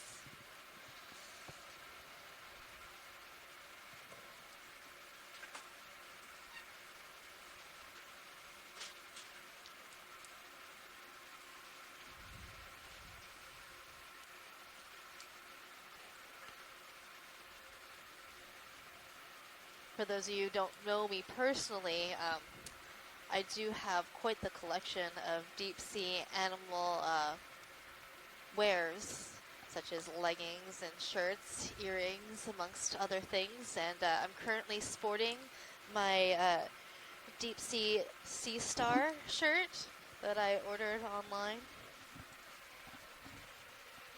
Yeah, I think it's unprecedented the amount of marine deep sea biology clothing items that you wear. I was just thankful to have one octopus pair of socks to bring on this cruise to even try to compete and be on the same level. Oh, I don't think that fish liked touching that an enemy accidentally drifted into it and quite quickly went away. It probably was pretty uncomfortable. But yes, I have a theme and I'm sticking to it.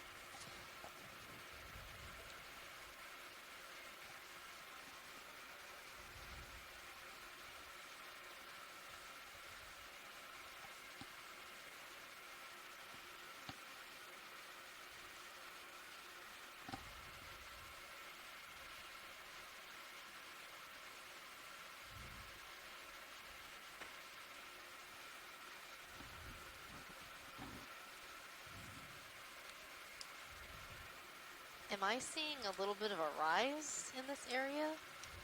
Or is this just like playing a play of the light? Are those squids just floating there? Oh no, they're fish. Ah. They're fish floating in the water. All right. Like a school of fish. There seems to be an increase in density of sponge over here. Yeah, it looks like we have a bunch of these are tube anemones, right? Yep, they're tube anemones. Yeah, and then fish remaining very still over them. Those are the Pachyosterianthus borealis. Yeah, I have the still camera on. Looks so like a 10 very seconds, crowded but boring every party. still Nobody's is taken. moving or dancing. Well, they started to, I thought they might have been corals on a rock or big fish something, the down way there, the fish too. were floating there, and I could just see the color and not, like, the movement of the fish because they're being so still. I think it is a little bit of relief, though. I don't think you were wrong there. How much we got left in that move? You want me to see about this move? Well, I We're do still like moving. areas of a little That's bit all of right. elevation, Okay. because that usually I means mean, we're we've got getting to somewhere where there's probably- hard substrate. Yeah. Yeah, and Yeah, it actually, is we a should be couple debris stabilizing fields here that in a we're minute. seeing here right now. What kind of fish are we looking at here, We'll be Megan? stopping. I think these are also Bridge nav received, scorpion thanks. fish. That move is complete. And guys. instead of sitting and perching on the bottom, they're just hovering Good timing, in the right? water. Yeah. Yeah. And they've aggregated around these rocks because they just really like to associate with small features like this. That's a really stunning display of neutral buoyancy.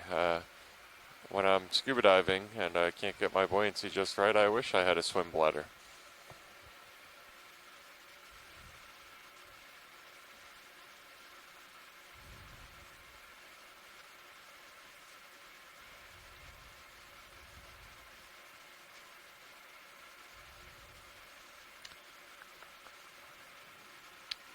I bumped into something there. Okay, let's get out of here. Come around the other side. Sediment. Yeah.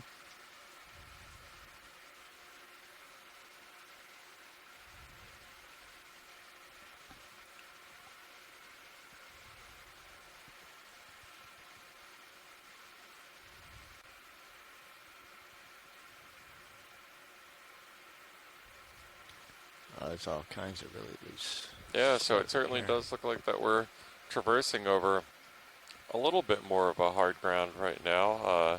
Definitely some debris fields it could be.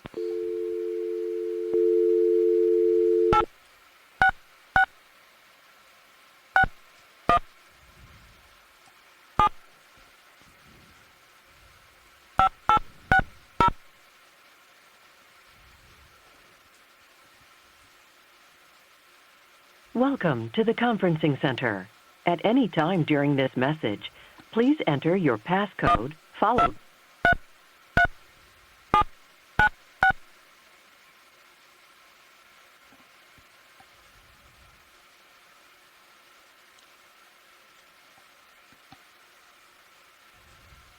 Alright, I think we probably get another move in. Did you notice that Okay. now that we've gotten close to the fish, they've Y'all all wanna settled down on the stick bottom? Your with the 100? passcode has been confirmed. If you need technical assistance during your call, press *0. After the tone, please state your name, followed by the pound sign. That's an astute observation, and probably also good for You ready their for another move? survival likelihood, right? Thank you. Okay, distance. There are 100 meters, 2 100, parties in bearing at conference, 345, including you. speed of 0.2 knots.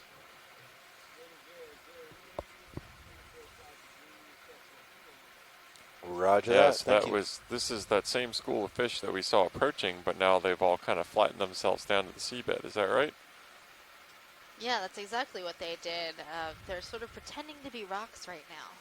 And if we didn't have all these lights, we probably wouldn't be able to tell they were fish, because they are red in color, which makes them even harder to see in the dark. Absolutely. So if we had the Deep Discoverer's mood lighting setting on, they would probably look not much different from those rocks, correct? That's right. Okay, pilots, moves underway.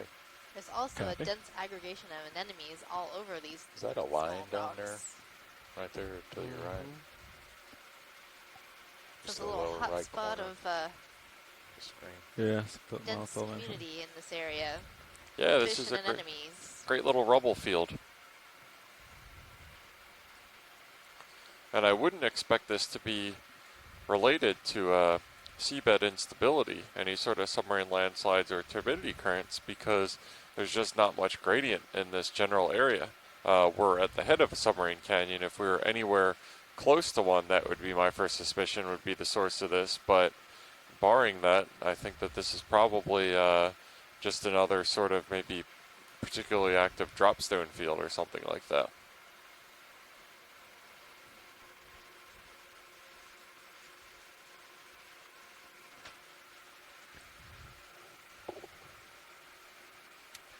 Question is, will they get up and float again?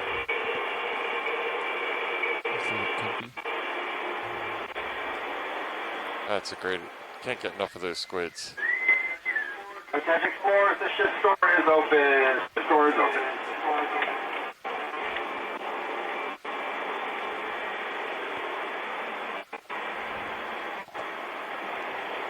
We have an open mic somewhere video. Yeah, I was going to say. Oh, yeah, it's on shore. There's an echo. Don't worry.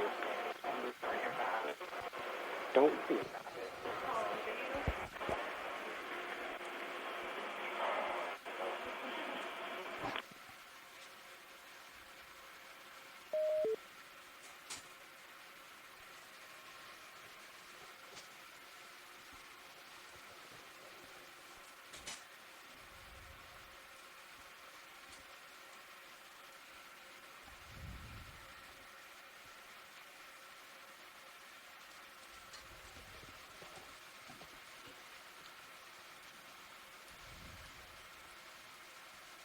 Ah, so that looks like another one of those barbell fishes that you discussed earlier that I do not remember the name of right now.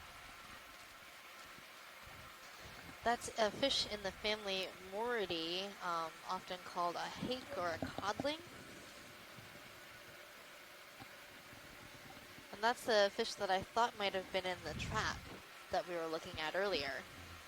Yeah, definitely if it had those extensive barbells, they wouldn't have, maybe they were tucked away or something like that.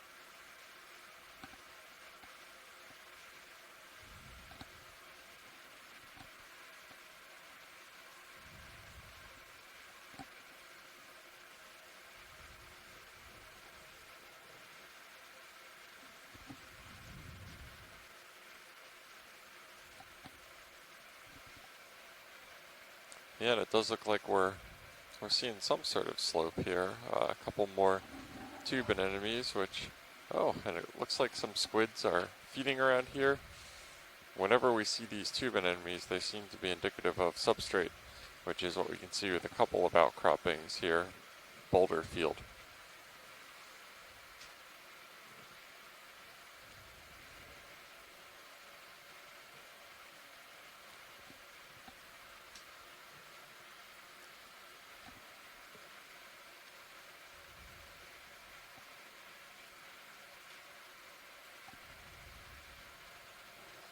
So Javier Murillo on shore is saying in the chat that the fish that we were just looking at are likely in the family Sebastidae. Those are those little red scorpion fishes that we saw floating around. The small ones that we were seeing before are most likely the black belly rosefish, Heliocolenus dactylopterus. And the big one that we saw is likely a Sebastes species. So he said that the blackberry rosefish is called that because when you look inside its mouth, it's black.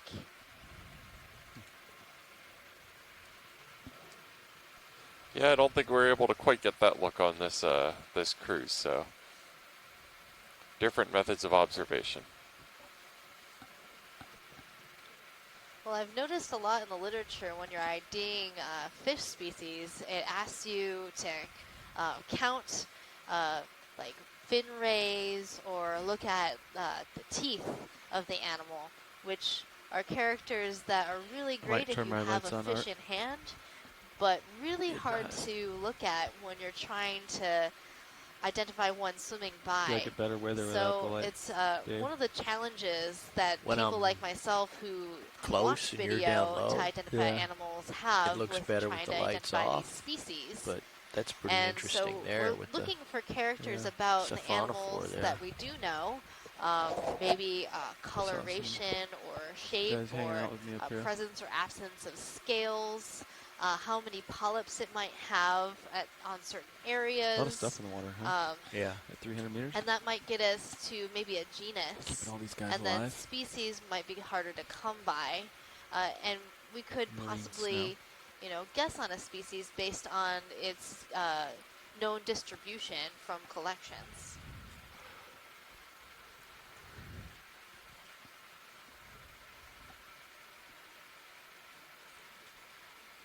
But the more we share with other people who are doing this kind of work, the more we can learn about how to identify these animals. So it's great when we have experts on the line who know a little something about them and share that information with us. Looks like you're pretty much at the end of the tether. Yeah. I could give you more. Eyes on the hang. Yeah, and we've been fortunate enough to have some really active participants in this expedition and other ones as well. It's a great little community that OER has fostered here, all leveraging their different expertise. We're only about halfway through the move. Yeah.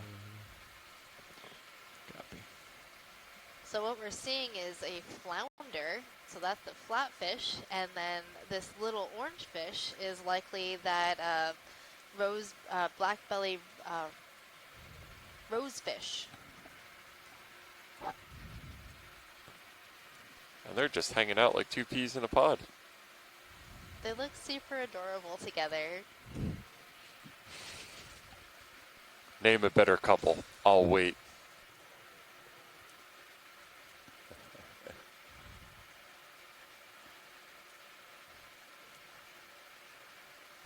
I will never not appreciate how derpy the flounder's eyes look. They're really great.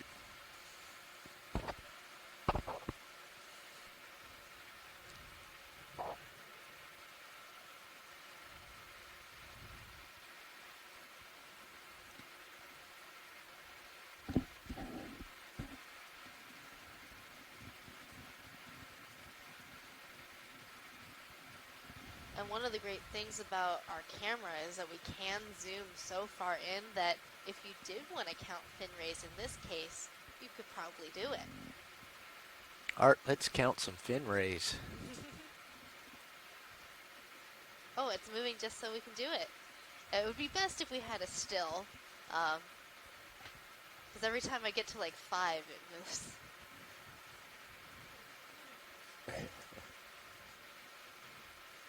Now, Megan, let's do some MythBusters Okeanos edition here. I had heard from a very suspect source that fish die if they stop moving for any amount of time because they rely on the water moving over their gills to keep extracting oxygen from the air. So I'd heard that they sleep while moving and just never stop moving, otherwise they die. This doesn't seem like quite factual information given what we just saw. So it is both true and untrue. It is true for some fish that yes, they need to keep swimming at all times to keep water flowing over their gills. And this is usually for pelagic species of fish that never interact with the bottom and are Come on, swimming move, Dave. all the time. Get you at 59. Come wide, But Art. Thank the you. fish that we're looking at right now is modified to live life on the bottom, and We're because they're ambush little over predators, 60 they're meters hardly into the ever move. going to be moving. So would it make sense for them to, you know, not be able to breathe while they're standing still? So it depends on the fish, is my answer. Some true and some false. Okay. Yeah, that's better than I thought anyway. Yeah, I guess you'd be a pretty bad ambush predator if you couldn't stay still. Well, and some fish are adapted to live in anoxic environments, so to be able to breathe in really low concentrations of oxygen in the water. So you have all kinds. You can't just make a generalization about all fish. There is a lot of diversity out there when it comes to adaptations to different environments. And each animal is uniquely adapted to live in the environment that you see it in. And most of the fish that we've been seeing today are all just hanging out on the bottom. And that's their habitat, is right here on the bottom. And those are the fish we're really interested in these types of surveys. If you were more interested in, say, like tunas, that would be a different story. Oh, that big skate. Looks like we have You a wanna nice, bring those is that on? another skate over there? Yeah. Yeah, it does look like another skate. That's pretty big. This one looks like a little bigger one, and it looks, maybe it has a mottled pattern on its wings.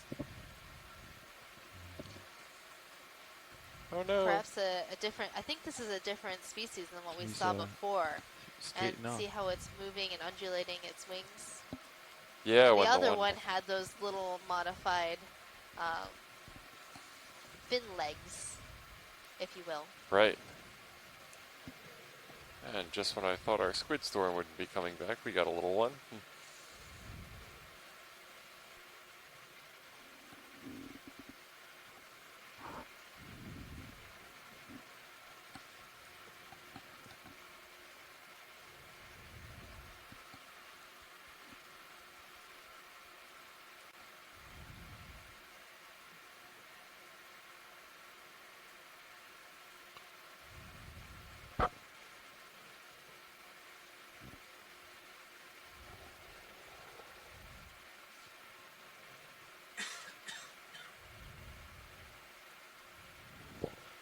I just can't get enough of this view from Sirius with all of the squids just everywhere.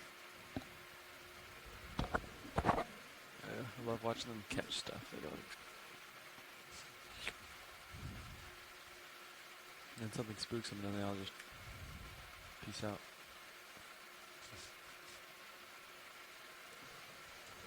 Yeah, so those squid, the chromatophores, do those only reflect light, or do they produce light as well? Those great colors that are coming out of them.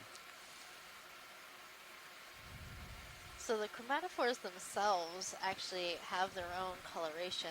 They've got pigment within that cell, and it expands and contracts, and that's what you see. So when the chromatophores are contracted, then you're seeing the white actual flesh color of the squid, and then when it's expanded, that's when you see that brown color of the chromatophore.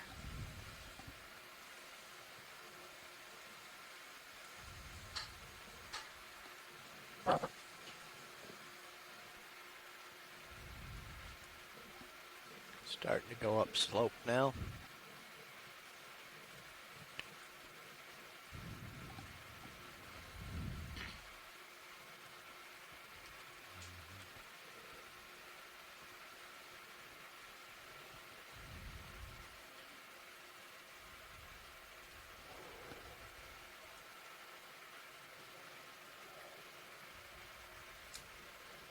Yeah, we got just a little under 2 hours left.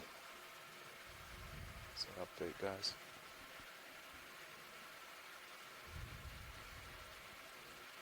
I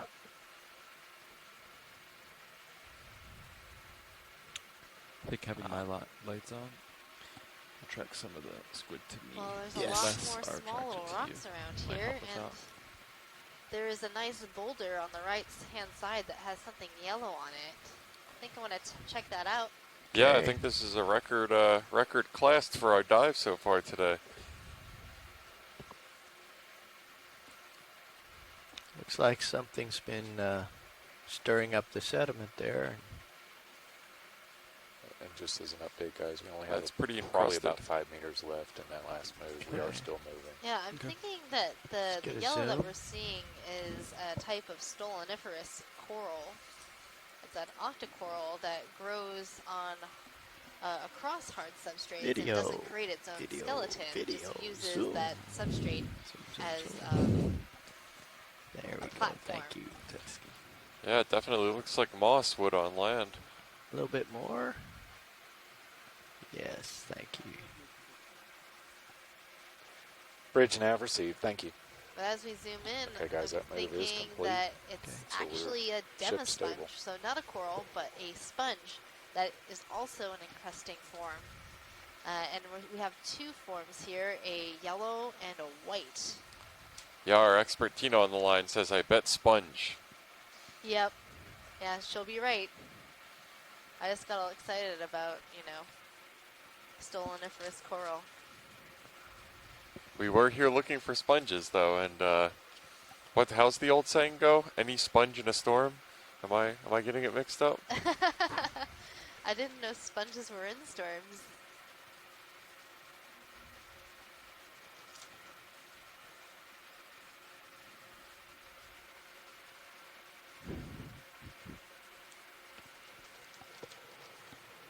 Okay, we can come wide. Thanks. Squid are back. Pilot, can we get a tighter zoom on that yellow sponge or coral yes, real we quick? can. Thank you.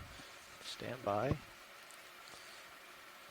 Yeah, so we're going to pan back to this yellow encrusting organism on this rock real fast and try to get a pretty tight zoom just to confirm whether it is a stoloniferous coral or Okay, whether we it's come a in, sponge. Yeah, just give it all you got. There we go. Yeah, it's definitely a sponge. You can see the small pores, and there's sort of little projections or spicules sticking out of that sponge. So it's definitely an encrusting demasponge. All right, now we have confirmation. Thank you, pilot. Thanks, Art. We can come wide.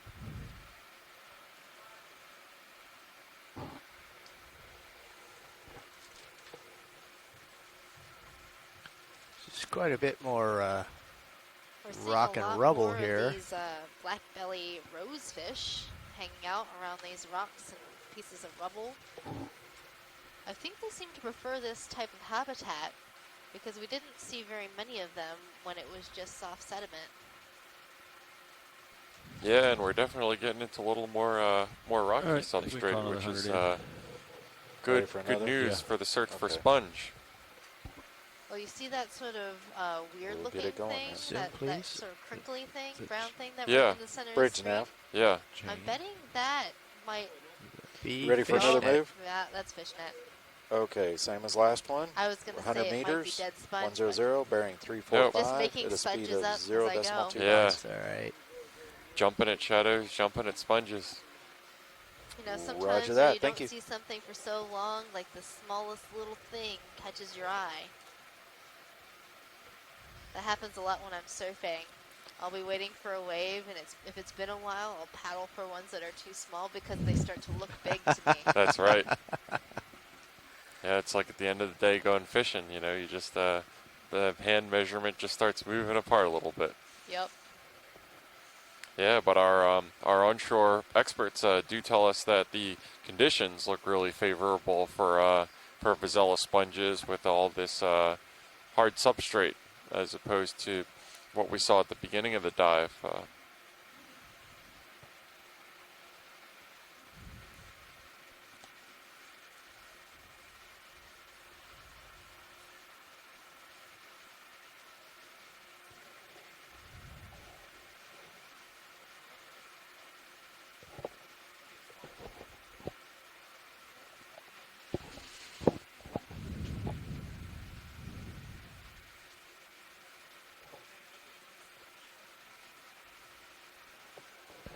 Much tether left.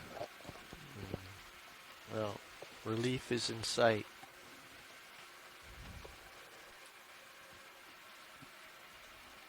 So, Pilot, are you seeing some pings on your sonar? It's definitely more, what's the word, rugose? More rubble? More rocks. We're waiting for the next move to get started here, and there'll be a new pilot along in just a couple minutes, and I think it's going to be more of this. The slope is starting to increase, so I think you're getting into the good territory here. Thanks, Pilot. That's good news. Yeah, so we're getting into a little bit more. The sonars on the ROV are identifying a little bit more of this rubbly terrain coming up ahead, as well as some more slope. So it looks like we're getting into more of the favorable substrate that was picked up as a hotspot on the DFO's predictive model, looking for the Vazella sponge. So we will keep our fingers crossed for the Russian hat sponge. These are salp chains, right? What these are called? Yeah. Salp.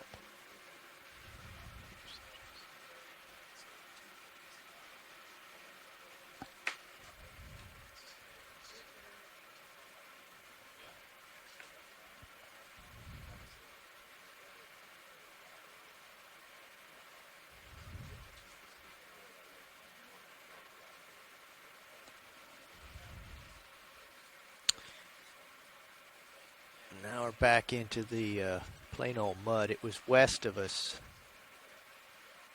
that the terrain became rougher. Let's go over here again.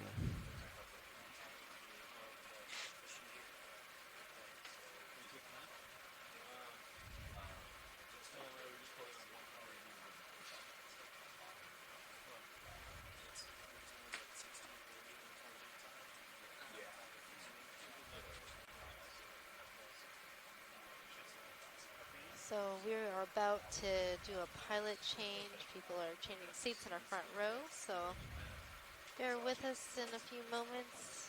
We might not be moving, but we are still headed up to our final waypoint. We have plenty of time left in our dive to keep searching for the Russian hat sponge.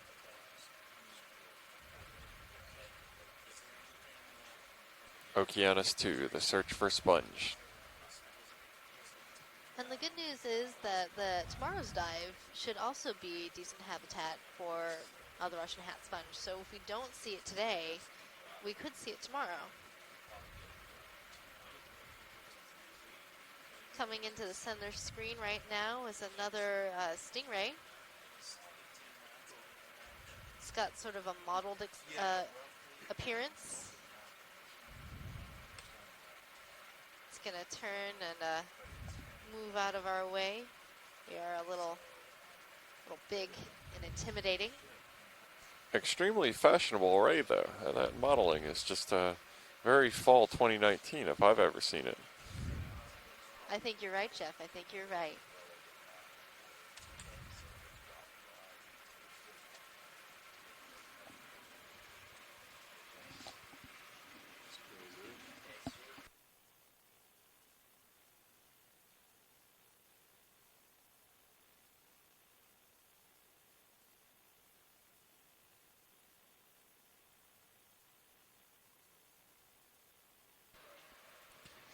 And it'll be really good to add these rays to our deep sea animal guide, because right now we only have 5 pictures of rays in the guide.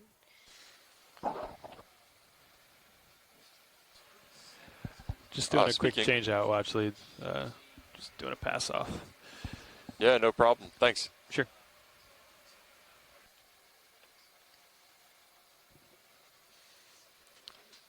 And when you say we in this this guide that you've been pulling pictures from during this expedition, Megan, what database is that? So this is the deep sea animal guide that is on the website oceanexplorer.noaa.gov, and this is a collection of images from the capstone expedition in the Pacific from 2015 to 2017. And it shows a bunch of different deep sea animals, and you can actually use this guide at home to try to identify what we're seeing while we're during the dive. So you might be thinking to yourself, well, if the animals are from the Pacific Ocean, how will they relate to the Atlantic Ocean? Well, a lot of the deep sea species can be very, very similar between the oceans. So even though you might not see an exact match for what we're seeing right now, you can actually get pretty close, maybe to family or genus. And the more we learn about how the deep sea communities between oceans are similar and how they are different, Gentlemen? the more we understand about the connectivity Co-pilot, between Nav. our oceans and between the waters in Pilot, different co-pilot. places. Expert That's shader, a separate Art but Howard. relevant deep connection, Megan. It sure is. Alrighty. So Nav, it's my understanding that we just got a 100-meter move in, but I don't believe I caught the bearing of that. The bearing is I really 3, like 4, that 5, relaxing co-pilot. position 3, 4, that those 5, scorpion fish tend Speed, to 0.2. favor when they are Great. curled up in a ball. It reminds me a lot of It's very my flat. greyhound back home. Okay, sounds good. So the squid just disappeared, like all of them, just out of nowhere. Sometimes I think fish have very similar personalities to dogs. And co-pilot, just for awareness, one of the things And similar I was passed intellect, down but don't tell is Fletcher I said that. along our Oh, I won't current tell. track, Don't you worry. I believe Pilot was Some the fish one are who actually noticed very it. smart, There's a and they undersea can cable learn how right to up do around here. things. So Yeah. I think So some we're not supposed to go any farther than behavioral that. Okay. scientists that's have been correct. training different animals to Sounds do good. certain tasks and to see how animals learn. And, you know, animals like chickens, you might assume that they're kind of dumb, but they can actually So learn ship's currently moving. associations Yeah, I'm and all pick lined out up. colors and shapes, With and the- fish can with the do bearing of similar that. things. Oh, sorry, that's a question for Nav, but I am on the bearing of that move. We are That's underway. another thing that I Pilot. learned today. We just started a 100-meter move 10 minutes ago. Copy that. So it sounds like they're looking for hard substrate. A lot of what is in front of me already has been well documented. I don't know if if you were in for the last shift, if you can confirm that or not.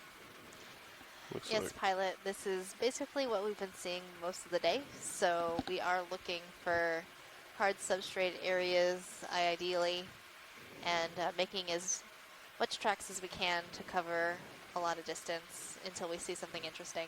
Copy that, will do. Feel free to call anything out if you see it. If not, we will go forward. Sounds good. Thank you. Watch leads now. Hi, Nav. Is there anything? Yeah, I just wanted to give you an update that we have about an hour and 40 minutes remaining in bottom time. 1 hour 40. Copy. Thank you. Yep. Did you copy that, pilots? Yes, hour 40.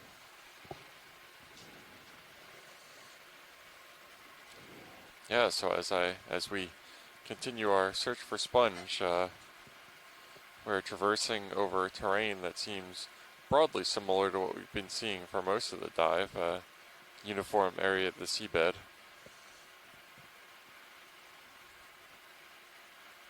And since we've been talking about connections so much, I also wanted to talk a little bit about the Aspire program, which is NOAA's Atlantic Seafloor Partnership for Integrated Research and Exploration. And this is a multi-year project and a multinational collaborative program that is focusing on raising knowledge and awareness and understanding of the North Atlantic Ocean. So these partnerships between different countries and organizations are really important to understanding our deep sea and to expanding our knowledge and manage our resources in the deep ocean. Sirius sonar. I thought that was real. Absolutely, I changed my Megan. head a little, and unless I'm mistaken, the Aspire program will be heading further east next year in 2020, in which one of the priority areas that we're going to be targeting is the Mid-Atlantic Ridge. At the higher frequency. Copy. Sure. And that would be the spreading center between what is the speed Europe of that and North America. The speed is 0.2 Yeah, so knots. here we have another terrible participant in the game of hide and go seek, but substrate is hard to come by in the deep sea, so. Well, it does look there's some scouring at the base of these Feel free to come in if you tube like anemones, and the fish seem to like those holes too. But this is a different fish from what we were seeing earlier, and I really wish I was better with my feel free to shallow let me know how much Atlantic time I have left there, co-pilot. fishes. You got it. Because I feel like I should know what this is. You got some time. Looking 50 degrees. Go ahead and take more zoom if you'd like. Yeah, hopefully our expert Javier on shore might be able to clue us in on what it is. Okay. Try and hold on the eye. I can pan to the right if you'd like to get a better view of the fish. Or hold there. Sure, go ahead. I'm coming down on the rotator a little. Okay, starting to pan. Coming over now. Coming down a little. Copy. Coming down a little. Got a little palm tree there. Continuing over. More. Copy that. Okay, I'll hold there so we get a full specimen. And digging back into my small bag of biology, but is that dark line running along the side, is that the lateral line of the fish, Megan? Yeah, that's the lateral line, which allows the fish to sense other things in the water. So it can use more than just its eyes. The lateral line connects it to other things that are happening in the water column around it. So it could feel vibrations from other animals and pick up on the predators or other food items that it might be interested in. All right, I'm going to go ahead and put on lasers if you want to come out so we get lasers on. Awesome. And Javier on shore, who is whiz on these fish from DFO, says that it does look like a haddock, but would require confirmation. And in this case, knowing what haddock tastes like, I think sample confirmation would be quite beneficial.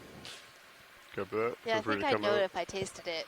So looking down about night. I was thinking it was a food fish, but I wasn't going to jump to conclusions. Coming back to starboard. Yeah, and about 30 centimeters long, appreciable size as well.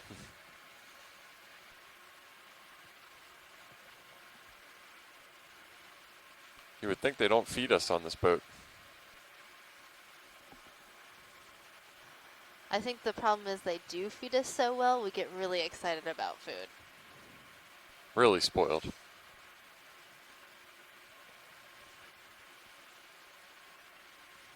As you push out, I'll come down a little bit more. Copy that. Follow you up with the rotator. Sure. Yeah, there was some discussion about fried avocado the other day that was really making me hungry. I've never tried it, but it sounds amazing. I've sampled that particular species, Megan. Can confirm. Add it to the database.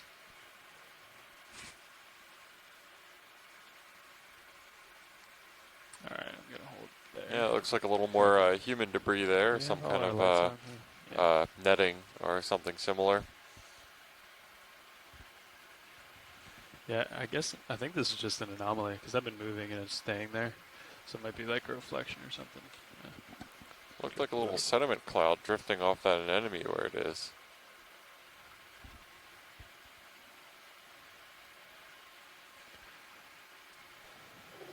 Got me at 48. Yeah, that's kind of weird. Yeah, Since on my the colleague port Barry starboard here those from lines, NCEI too. pointed out, So I could at I've least been believe glancing that that's like a at slant camera feed distance, number 2. maybe. That's from Sirius, the second higher up body of Looks like it's Deep the Discover, forward and there's almost like the closing the because square the box. lower lighting of Sirius casts relief on the seabed, and you can see some more subtle Yeah, I'm features looking that don't come 47 through in the uniform bright lighting flying of Deep config Discover now. that we use to identify explore. species and see directly in front of the main ROV body.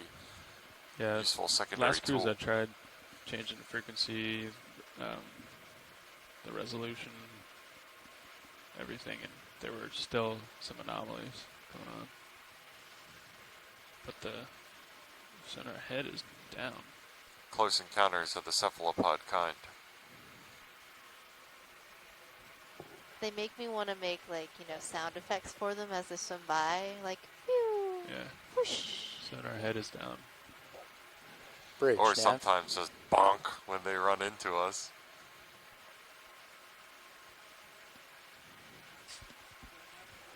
Is that is the current move complete? Yeah, Tina, one of our benthic bio experts, was suspecting that Copy was a that. Thank you. siphonophore that we saw drifting by in the water column a minute ago, and I think we saw a fair amount of those on the way down. So Yeah, the descent to the bottom today Seems was just covered in siphonophores. I feel trying to like there balance wasn't that an out a important little. time Sure. when we weren't seeing at I'm least gonna- one in yeah, a I think I might view. want to look at that. So There's definitely like a a bed siphonophore. of things on the ground right to your right, so you might want Oh, to yeah, look see at that line? Yeah, I can. I'm off to your... yeah, it looks like we've got another cable here on the I'm seafloor. gonna spin to look at you here. Copy that. Do you have a view of that? Looks like I'm lined up with it. Yeah, you can see Yeah. it there. So let's spin to the right and get a good eyes on it that way.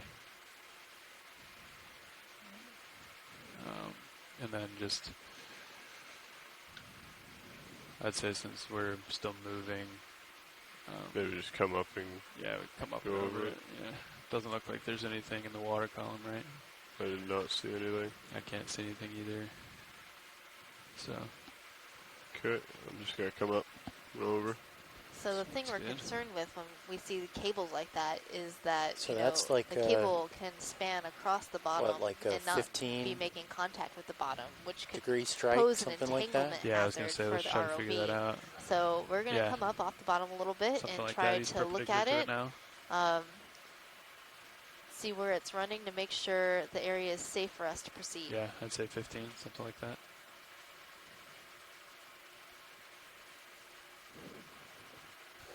Right. I'll Yeah, come the up and give you some coordination room. and Copy. technology required to Here, go ahead get and this push up continuous and over HD it. stream from the seabed is incredible. Controlling this two-body ROV from the top side is a delicate dance.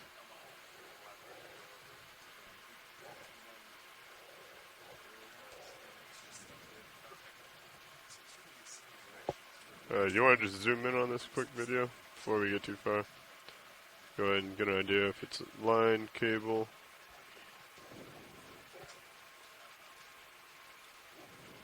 Look at all those little encrusters. Those anemones, little tiny anemones. Okay. That's exactly what they are. Feel free to They're come very out. small anemones that That have should be grown enough. all over this Thank you. cable that we're seeing on bottom. Now, Megan, Yeah, is co-pilot. the size Yeah, of I'm those just gonna anemones go limited ahead, to the come up, substrate come that they're over. growing Yeah, on? give it a wide berth there. Copy. Yeah. I don't Be think that limits advised them, that but I that think move this is is complete, different so we're species that probably we still hadn't been drifting a seeing bit, but before. well, not very And much probably. that's probably their maximum So- size, and they're growing Should I on put in that another cable move pilot, and that because way you they're can a kind of type get of over anemone that that line? likes Yeah, to I grow would say on so. very Alright. solid Make sure this hard Heros is substrate. definitely clear of it. And Yeah, that unlike sounds the good to ones that me, we were Nav, seeing too. that Good idea. seemed to be okay sitting in the sediment. And you probably can't get too much further that way, but we know it's like right here. So if you want to come like to the left side of the screen, you can always just lateral over. Going over. Cool, and when we were getting off bottom to Ooh, glide there's a over this cable big here, old skate. I also noticed a Bridge fish now. that was hiding out underneath So while we're waiting for that move seems video, like we a might try Like and to request a ship I move? understand think why I the have a fish little bit of wants room to the maybe One get shelter zero provided zero by them meters. too, but at the same time, Bearing as we saw with that 345 unfortunate fish degrees. earlier, the Speed consequences decimal for 2 knots. misestimating that are probably dire. We also have another skate or ray, it appears, Good copy, in Bridge. sight And, on the did seabed. we get a good video imaging of this species here, the skate?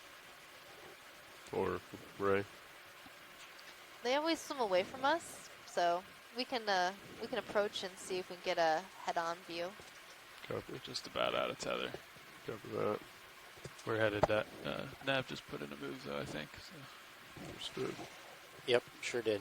Got some. We're headed that way, so no need to Rush it. rush it. Yeah. You want to come in for a snap? So we see what we're dealing with.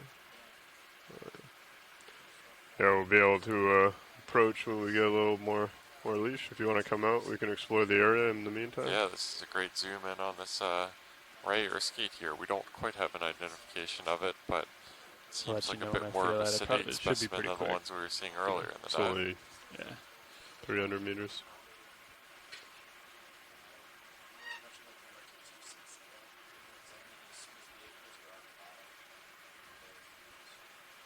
Might be feeling it already, actually. Okay.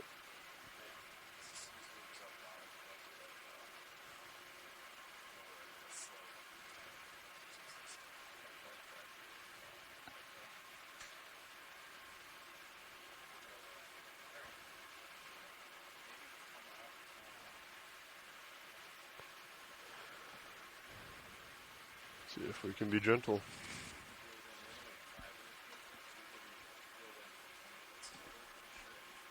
Sometimes they swim away if you like contact bottom near them.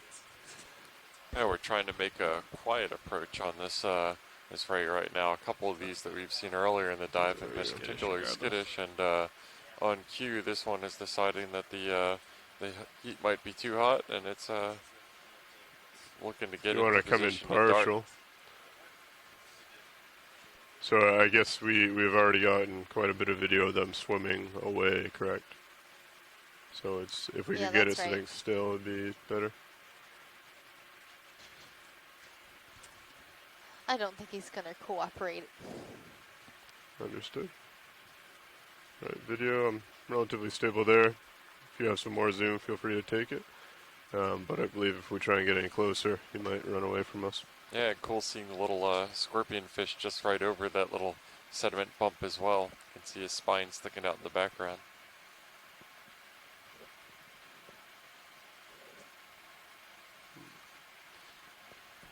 Come back for you.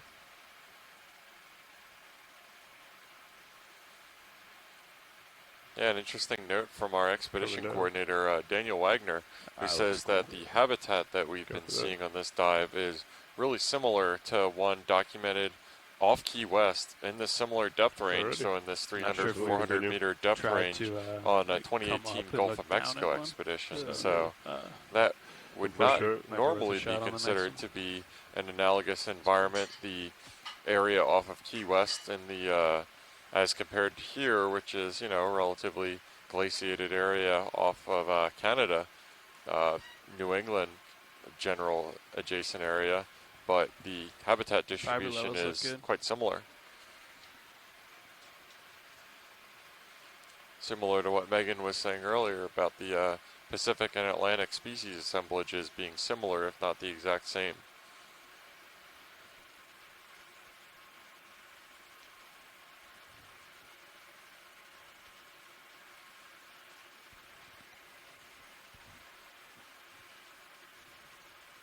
What do you have for Z-bias today?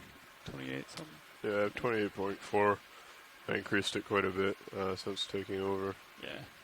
Some people just fly differently with it. Mm. And bottom sometimes determines that too, whatever the type is. Yeah, I noticed on like the sheer cliff face or the walls, I don't want to say it's useless, but the current shifting so much that it's really hard to get it dialed in. So you just kind of get used to flying by hand. Yeah. People tend to go light on the walls too, because you're just always floating up. Yeah. If you're on like a rock bottom, I usually get a little heavy, because even if you come down, you're going to be doing that a lot for stable shots, and you're not going to kick up a lot of stuff. It's a cool shot.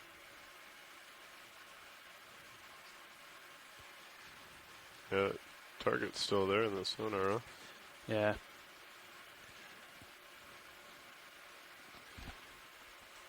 Just chasing something we're never going to get. It's the carrot in front of the horse. Yeah. And I'm assuming we've already gotten pretty decent video of the squid in the water. Could always get better, Lars. Always get better. Definitely a great dive for cephalopod lovers. How far was that move, Nav? Can't get enough of these squids. No, Squids for days. I think we'll retroactively name this dive Short Fin Squid Ground. Yep, that's probably a better name for it at this point. We're about a third of the way through, co-pilot. We are getting a lot closer to our end point of our I transect. think we're well clear of that line. I agree.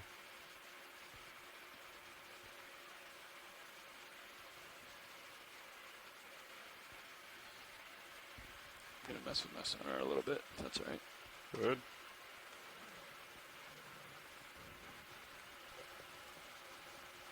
There's another It should be siphonophore in the roughly water 25 column. meters behind us. Pilot, could you pan left over at that squid and that crab we're interacting? Coming back to the left. No, never mind. I thought they were doing something together, but I don't think it was too much. Copy that. Sorry about that. No worries. I'm just turning the gain down so we don't get all those points into here. I almost wonder if it's a squid. Do you think? I feel like it'd move though. Yeah, it's pretty consistently there. I'm with Andy. I'm a little confused on these because it couldn't be slant range because it's so flat. That slant range would really be a circle, right? Yeah. All right, I'm losing you a little. Yeah, I'm coming back over. Came over to just about north. You might have Here's to. what feels like a stupid question for you, Megan. 340. Come all the way around. If squids move by traveling backwards, how do they know where they're going? Well, they have really good eyesight. You see that they have very, very large eyes. They have a bit of a larger view than we would of our surroundings. So I believe that they can see almost in front of them. That's impressive. But don't quote me on that. I might be wrong. But I know they do have very good eyesight. Too late, already quoted. Oh, man.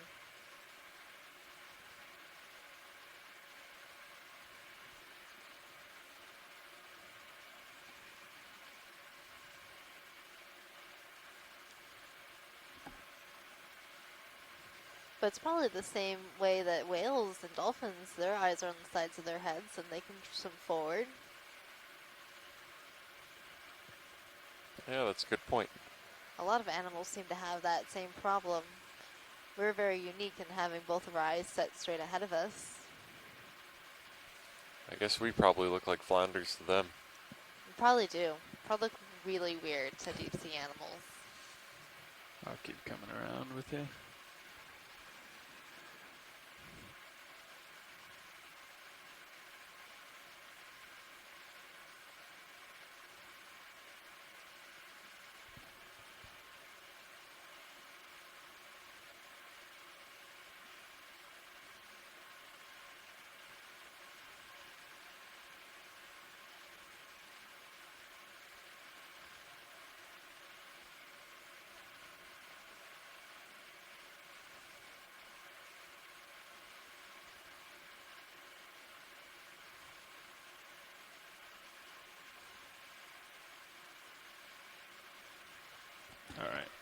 Do we have any samples, Nav?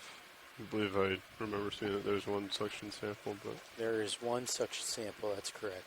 after that, So scientists on shore, jar 2. jar 2. And just do we have wanted to anything ask in the, you if there the might be boxes? anything we would like to Negative collect on the from this boxes. area. I know we were sort of hoping to get to the sponge grounds, and we still have a bit of time in our dive.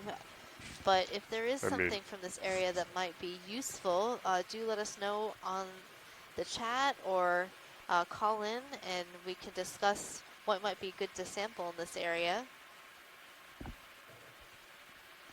Preferably something that will stay still. That's not a, well, I guess still makes it easier, but challenge could be accepted. I don't think we're catching one of those squid. Yeah, so today we only have one sample that we collected at the very beginning of the dive of one of these little curly Q type of things that we've been seeing across the bottom that we believe might be a type of foraminifera, or About a halfway. single-celled organism. Gotcha. That is pretty abundant, both in the water column and there's a feeding. in Do you want to zoom in on that video? There you go. So we just witnessed a squid altercation.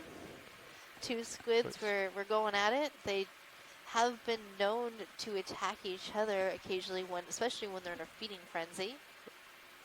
Or maybe they just had a disagreement. I believe that there was a smaller, I think it was a feeding event. There was a small fish that they were both going for. Yeah.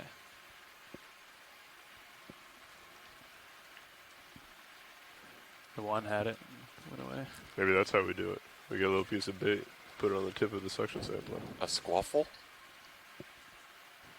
That would be a fun experiment.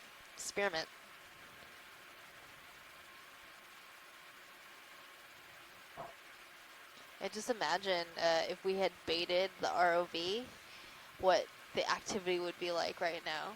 Have you guys ever done that before? I believe the idea is that we're trying to collect as much unique and kind of true knowledge that we can about the areas that we dive in. So we try and be as uninvasive as possible. I mean, we're already bringing down a lot of artificial light and all that, and I think if we were to put bait on the vehicle, it would affect the environment in a negative light that we wouldn't always want to do. Yeah, that makes sense. Just got relayed from the pilot that, generally speaking, in so many words, the operations try to keep as relatively faithful to the environment as possible. So doing some sort of baited operation would maybe not get the normal representation of species that would be present in the area, barring delicious available food. Well, that's also, since the ROV is moving around, it could be a danger to the organisms getting attracted to that bait if we're trying to move and we keep moving the bait. Baited camera systems are often used in deep sea environments to census some of the top predators there. And so they will drop baited camera systems down and record the first arrivals of animals to the bait, and the moment in time where we see the most animals attracted to that bait. And that can be really useful information to people studying top predators and the response time, and also being able to estimate the populations of these organisms in the area.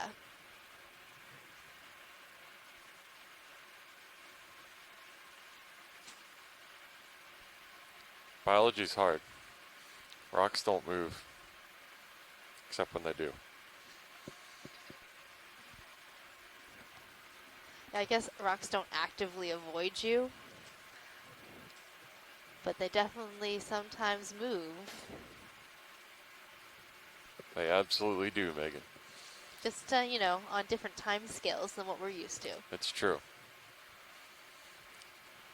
Yeah, fish are more difficult. As a friend in the fisheries field used to say, counting fish is like counting trees, except they move and you can't see them. So slightly more difficult.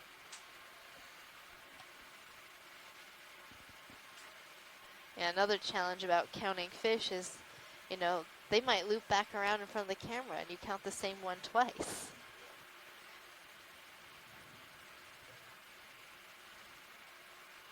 Because I'm pretty sure the squids that are following us are all the same school, and it'd be interesting to know if we keep seeing the same individuals coming in front of the ROV, or if they learn their lesson and they stay up in the water column.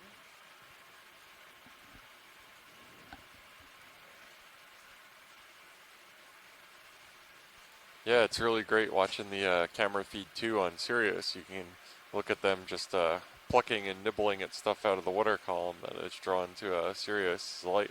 It's quite a show.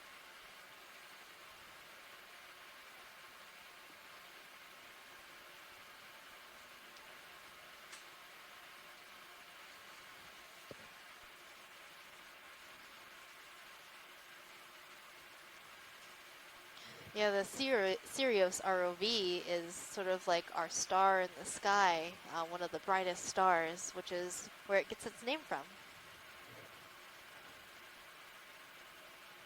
I was wondering that actually.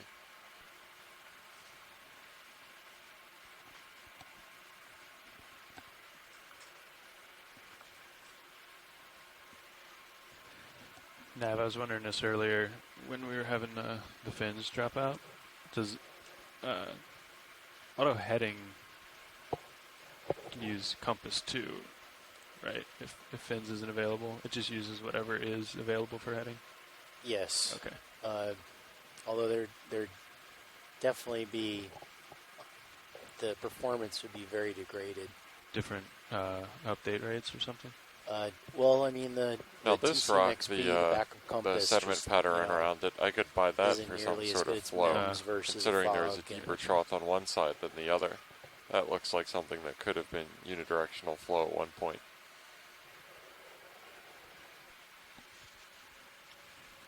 And again, watch leads. If you see anything of interest that pops out, let me know and I'll stop and take a look at it. If not, we'll just keep trying to make it to hard substrate. Roger that.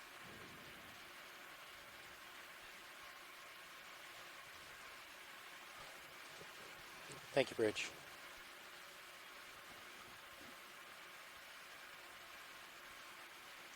I'm just going to hold my head. Yeah, I'm coming back. So that's that move complete, pilots. If we keep going at the current rate, we should still be about at least 200 meters shy of that undersea cable, kind of like the worn-off zone that we identified. So we could continue on at this bearing and this rate, you know, and complete the dive.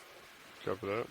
Yeah, I think that's fine with us, unless there's something that looks more interesting in the bathymetry one way or the other. But copy. Sounds like they already had a waypoint in mind. All right. Well, then I'll call another move in then. Sounds good.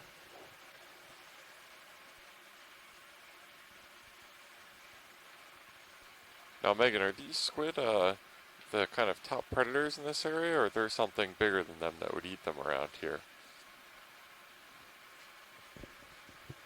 Well, I definitely think there's probably something bigger that's going to feed on the squids. We are relatively Bridge, shallow, so there could be sharks Like to request a ship and move? rays in this area. There are also larger fishes. 100 meters range. Too, that might feed on Bearing the squids. 345 degrees. Yeah, I was Speed, just thinking 2 knots. the light attracts the krill attract the squid. What do the squid attract? There sure are a lot of them. Good copy, Bridge. Probably people being I the try to number kill one. a few of my lights here, just to see what that does. If that's all right with you. Sure. Go ahead. Remember earlier you were asking me about the light and if we might be able to see light down this deep. And the answer is you might actually be able to see some light. We're still relatively shallow, so it's not completely black down here. Some light does penetrate to these depths. And you'll notice that a lot of the animals have relatively large eyes. Thanks, Brian. And that is because they use their eyes to see, because they are somewhat visual predators. Unlike the fish that we were seeing yesterday, living at 2,000 meters, who would never experience any light. And the squids definitely being one of those visual predators that have large eyes and can see very well. Yeah, that all makes sense. And I know there are names and general ranges for the light ranges of the ocean, but all of them escape me except for aphotic, which is no light, which would have been where we were yesterday. What are the rest of them?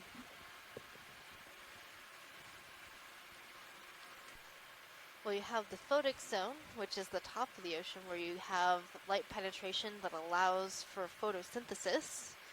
And those are, that depth can vary depending on where you are in the ocean, but is generally in the top 100 meters.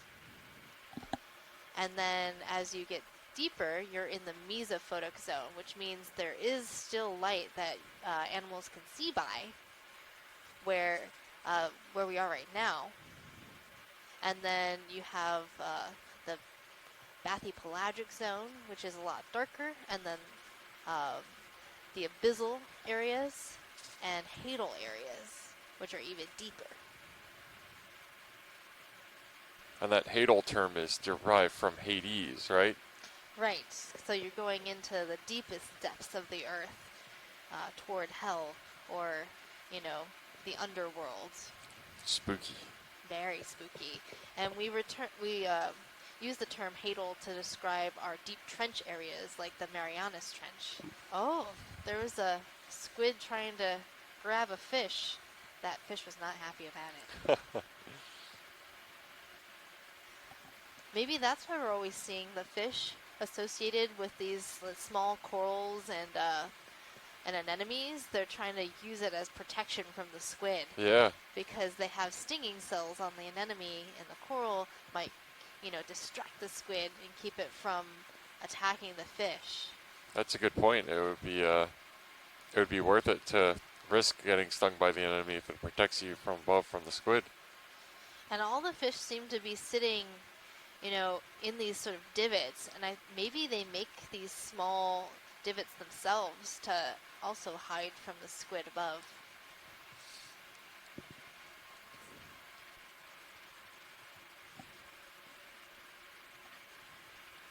The squid are pretty hardcore, you know? They're just in it to win it. And we're just bringing a whole posse of them with us. That's why all those other fish look so grumpy. Though I do bet that monkfish would definitely eat a squid if one came a little bit too close. That mouth can open really wide. I would love to see that in action. That would be pretty great.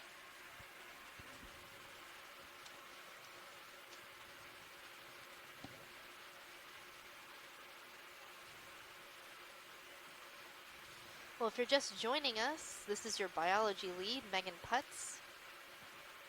Yeah, and this is your geology lead, Jeff Obelts. Welcome to the Deep Connections 2019 expedition, exploring the Atlantic canyons and seamounts of the United States and Canada. Right now, we're diving in an area that we dubbed the Vazella sponge grounds. However, we have not yet seen a Vazella sponge. This is dive 3 of our expedition, and we're excitedly viewing a giant school of squid that's been circling the ROV for the entire dive, along with soft sediment community full of sea pens, sea anemones, tube anemones, crabs, and various fishes. Yeah, you know, and the first 2 dives of the expedition, we had targets from DFO and other agencies that are hoping to see. We had really good luck with them, so it's only appropriate that we're not going to win every time we dive. And considering that, and then also the fact that we had to shift our original planned dive track to accommodate the location of a submarine cable, you know, don't get too attached to your plans, as they say. They have to change, especially when you're collecting data out at sea. That's very true.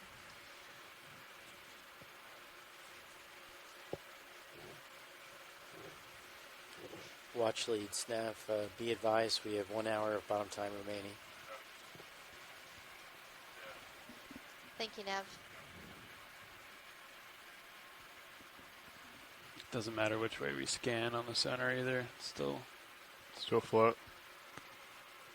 Oh, as far as like, yeah, that's true. Yeah, well, both, I guess.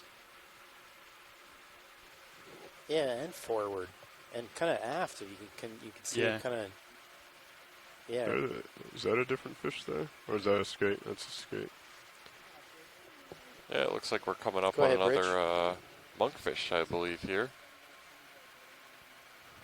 Okay, squids, come on by. Let's see if we can get this monkfish a meal. Yeah, it looks like all the squids are we've already staying seen by at a Copy that, Bridge. relatively Stand by respectful moment, distance, unsurprisingly. Yeah. Pilots, did you hear sense. that? We I did, did not. yeah. Okay. I did. Does that work? So Yeah, you that's said okay. those are related to anglerfish, right? Bridge, you can go ahead And and anglerfish execute the really take advantage ship of the stop bright and light heading to try to change. attract things to it. When this monkfish looks like it really blends in with its environment really well. And So you're thinking of that midwater anglerfish that has a bioluminescent lure. And because it's living in a zone of the ocean where there's very little light, having that bioluminescence can help attract attract prey items. Copy that. Video to the anytime. fish. Feel free to lose the skids. But this type of fish is more of an ambush predator, sitting on the bottom, trying to blend in and Go ahead, be Bridge. very inconspicuous. And can then use its lure to try to attract Standing prey by. in front. But is saying, oh, look, I'm just sediment. Look at this tasty little meal right here. classic trick.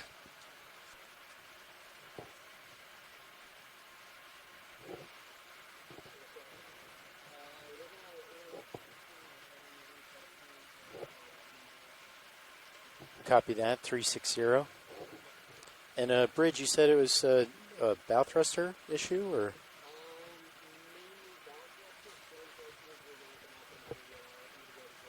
Yeah, it definitely looks like the dominant filter feeder in this area is these sea pens by far. Definitely haven't seen any anemones around, and maybe that's related to the entire lack of hard substrate in this area.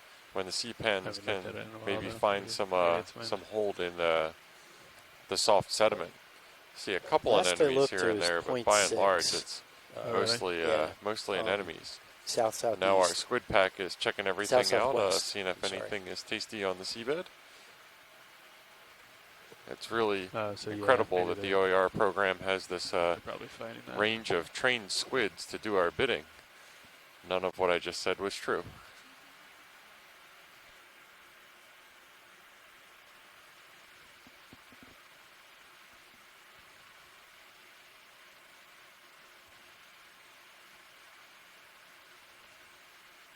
Getting pretty far out there. We got coming back around. We've got enough leash to explore out that way. Copy. Hopefully we'll get another ship. Get that ship move continued here in a little bit.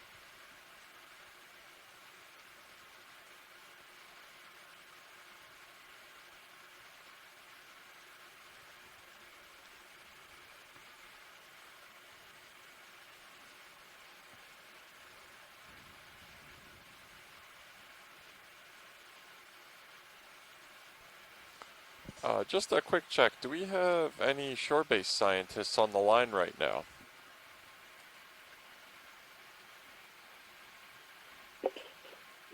Hi, Jeff. Yeah, we're still here at the BIO. Great, okay. Just trying to make sure that our connection didn't drop since we've been having some issues with that.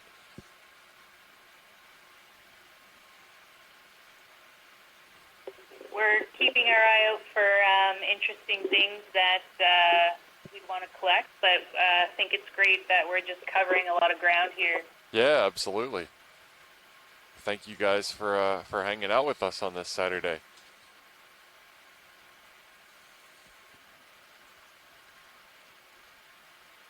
Completely unrelated, but Labor Day is not celebrated in Canada?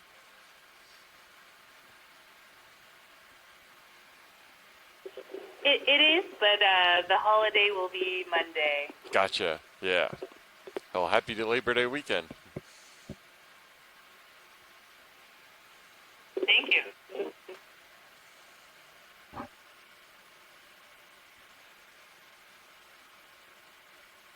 Any current down there? Oh yeah, there's a little bit. It's kind of moving west to east. But pushing 45, 50 over lateral and I can fight it.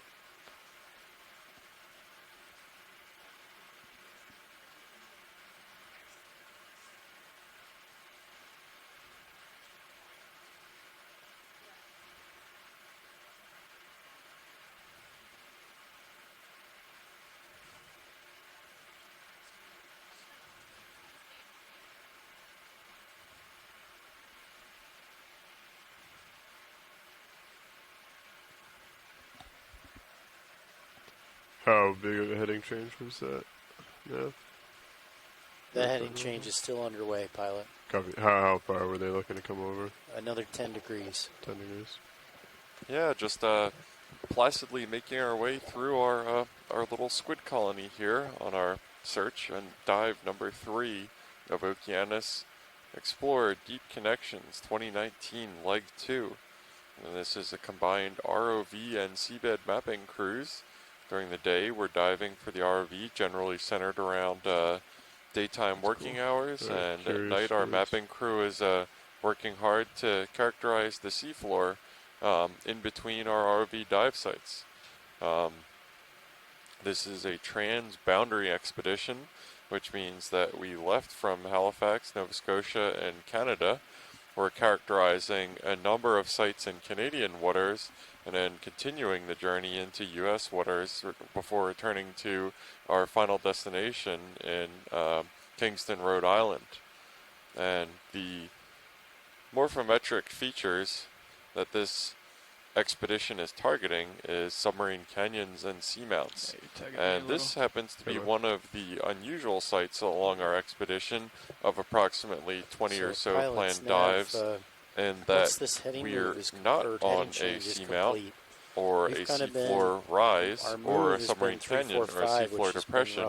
We're kind of at the head of submarine canyons right now, and investigating predictive habitat models from DFO concerning the presence of Vazella or Russian hat sponges. And so, thus far along this dive, we haven't sighted the Russian hat sponge. We've seen a number of other really interesting benthos, including the sea pen that you see in your view right now, scorpion fish, which are little curled up in cute little balls that you see on your screen right now as well.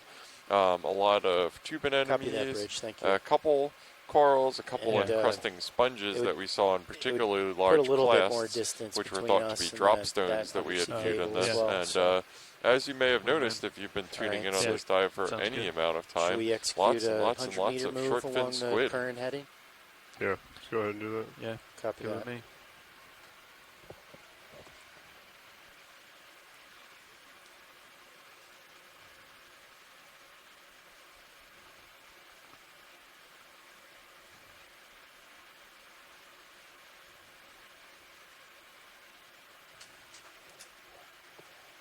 Bridge, nav.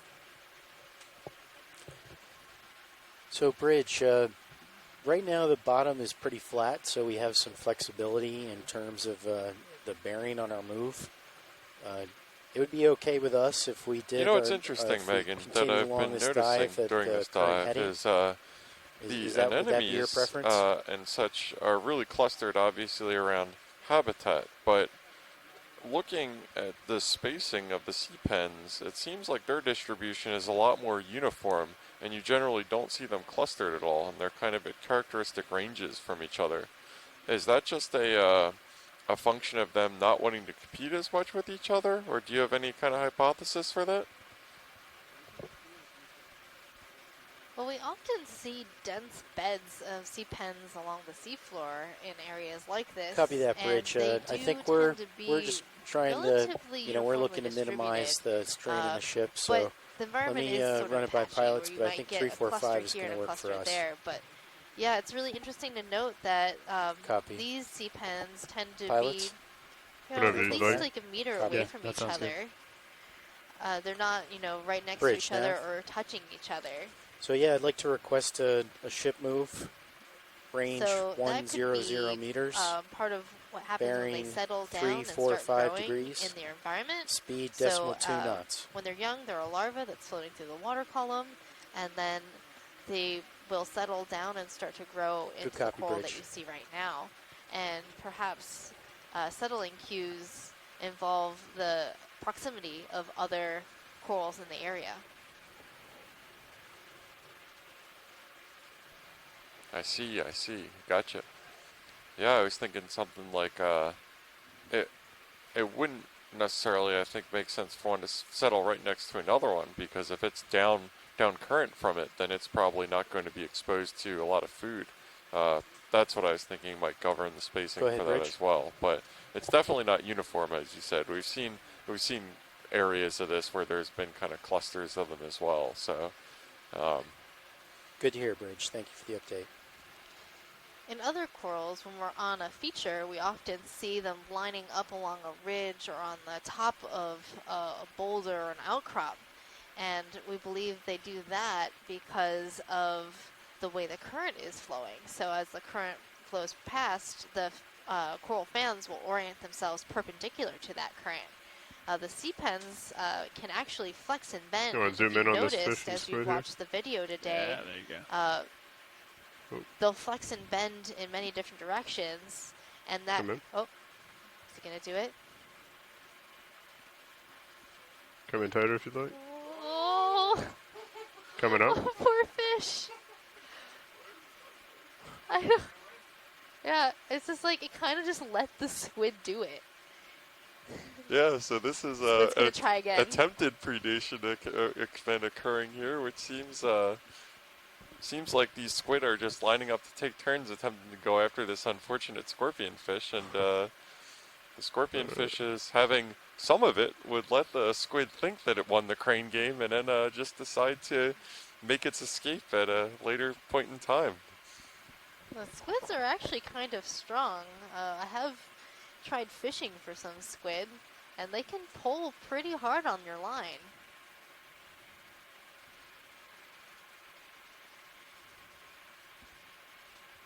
Well, we saw what kind of fishermen squid were, I think, a minute ago, and obviously they're very successful as a species, but those couple were not having luck with that particular scorpion fish.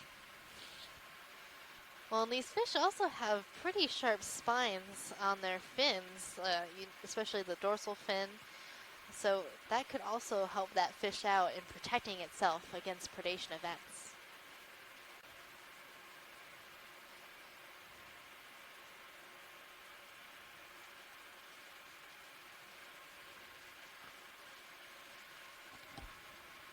And so the little orange fish you're seeing, I just learned their common name is the black belly rosefish. So that's pretty cool.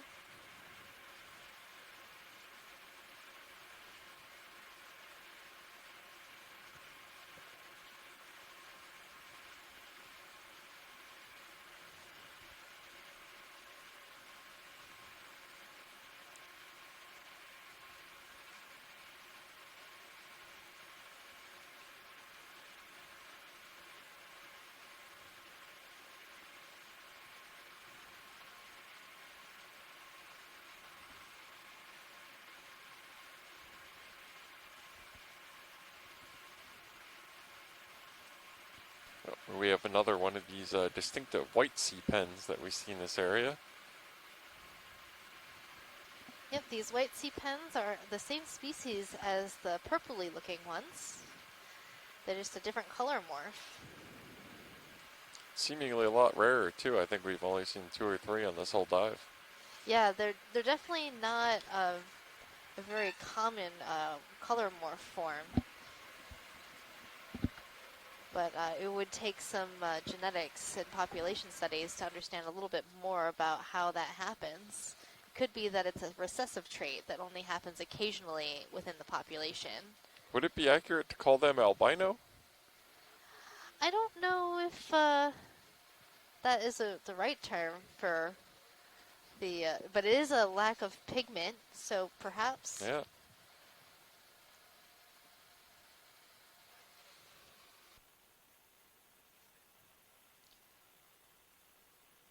Before I got interrupted by the squid-fish interaction that we were observing, I was talking about how the orientation of these sea pens rotate, and they often will do this in order to rotate perpendicular to the current in order to better capture food particles floating by in the water column. Because these animals live so deep, they don't have photosynthetic zooxanthellae like shallow water corals might. And that means that they're 100% reliant on capturing food out of the water column to feed.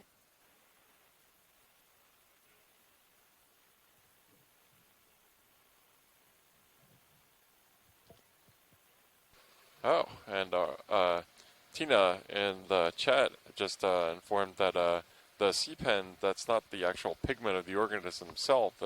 That's color of sclerites. And is that the actual skeleton, kind of the same way as coral? Is that correct, Megan? Well, a lot of corals have sclerites. Those are, small parts within the flesh of the organism. And we can use those they're sort of like the spicules in the sponge. And they're usually pretty unique across the different species, so they can be used to identify genera and species. Biology is confusing, Megan. Well, some could say the same about geology. Especially when you're like, well, it could be anything. Everything just got all mixed up. Well, that's what makes geology great, is you can't be wrong.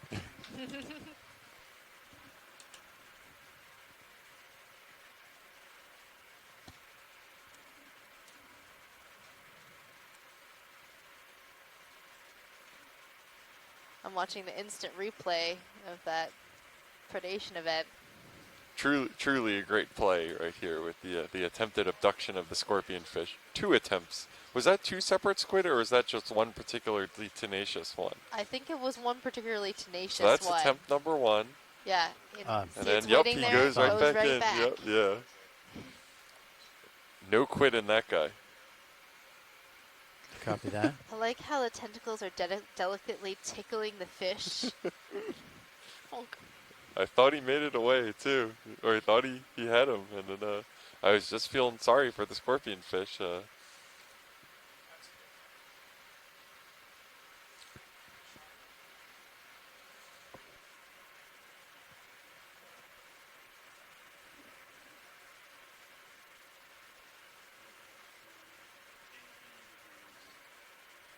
Copy. Okay. Going to push forward then. Looks like I'm aligned pretty well.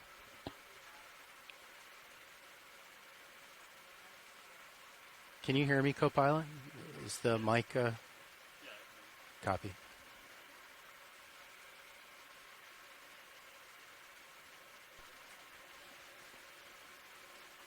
So were they going to... We put in a new move, right? They're not continuing the old move? We put in another 100-meter move, right? We put in a new 100-meter So it looks move like at 345. we're back in a bit of tube and enemy country, mixed in with our ever-present sea pens and squids. We see a couple of those crabs who seem to like to hang out and scavenge across this area. Thought it was something new, but maybe copy. not. Sorry. Just something other than a squid. That's what, yeah. Okay, I'm going to push forward. Sounds good. Yeah, I've got you at 70. I'll just follow you up as you push out. Copy that. And I won't change my head unless I let you know first. Copy that. If we need to. Hey, is DFO on the line, Lindsay and all? So we're coming up on the end of our original planned dive track, and I think what we were talking about in the dive planning meeting is that if we have that and there's still time remaining, that we would start crawling along the contours instead of across them like we're currently going. Do you guys have any preference for whether we start bearing east or west when we get to the end of this line if we have some more time? Okay, Hi, looks like I'm starting to I stretch think out you a could little go bit to better. the east, but I'm wondering if either you can see any hard bottom in the sonar or what the backscatter data says. Yeah, we'll cue that up and look at that. I think we've got the backscatter data. This is the sonar. Yeah, we're looking at the sonar right now. It doesn't look like too many reflectors within our range, and this is 50 meters, Megan, is that correct? I think so this is the Sirius, the larger one, and it can see further, and then the half moon one is the ROV. Squid are fighting over something over there. Yeah, but we're not seeing any hard targets out in front of us right now, and then on the backscatter, to the Maybe it's east that, is where we have disturbance right in front of us? Yeah. more of a lighter area indicating possible hard substrate. So Just about we were at the end of your thinking tether east there. might be Copy the that. better way to I'll go. slow down. Okay, that sounds Maybe great I'll mosey a to little bit us, over and I more guess to you starboard. can't go any shallower than the Yeah, sounds current good. depth, right? That's correct. 300 meters is pretty much the shallowest that we can go with the vehicles. All right, to the east sounds good. Okay.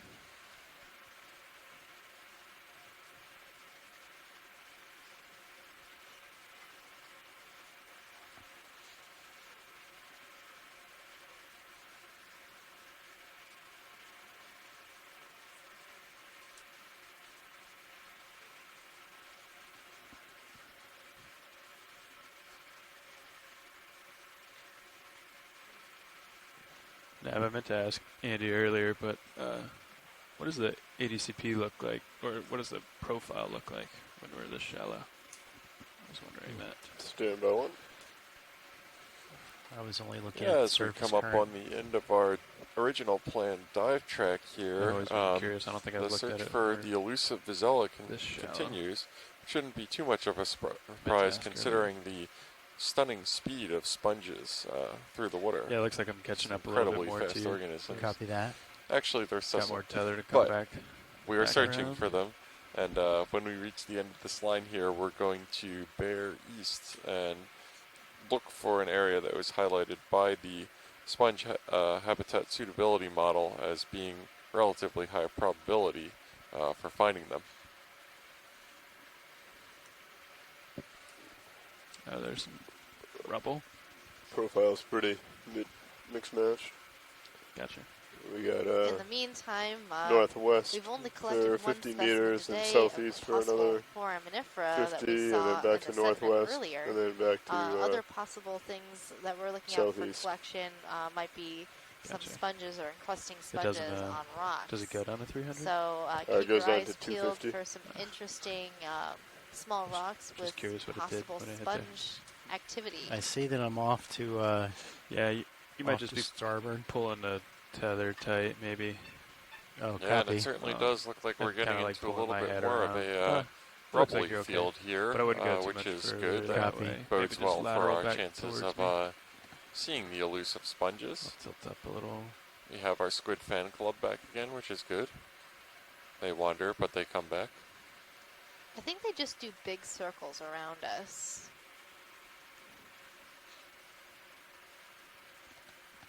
Andy found some rocks.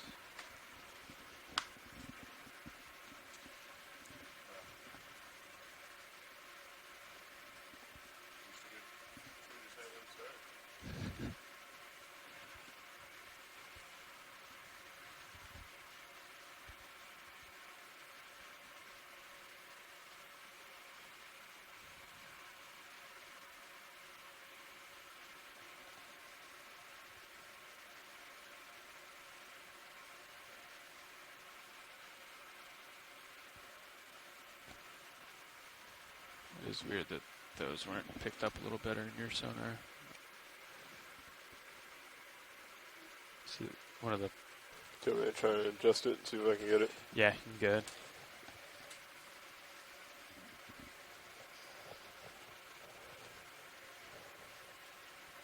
Have to gain down a little, contrast up, I believe. So Jeff, what made you interested in studying geology? I caught back up to Andy, so we're looking good now. Copy that. That's a good question, Megan. So for my undergrad, which was in marine science, we had to take all 4 of the disciplines of marine science, main disciplines, which would be marine biology, marine geology, marine chemistry, and physical oceanography. So by the time of my sophomore year, when I had to make a decision on which one it was, and believe it or not, it wasn't geology that reeled me in first, it was deep sea biology, which is what I was interested in as a kid. I kind of made the pragmatic decision and realized that I like marine biology and marine geology just about equally, which is what I did, that I would have a little less competition in the marine geology or geological oceanography field. And so that's the way I pivoted. Pick up the rocks a little bit better now. Since I started with it, Increase the I've resolution to just high gotten and into it played more and around more with and the games and not regretted it sensitivity. a day. Well, It'll maybe be except moving for a the little last couple slower, of but it days, should be a little more that's accurate. this is outside of my normal job Copy. spectrum. So, yeah. I guess that sort of explains how you know so much about the biology. Yeah, it was a little bit of especially I think the books that fascinated me as a kid were a lot more of like the hadal depths and stuff that you were talking about there, and the really eerie looking viper fish and anglerfish, and those really fascinated me as a kid. And also invertebrates, just because they're as far looking from us as animals get, really, which is very, very weird in general. Well, those viper fish and angler fishes that are pretty eerie are often found in the water column, and so we do have 3 water column dives scheduled for this expedition, which means that we have 3 opportunities to be able to spot one of these fishes that you were so interested in as a kid. And gulper eels, those things are pretty crazy too. Have you seen the gulper eel video? No, I haven't.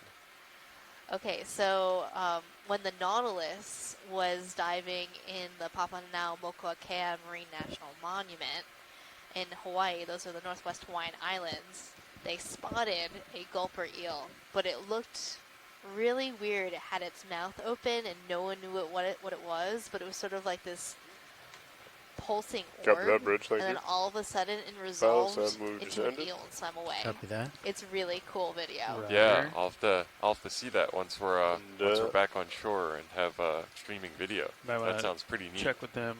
So you where might they wanna hear go. some people talking about different ships doing the same kind of work that we're doing out here. We are a NOAA vessel, which means that we're associated So to with use the Z-bias to give me a little more upward vertical thrust, with NOAA, and that would be our counterclockwise. crew is Copy. made up of the NOAA Corps, so those are the people who are actually driving the ship, and we are government funded. So we're the one ship that is 100% dedicated to ocean exploration, but we're not the only ship that does deep sea research. So the Nautilus is another ship that has an ROV that does exploration similar to ours, and also the Falcor has an ROV that does similar explorations, and they also live stream their dives. So if you're really interested in deep sea biology or geology and what we're doing here, but we have reached waypoint 2. I was wondering if we wanted to you move might east want to of look here. into Wanted some to of those confirm that. other programs that might be diving at that time. We have arrived at waypoint number 2, and we were looking for the next move. I had overheard the call where I believe you had said you wanted to move east. Is that correct? East is correct. Thank you. Excellent. Sounds good. We will move east. Great. But before we do that, and the Okeanos see if they want to go along the contour, if they want to go east, because east technically would put us deeper. We usually don't want to do that. And a lot of times So I we think do they really want post to go about like their northeast along explorations that in contour. similar areas where Honestly, we're this is exploring Nav. on our website, Speaking. oceanexplorer.noaa.gov. We'll head northeast along the 310 contour. Great. That works out great for us. Appreciate it. Thanks. Just about at the end of the tether there, but no tugs yet. Copy that.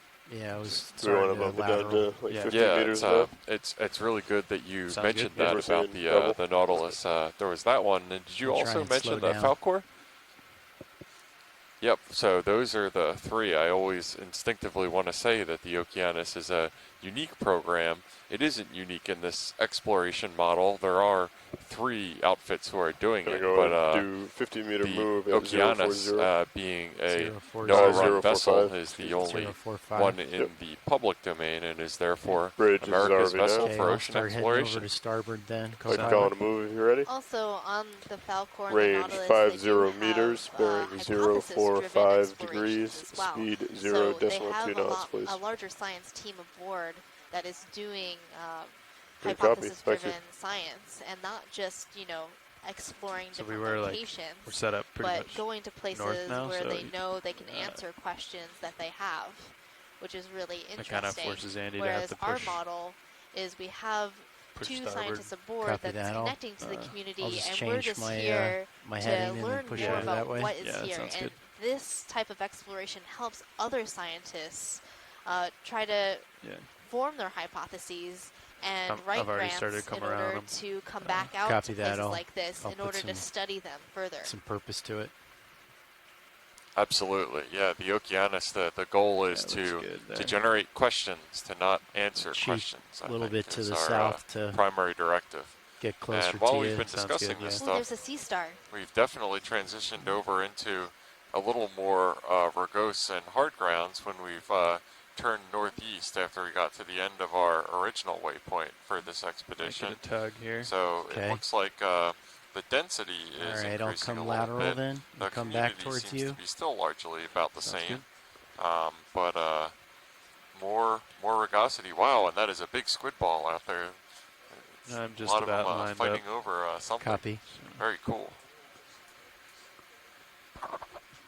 Well, Mike Vecchione had called in earlier and said that sometimes these squids will attack each other, especially when they get into a sort of a feeding frenzy. Okay. So So maybe if you're we're lined seeing up, some then Yeah, that squid looks good. altercations Should be good now. happening in the water column here. Yeah, I've seen the Black Yeah, we've Friday got some tether videos too, too. so It's pretty copy. crazy when Good to they go. just offer deals that good. Oh, sorry, we're talking about squid.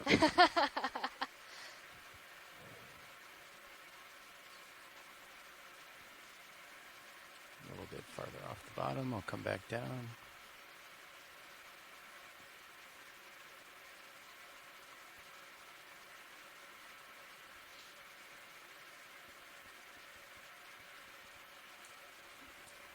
Now, when are we going to try to come off bottom? I guess Dive Soup hasn't been in the talk. He passed down to me that he wants to come off at and adjust to 260. By the way, Nav. Okay.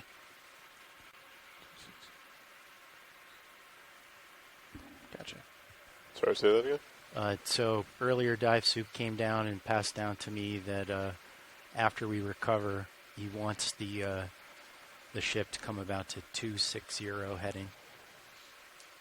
After we recover. After Yeah, we well, come off bottom. After we come off bottom. Okay, copy that. Man. A lot of squid. Did he mention how long he wanted it to take to do that? Or are we just going to... He kind of said gonna gradually come about. Pilot, can we Okay. get a close-up of one of those pink anemones for a beauty shot? Absolutely. Thank you. We have 26 minutes left on bottom. Copy. And then that includes any time that we'll want to. Great. Thanks. Okay, I'm gonna come around, sit down. There's one right under my port toe, so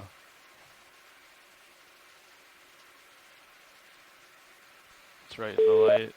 Yeah, we're just good. settling in right now to get a nice pan over these anemones that we've seen in some abundance during this dive.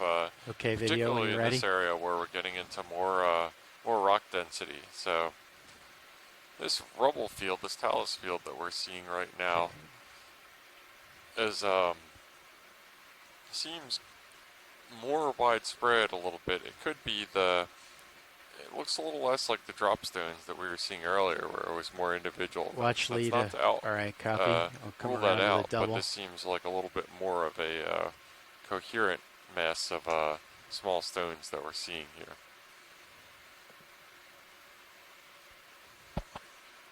Well, these rocks also look darker in color. Perhaps they're mafic. I think that is entirely possible. Absolutely.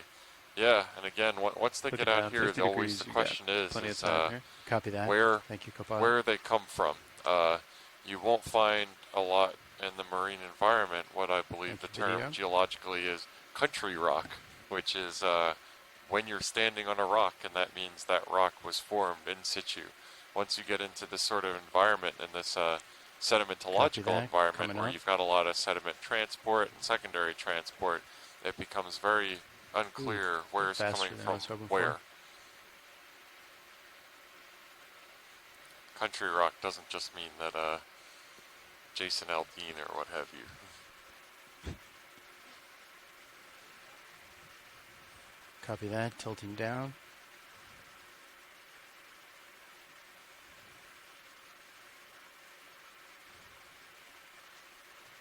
I think deep sea animals prefer the first kind of country rock. I'm not sure if they would appreciate the second.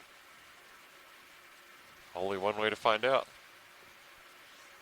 Well, these anemones don't have ears, so might be a little different. Yeah, they might not just mind it. Copilot, am I not pushing down hard enough, or I'm still kind of moving laterally? Yeah, might have to give it a little more. I think so anemones I'm right can be above actually you too, pretty so the tether might be difficult like to kind identify just by looking at them. A lot of the identification features are inside the body. Okay, watch lead. We have to anemone. kind of move on unless you want to loiter in this area more. I think video got exactly what they needed. Great. Thanks. That's interesting. So you have to actually do some sort of sampling and collection to identify anemones. Come about to 4-5 and push out. You're looking at the mesenteries in the anemone itself and counting tentacles and looking at microscopic structures in order to make identifications. Mesenteries. But we're like a gliding over a little monkfish there. So fish like to use areas of soft sediment like this for feeding, and also shrimp, the squids seem to like to use this area for feeding as well, which is why we're probably seeing such a high abundance of squid and fish.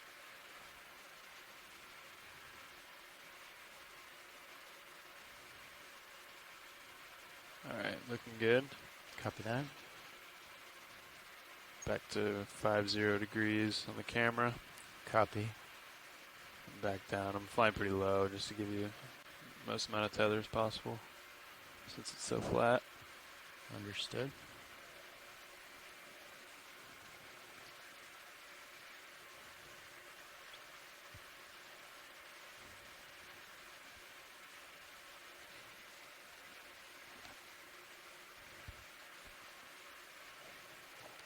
We have about 10 more meters left in that move. You guys looking for another one right after? Sure. Works for me. This direction feels comfortable? Yep. Yeah, works for me. That was a close call. These squids are coming pretty close. Coming in hot and heavy. Oh! This one is posing. Now, I think it'd be really cool if one came and put its tentacles over the camera. Oh, yeah, yeah. That would truly make Squidder Day. That would make video happy though. We'd have to clean that.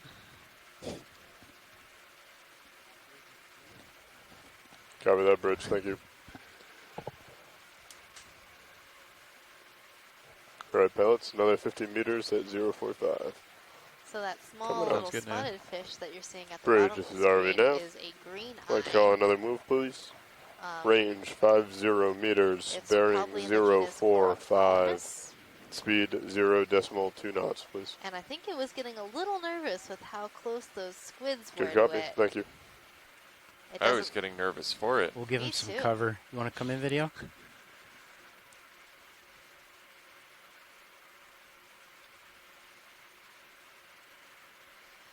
So they're called green eyes because the light from our ROV reflects this green color in its eye. That's very good timing on the zoom in. I think it's abundantly clear why it's called green eye now. Really nice iridescence on the fins too. Yeah, they're usually pretty easy to spot because our light reflects off their little bit too scales much. so well. Oh.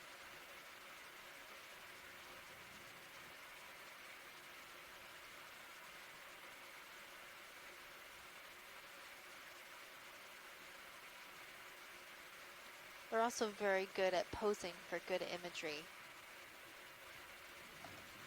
I'm definitely getting that memo.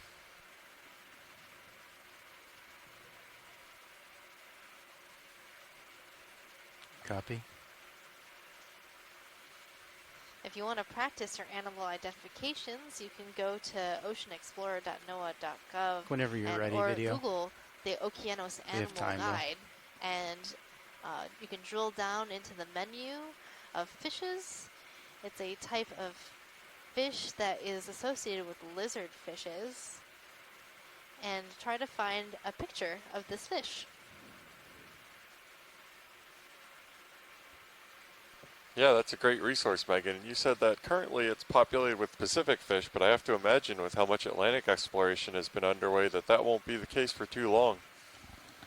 No, so one of the things I'm going to do during this expedition is collect all the imagery captured by our videographers and take it back to the lab in Hawaii, and we'll sort through that imagery, selecting the best images Thanks for that of quick these view of the animals skid, in so it order just to helps me create orient. the Atlantic portion of the Deep Sea Animal Guide.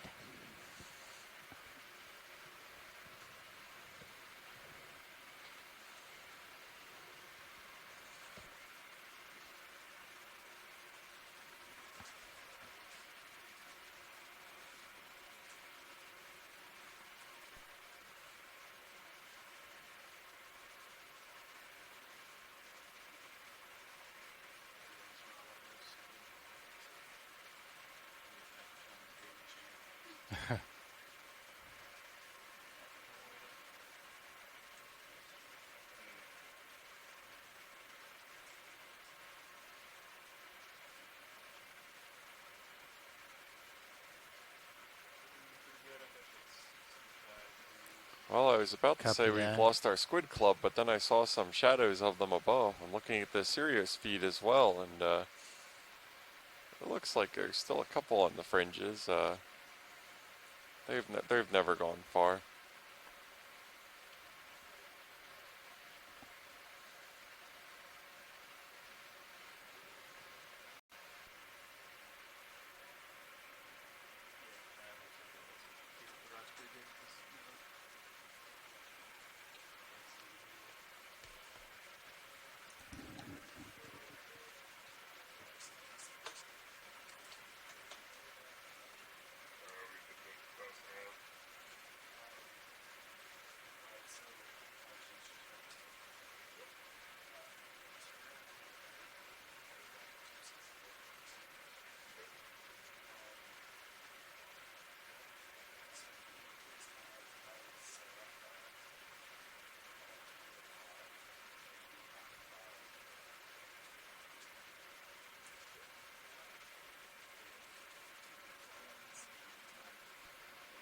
There's a solitary anemone and some little scorpion fish among just, I would venture to say, by far the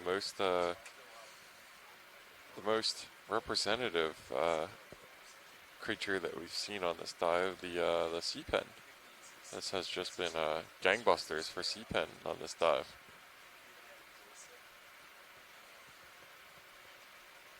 Yeah, sea pens are definitely one of the most abundant organisms that we've seen today, along with the squids. And as you pointed out saliently a bit ago, we know that most of the sea pens that we've seen on this dive have been unique specimens. The squids that we've seen, meanwhile, have probably been a traveling circus with us. So We've also seen a number of different kinds of squatting fishes, fishes in the family Moridae, these Procophid, green eye fishes, along with what we believe was a haddock and monkfish. A monkfish, yeah, for sure. A couple monkfishes. Some flounder, some flatfishes. Rays, or ray or skate, that leopard spotted one. A little bit of encrusting sponge that we saw in our largest class. And then we have tube anemones along with regular style anemones. Oh, nice. Nice little And rock. the polychaete Rubble worms pile in the to- tube. Oh yeah, we stopped seeing them a while ago. Yeah, they were everywhere before, and then we were speculating in the chat whether that was because potentially of depth change, 50 meters shallower. It's always tough to try to figure out what exactly variable change that caused that shift in ecological distribution. It's the substrate is a really obvious one, but other ones that we can't immediately see, even though we have some data about it in the form of our CTDs, conductivity, temperature, and depth. But variables are complex, and there's a lot of interplay between them as well, which makes it kind of hard to figure out. Yeah, it's a good overview.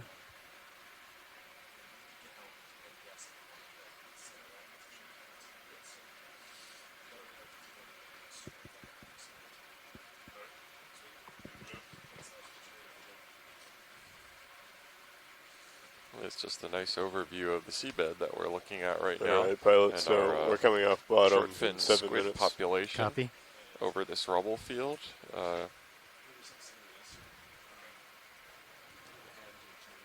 Watch leads, this is Nav. Go ahead, Nav. For your information, we have 7 minutes left on bottom. Okay, thank you, Nav. No problem.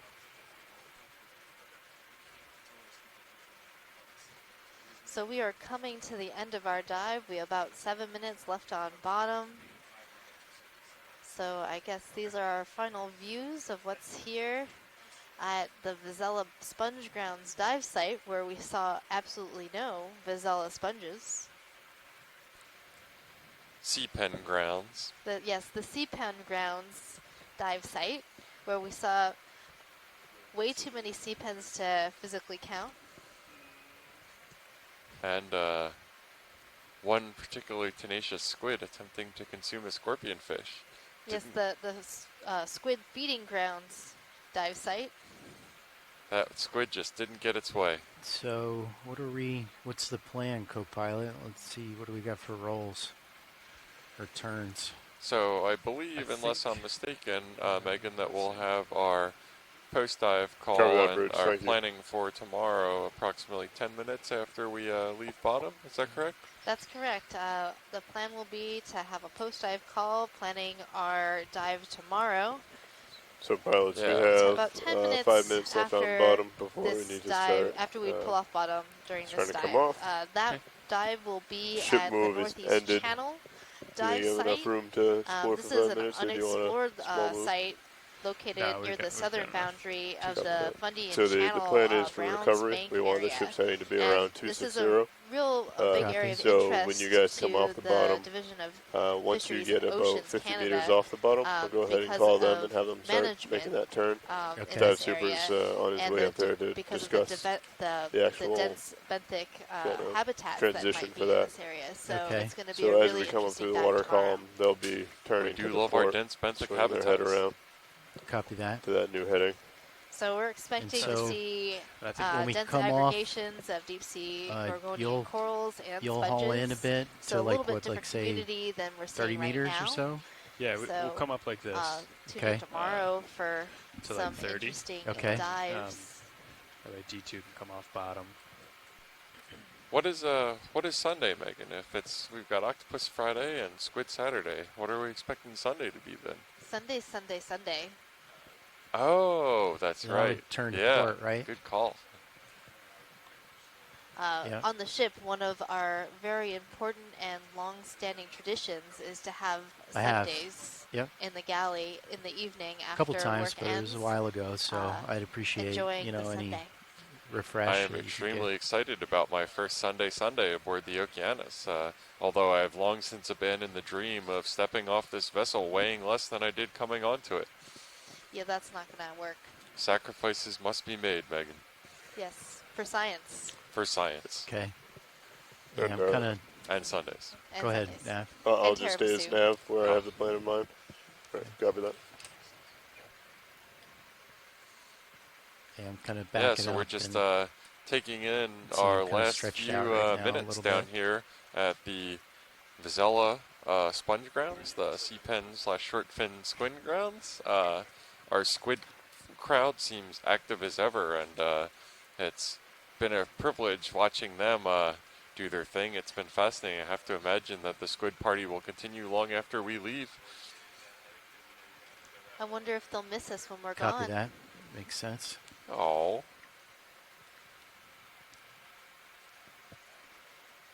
One really got up close and personal. Well, a number of One them the did, shots but where one we get to see one particularly Sirius did. first D2.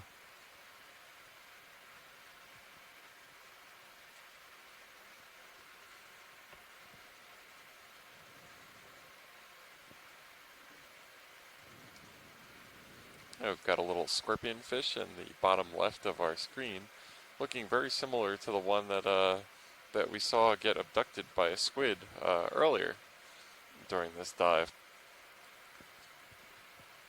And I really do appreciate their sitting position. It's very reminiscent of my dog, who likes to curl up like that. They do have kind of cute little dog-like eyes, They don't do. they? It's like they're looking up with you. Come in if you're ready. With that, video. that like longing for treats.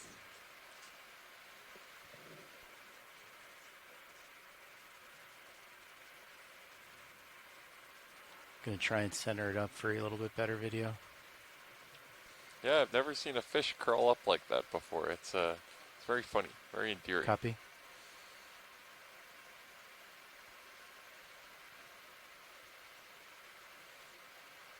Yep. And I'm glad I've been A little bit too educated much about there. that statement that I heard many years ago about fish needing to continuously swim or else they'll die because Copy they that. can't get oxygen. Yeah, 30 through their seconds, gills. pilots. Copy. Misinformation is sometimes worse than no information. That's right, but it is a fun fact about some fishes. You happy with that tilt video? Okay. And you can see the spines along the side of the face. You can count the scales with this zoom.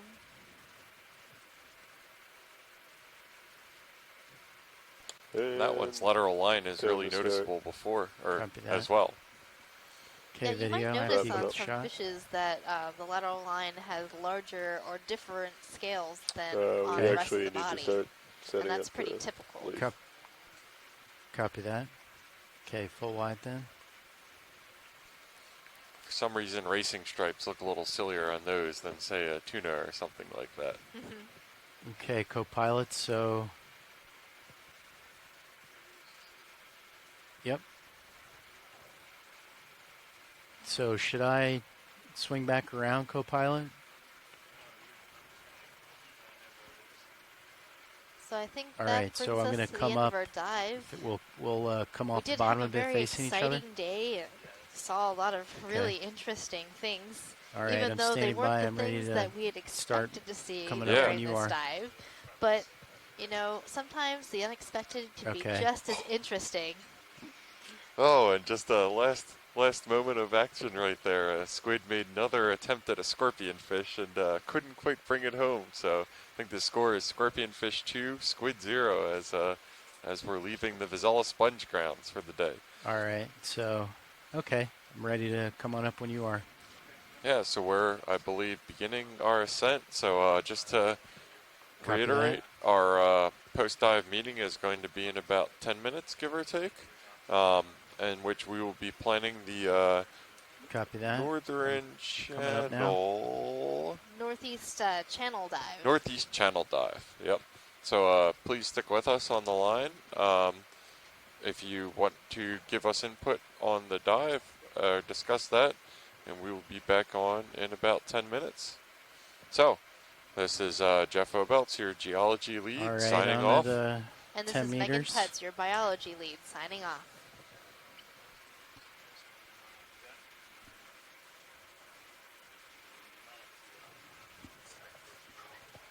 Oh, copy. Okay. Come under. I'm backing up. And I'm going to lateral.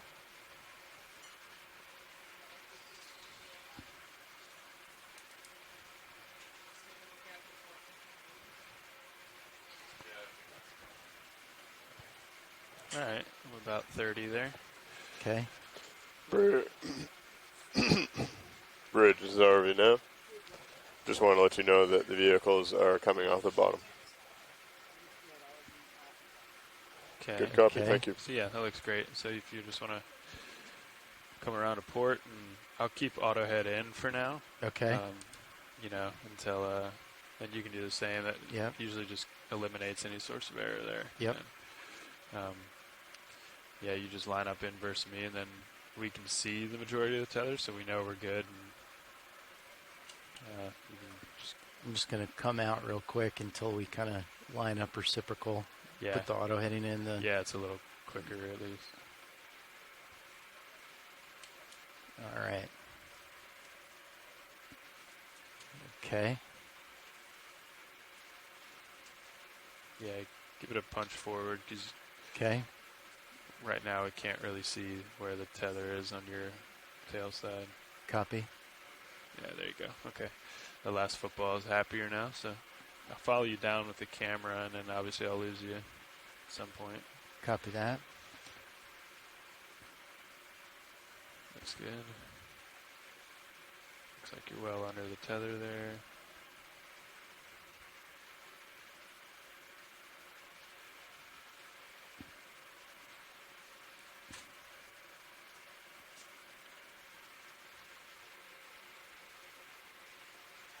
That's max tilt for me, so I'm going to lose you, but we'll watch the tether go. You can always use the tracking too. Sometimes that helps, although. Would you mind zooming in that real quick? Yeah, I'm trying to see if I can pop up in the fisheye. Yeah, it's tough with the fisheye. I can try to find you in, especially in like turbid water. It's hard to see. Oh, looks like I'm